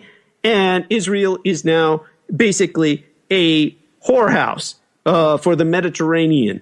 And it's this kind of shipping and human trafficking which has made Israel one of the most reprehensible rogue states in the world today. Now, we can go on and on about what's negative about Israel. What is a solution to America's involvement with Israel? That solution lies in where did the psychosis, the pathology start, where Americans started believing that the Israelis are God on earth. Because one of the things I've noticed in the United States while growing up in San Francisco, even though my Asian cultural matrix in which I was born into was a far better place to dwell, I wound up stranded in San Francisco, and I wound up being exposed to the Jewish culture here. Now, the reason I need to articulate this is because there's very few places in the world, or even the United States, where people regularly run into Jewish people. The overwhelming majority of people in the United States may never meet a Jewish person. The overwhelming population of Jews is where there's money and there's media. So the two places in which you have a population concentration of Jewish peoples of any significance are obviously New York City and Los Angeles, where all of the finances and all of the films are produced.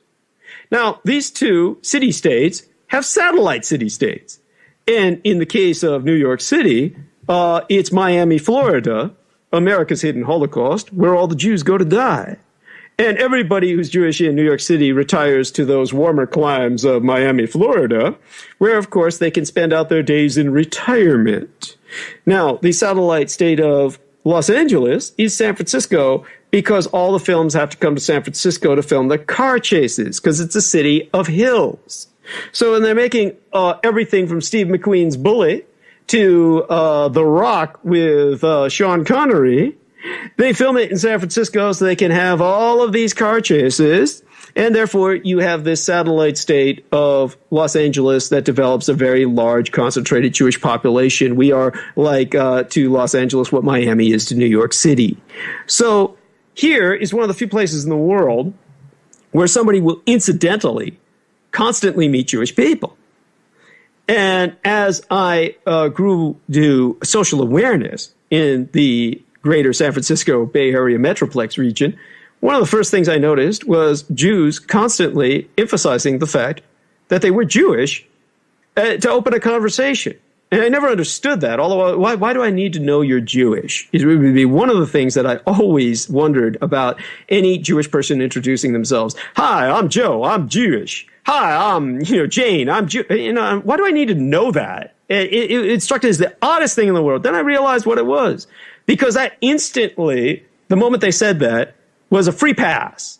It was their God badge. See, I'm a relative of the boss. I'm a relative of Jesus Christ. And when they say that, then all the Americans say, oh, God, this guy's a relative of God. I got to give him everything. Free donuts, free coffee. I ain't shitting you. I mean, this is literally what it's like. And so these Jewish people would develop this incredible contempt, understandably, for Gentiles, Gentile Americans, because it's like a hot blonde who with a gorgeous head of hair and a hot body. Everywhere she goes, guys are tripping over themselves, opening the door for her. Everywhere she goes, men are whistling, staring her down. Everywhere she goes, she can't be left alone. This is what it's like to grow up Jewish in the United States. Everywhere you go, the Gentiles tripping over you to break their ass, to give you everything they can, because they think that by helping you, they're earning brownie points with God and they're gaining pennies in heaven. That's the American psychosis. This is the first culture in the world which, instead of worshiping God or worshiping the Christ, they worship the Jew. So the American religion is Judeophilia, or love of the Jew. The American religion is Jew worship. So to the American, it's Israel. And when they talk on Coast to Coast AM or they talk anywhere on popular media, the first thing they're going to say is, you want to talk prophecy, you want to talk the future, then keep your eye on the ball. And the ball is Israel. And we're going to stand by Israel. It's us and Israel against the world. Now, all of this, of course, was taken advantage of with the collapse of the Nixon administration. And while Nixon was fighting for his political survival so that he could avoid being impeached. And by the way, this is an important point to make because Americans don't know this at all. They're so ignorant. They don't know their own history. Richard Nixon was never impeached. Richard Nixon resigned so he could avoid impeachment. Bill Clinton, on the other hand, was impeached. And he lived out his term in office as an impeached president. And yet Americans remember none of this.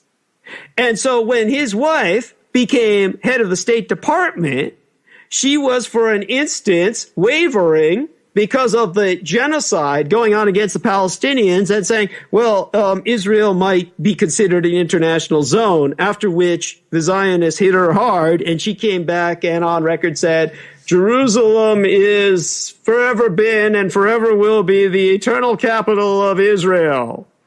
By the way, that's not recognized by the United States. Even though she's a member of the State Department, she's giving you a lie. When you look in the Webster's Dictionary, you get a lie.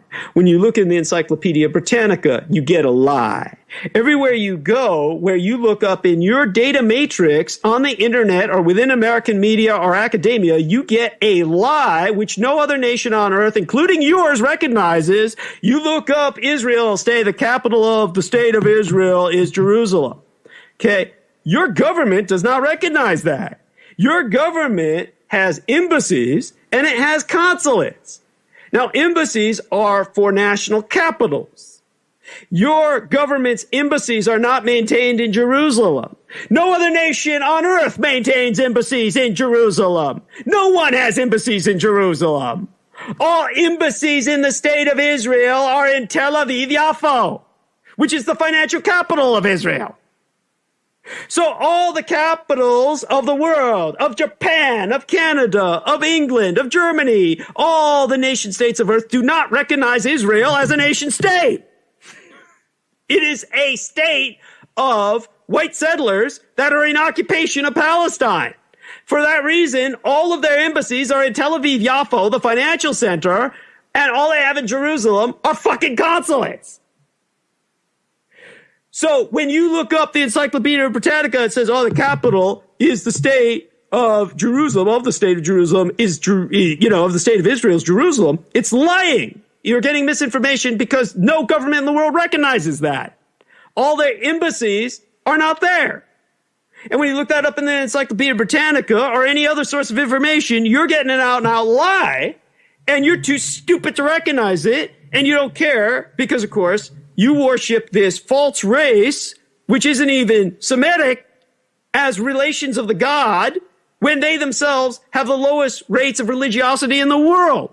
The overwhelming majority of Israelis are atheistic communists from the former Soviet Union, and they're atheistic rationalist materialists who have no sense of religious identity at all. So this atheistic socialist state of Israel is an occupation of white settler Turks in the Levantine that nobody in any part of the world recognizes as a legitimate state. But the Americans, during the collapse of Richard Nixon and his administration, who was running the country? Who was running the American empire? Henry Kissinger. And so this Zionist, Henry Kissinger, during that pivotal period while Nixon was fighting for his political life and trying to prevent his impeachment, Henry Kissinger took over the foreign affairs of the American empire, and he aligned the American empire irrevocably and irrefutably with Israel in the 7-Day War. And it was during that period of time when Egypt and Syria were fighting the Israelis that they said, as member states of OPEC, the oil petroleum exportation cartel, we're going to put your nation under sanctions of our oil if you guys side with Israel. Henry Kissinger said, well, fuck the American people. I'm a Jew, and I'm loyal to Israel before I am to the United States, and all you Americans are going to fight and die for me if need be. And he took it to the point where the Soviets almost went to war with the United States over Israel. They sided with the Arabs, and the Americans sided with the Israelis. And the Europeans sided with the Arabs. Japan and China sided with the Arabs. The entire world sided with the Arabs. Only the Americans sided with Israel under the rule, the administration, the illegal governorship, the illegal federal state hijacking of your government by Henry Kissinger, who was awarded the Israeli version of the Congressional Medal of Honor. And he brought the Americans into massive support of Israel, which carried them through that 7-Day War, that Yom Kippur War, that was also known as, of course, the Ramadan War to the Arab peoples.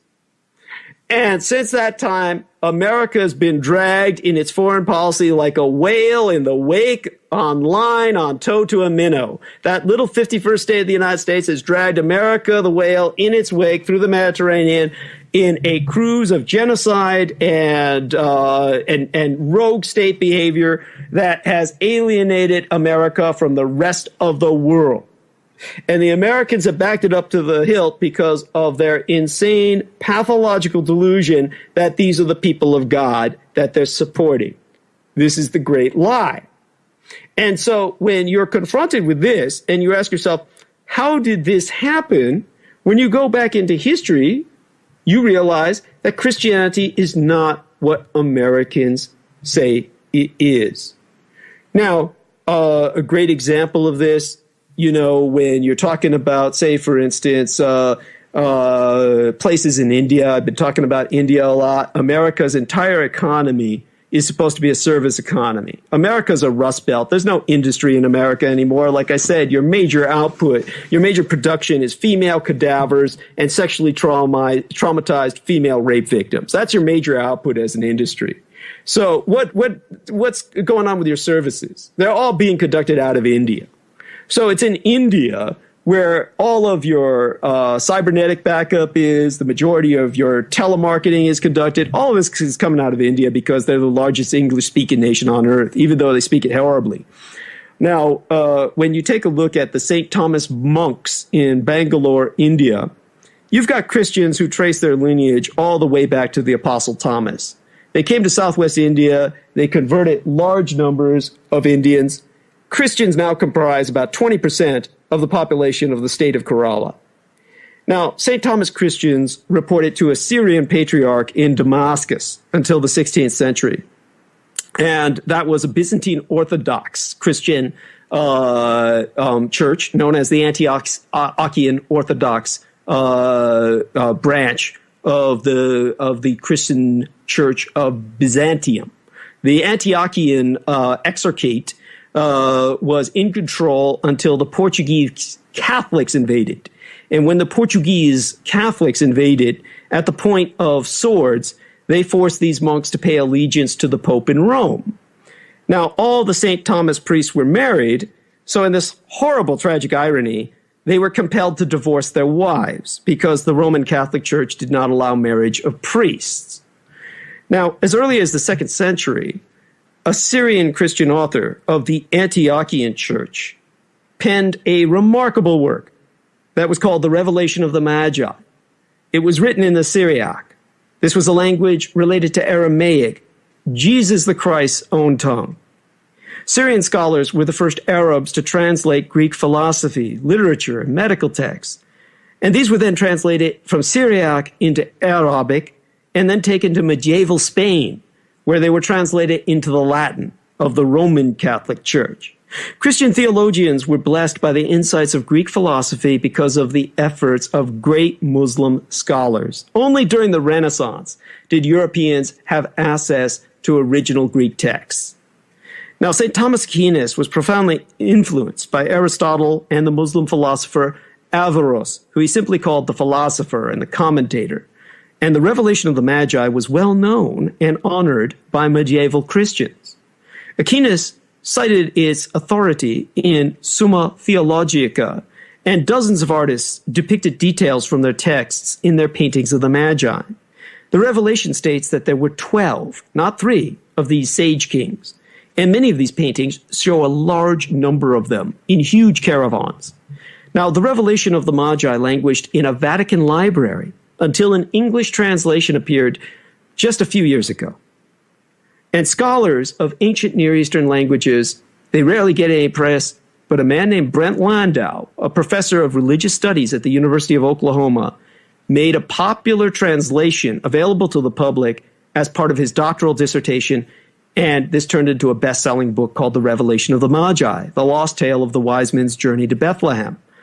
Now, basically, according to this Revelation of the Magi, written at the time of Christ, the Apostle Thomas visited the wise men in their home country of Shur, S-H-I-R, in the Romanization, located in the extreme east of the world, at the shore of the great ocean, meaning the Pacific.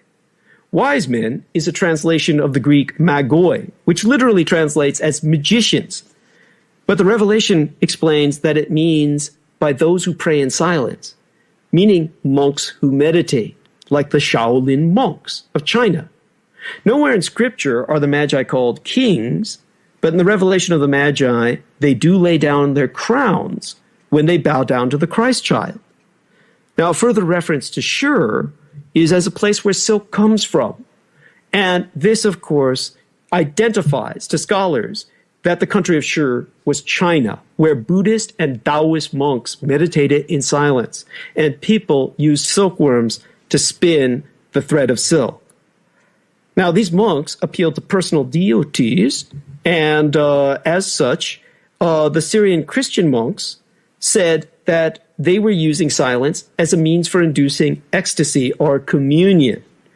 And what this has led us to understand is that these early Christian followers were Christian before Europeans even picked up that religion. Now, in terms of the early Christian followers, they were somewhat suspicious of the wise men being Western and European, and the fact that they thought that they were magicians and astrologers didn't sit well. And even though the Magi worshipped the Christ child, there was no biblical evidence to these people in the Roman Church that they became believers. What they couldn't understand was that they were believers before there was a belief to be held. The authors of the Revelation of the Magi, which was found in that Vatican library, written in the Syriac language centuries ago, exerts the fact that they were Christians even before the disciples were. In other words, before Christ himself had apostles, these wise men from China were Christian. They were orthodox on every major Christian doctrine: the virgin birth, the divinity of the Christ, the Trinity, blood redemption, the second coming. Only reference to children without the stain of sin is unorthodox by modern Western sensibilities. So what these magi, these wise men from the East, were saying was that all religions that are not antichrist or literally diabolic or satanic, all religions hold the Christ or the Christ spirit within them. That there's no need for violence in terms of conversion, that there's no need to proselytize, that the Christ child is in all religion. The biblical authority for the Magi's book was Seth, not the Sethen that became known as Satan. Sethen was, of course, the anti-god or a devil, a demon of the Egyptian peoples who fought Osiris and Horus. And Sethen is where the Christians derive the concept of Satan. That is why Michael Aquino has established the Temple of Seth in the spirit of the anti-god Sethen. Rather, the Magi were under the authority of Seth, the righteous third son of Adam and Eve, who did as he was told by his parents and became the founder of the Chinese ethnicity or race. So it was Seth who told the people of China that a star of indescribable brightness will someday appear, heralding the birth of God in human form. Adam had told Seth that the star had stood over the tree of life in the Garden of Eden, but it had disappeared when Adam ate of the tree of knowledge.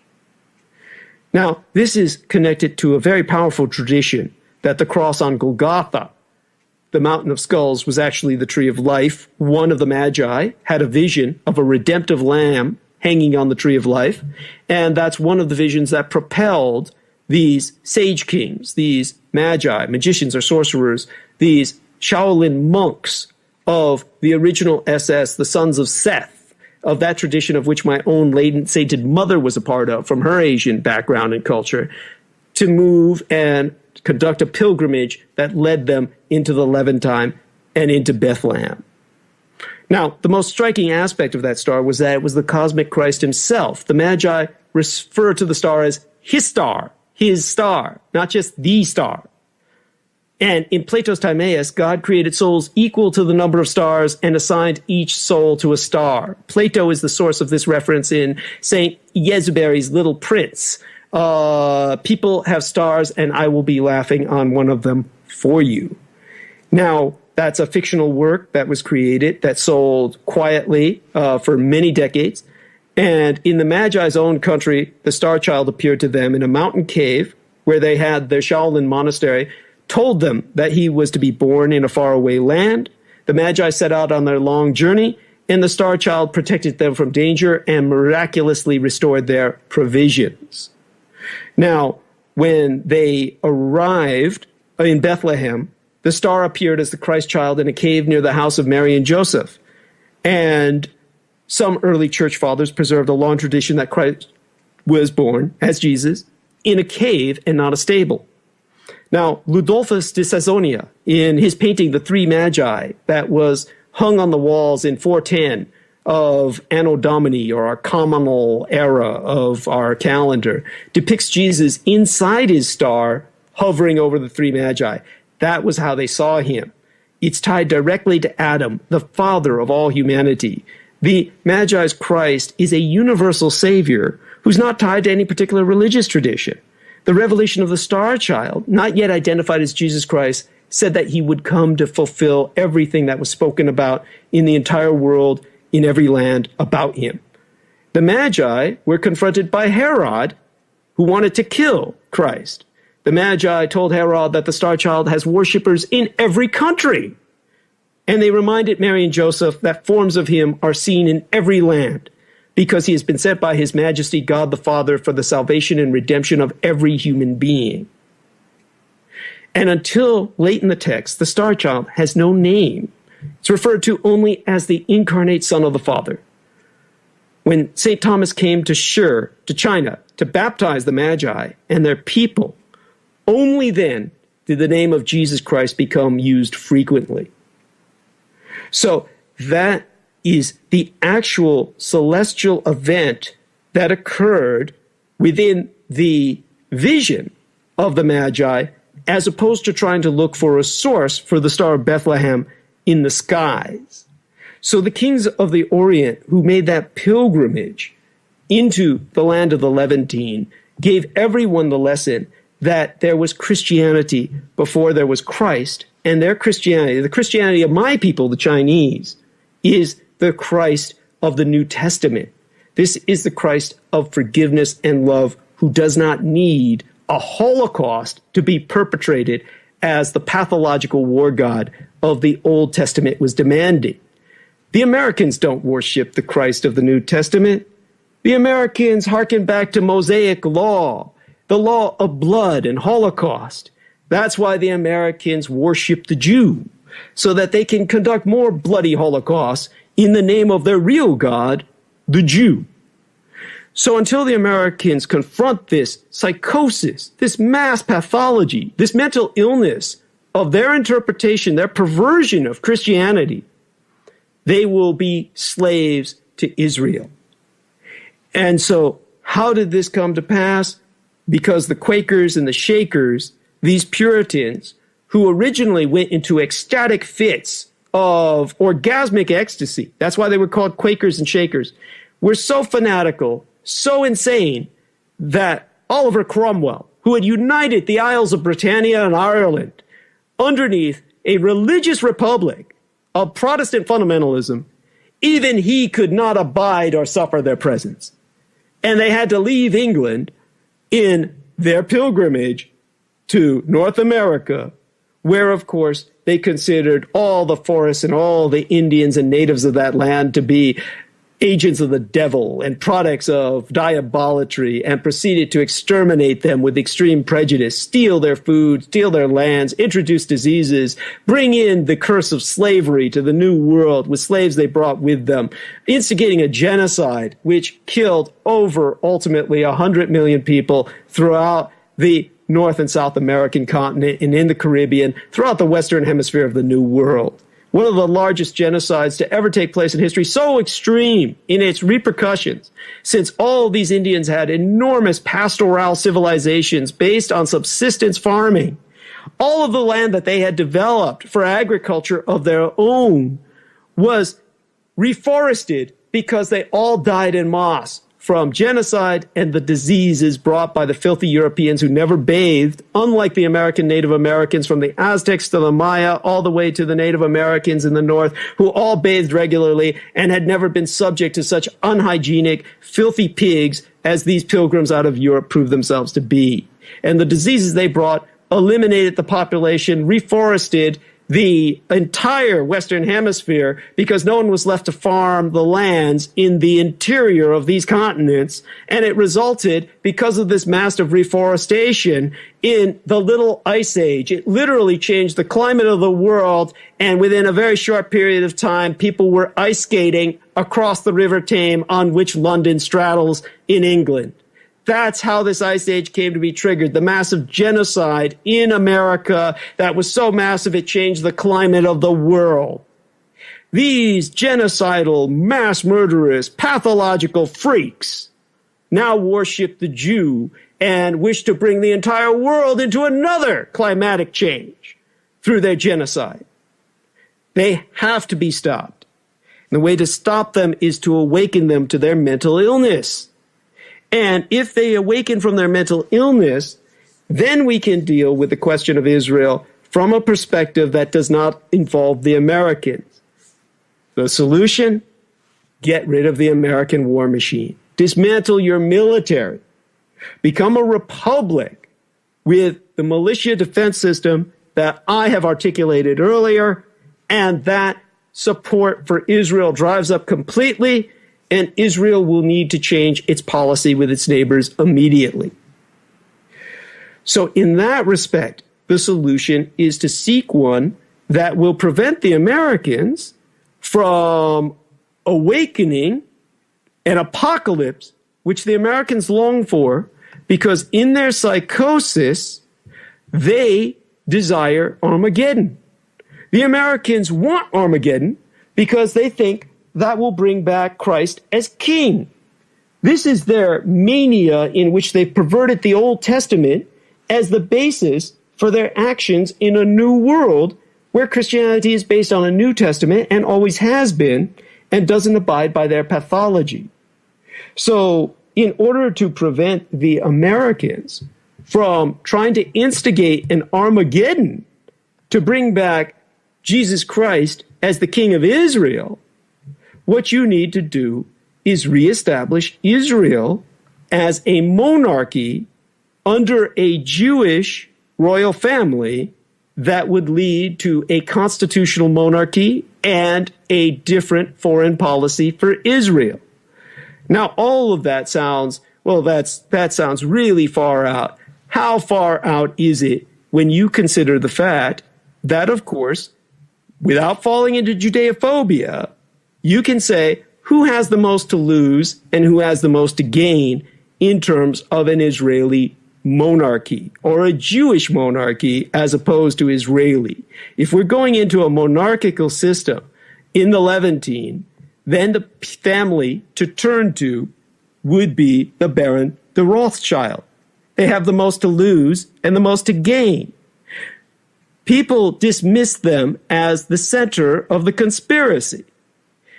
That's based on the American worship of an Israeli Christ that they feel will come back as king when America instigates an Armageddon. Let's think in realistic terms of the world we have to deal with now. The rest of the world being Christian, whereas America is following a satanic perversion. So the Christian world of China and Africa and Latin America sees the Rothschild family as a Jewish dynasty of financiers. And there is a title, Baron de Rothschild, known as Freiherr von Rothschild, in the Austrian nobility. Baron Rothschild of Tring in the county of Hertford, it's also a title in the peerage of the United Kingdom. It was created in 1885 for Sir Nathan Rothschild, the second baronet, a member of the Rothschild banking family, of course, and he was the first person of the Jewish faith to be raised to the British peerage without having to convert to Christianity. Benjamin Disraeli, who was the British Empire's version of Henry Kissinger, was born into a Jewish family, but he was a member of the Church of England. So in that sense, he's not analogous to Henry Kissinger at all, who maintained all his loyalty to Israel. The Rothschild baronetcy of Tring Park was created in the baronage of the United Kingdom, and therefore they would be a bridge between the British, who have recently left the European Union, and, of course, the illegal state of Israel, which they could legitimate by taking the capital out of Jerusalem, which the Jews keep claiming is there, and it's not recognized by anyone anyway, and putting it into a different part of the Levantine. Now, in terms of that Rothschild dynasty, it's very important to remember that their Jewish identity has a very different position on Zionism than most people suspect. Many Rothschilds were supporters of Zionism, but other members of the family opposed the creation of a Jewish state. Lord Victor Rothschild was against granting asylum or help to Jewish refugees during the Holocaust. In 1917, Walter Rothschild, the second Baron Rothschild, was the addressee of the Balfour Declaration to the Zionist Federation, which committed the British government to the establishment in Palestine of a national home to the Jewish people, which gives him some connection legitimately to the establishment of that state. But you also have that history, of course, of administration. After the death of James Jacob de Rothschild in 1868, his eldest son, Alphonse Rothschild, took over the management of the family bank. He was the most active in support for a greater Israel. And the Rothschild family archives show that in the 1870s, the family contributed nearly 500,000 francs per year on behalf of Eastern Jewry to this particular effort. But overall, the modern Rothschilds have been very cynical and disappointed in the state of Israel.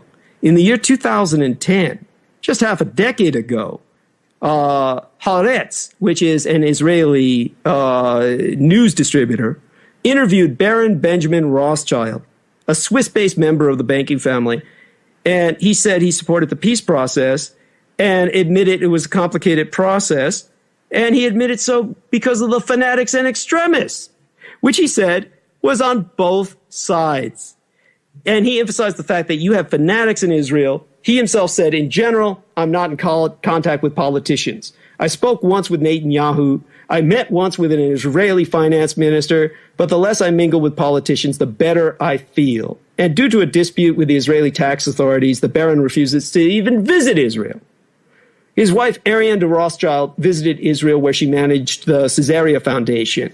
And she certainly said it was very insulting that the state of Israel cast doubts upon her and her family, because there's a family that if there's any family that does not have to prove its commitment to Israel, it's their own. And that's understandable. So now that Britain is an independent nation again with Brexit and the secession from the European Union, they can basically create a constitutional monarchy, taking the barony and establishing the Baron Rothschild as the King Victor I of Israel dynasty. So if this is done, that would cement the kingdom or monarchy of Israel to the British Empire. And that would automatically make it secure in the sense that an attack on Israel would be an attack on Britain. So now that Britain is independent again, it can re-involve itself in the Mediterranean and redistribute an outlet to the sea for Palestine, make Israel a much smaller kingdom that would also be able to project some of its own interests in regional distribution militarily with English support. England owns 2 military bases, 2 sovereign military locations that are quite large on the island of Cyprus. The island of Cyprus, of course, is divided between the Turks and the independent nation of Cyprus, and the British maintain the demilitarized zone with the help of the United Nations and the military bases they maintain on that island. Israel could, of course, utilize those military bases for maintenance of its interests navally in the Mediterranean as a kingdom in alliance with the British, which would eliminate an enormous amount of their problems with the Arabs. So they would have those 2 bases as basically potential ports for escape were Israel to fall as a kingdom to foreign invasion. So all of this would give a great sense of security to the state of Israel, which would eliminate its need for genocidal frenzy in terms of its dealing with its Arab neighbors, and bring England back into the Mediterranean in a manner of peacekeeping that would cement its economy with the Levantine and the outlets into Asia and Africa. Now, this is the way to peaceably settle much of the problem of that state of Israel. You would have an established monarchy that would be present on earth, that would eliminate the American delusion that Jesus Christ would come back to administer that monarchy as a king of the Davidian line by the means of the Americans instigating a global apocalypse on the plains of Megiddo or Armageddon. Now that is a solution to that problem. So anyone who thinks there's something wrong with that solution, there's something wrong with them, because that's the best we can come up with to make Israel leaner, meaner, more secure, and enable much of what happens in the Middle East to go back to the destiny of the Arab peoples themselves, the true Semitic peoples. And aside from that, what needs to be done is the overthrow of the House of Saud and the establishment of His Highness, the King of Jordan, as the ruler of the Arabian Peninsula, which they originally were. Because the original rulers of today's Jordan were originally the keepers of the most holy sites of the Islamic world, Al-Makkah and Al-Medina. That was the Hashimi dynasty. The Hashimi dynasty is the ruling family of the nation of Jordan. The Hashimi dynasty is the family that sired and gave birth to the Prophet Muhammad. These people were kicked out by the British in its colonial expansion, and the British took the most hated group of camel thieves they could find, and they raised them as the new royal family of the Arabian Peninsula, the House of Saud, and put them in charge of the most holy sites of Al-Makkah and Medina so that universally hated, their only allies in the universe would be the British. They, of course, now essentially, for all intents and purposes, run the United States and its American empire.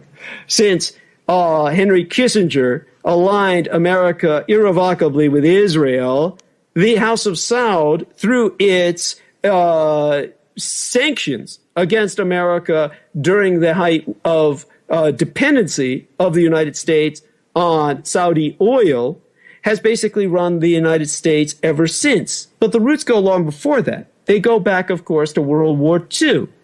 And in World War II, Franklin Delano Roosevelt expended every single ounce of American oil, which was the Saudi Arabia of its day. All of the world's oil came out of the United States. And the United States, of course, started war with Japan through one of the many factors of forcing Japan into war, was cessation of oil supplies to the Japanese Empire, which got 95% of its oil from the United States. That's why the Japanese became so dependent on nuclear power, because they could no longer stand dependency on foreign sources of oil. It was this dependency on nuclear power that led to their vulnerability with accidents like Fukushima Daiichi.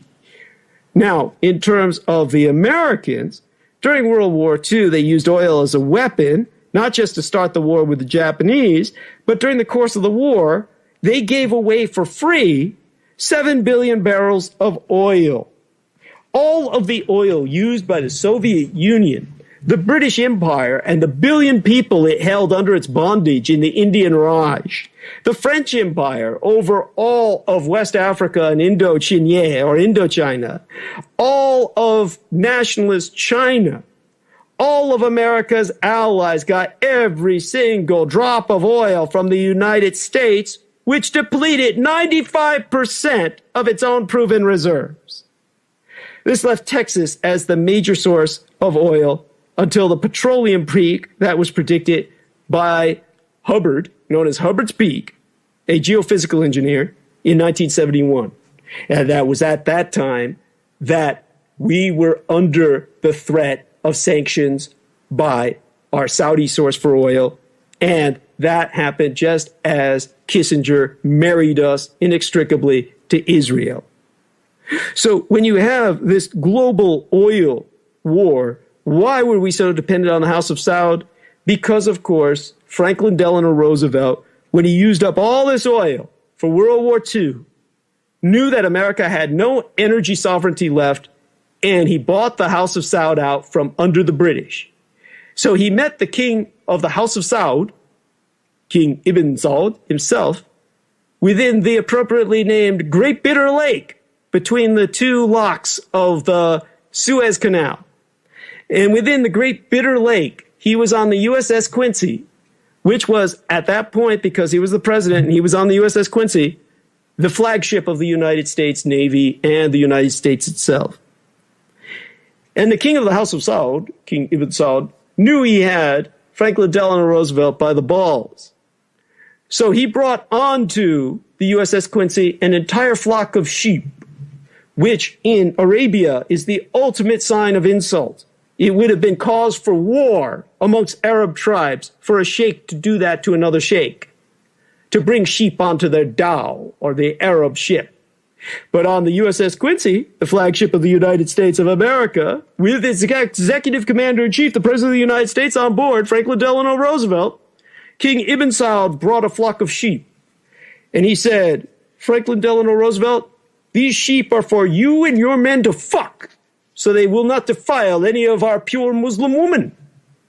And Franklin Delano Roosevelt said, I and my men will fuck your sheep. I surrender all the sovereignty of the United States to you, King Saud. And from now on, we will mark the dollar, which is the global currency, to the outflow of Saudi oil. And he created the petrobuck. So all your economy, based on the Bretton Woods monetary system, which made the United States dollar the reserve currency of the world, and controlled the economies of the world outside of the Axis nations, which rebelled and fought against it and maintained independent economies for the Empire of Japan, the nation of Germany, and Greater Italia. Aside from the Axis nations and their allies, the rest of the world welded their economies to the United States dollar because it had no gold which to back it. It was a fiat currency. They could print as much as they wanted. So because of that, all the other economies in the world easily welded their currencies to the American dollar. This was finalized and legitimated at the Bretton Woods monetary system meetings held in Bretton Woods, New Jersey, I believe. And it was there that all these nations who became part of the Allied United Nations surrendered their sovereignty economically to the United States, the American empire. And at that time, we had all that oil to back it up. Well, once he used up all the oil, he had to weld the American dollar to the outflow of Saudi oil, creating the petrobuck and making the king of the House of Saud the king of the United States. Now, at that point of time, you've been living under a Saudi occupation government, Saudi administrative government, since they don't need to occupy. They occupy without troops. And all your sovereignty, everything you do is based on the House of Saud, which is why they get away with murder. That's why in a postmodern world, they can burn hundreds of girls alive in various dormitories to discourage women from getting education, and you learn nothing of it, and your troops fight to die to protect the House of Saud from Saddam Hussein, who would have eaten them alive and thrown them off the Arabian Peninsula. Well, it's time for the world to throw the House of Saud off the Arabian Peninsula and reintroduce the Hashimi dynasty from Jordan into the House of Saud, where they can again become the legitimate guardians, as they always were, of Al-Makkah and Al-Madinah, the most holy sites of the religion of Islam. And that would end the war of terror and the hostilities of the Islamic people for this foreign puppet occupation of their most holy sites. This is the solution of the ages. And if you people don't listen to me, as a Department of Defense research librarian who has studied all of this, burned all the documents, which led to the potential for these solutions, you're depriving your children's children of a future in which they have any chance. So with that, I think we can pretty much end this discussion for now, unless, of course, you have some other questions, Jeff. I loved it, man. It was awesome. I was, when it took me a while to answer, it's because I've just a little bit across the room, I mute it. And if I'm doing yoga or something, I have to dash over and unmute the, I have to dash over and unmute the mute button here for the microphone.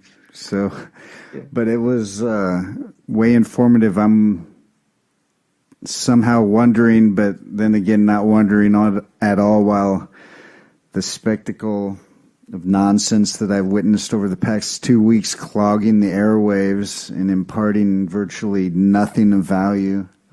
Yes. Why that's televised to millions of people, and while you and I are doing yoga. And here we are. I mean, I got a lot of listeners, but I'm just saying, like, if you lack that DNC in a room and pump this in, pump this show in for a few days. It would help immensely, hopefully, one would think, one would hope. But definitely, it's something that I think hopefully will reach a number of people. And I think that you will help immensely. You have a great deal of respect that's rightfully been earned. And I'm happy to take advantage of that to help promote some awareness of cyclical history and where we can go with a greater awareness into the future, out of the nightmare that we're trapped in right now. And I really appreciate your giving me an opportunity to do that. Do that. Do that. Do that. Do that. Do that. Do that. Do that. Do that. Do that. Do that. Do that.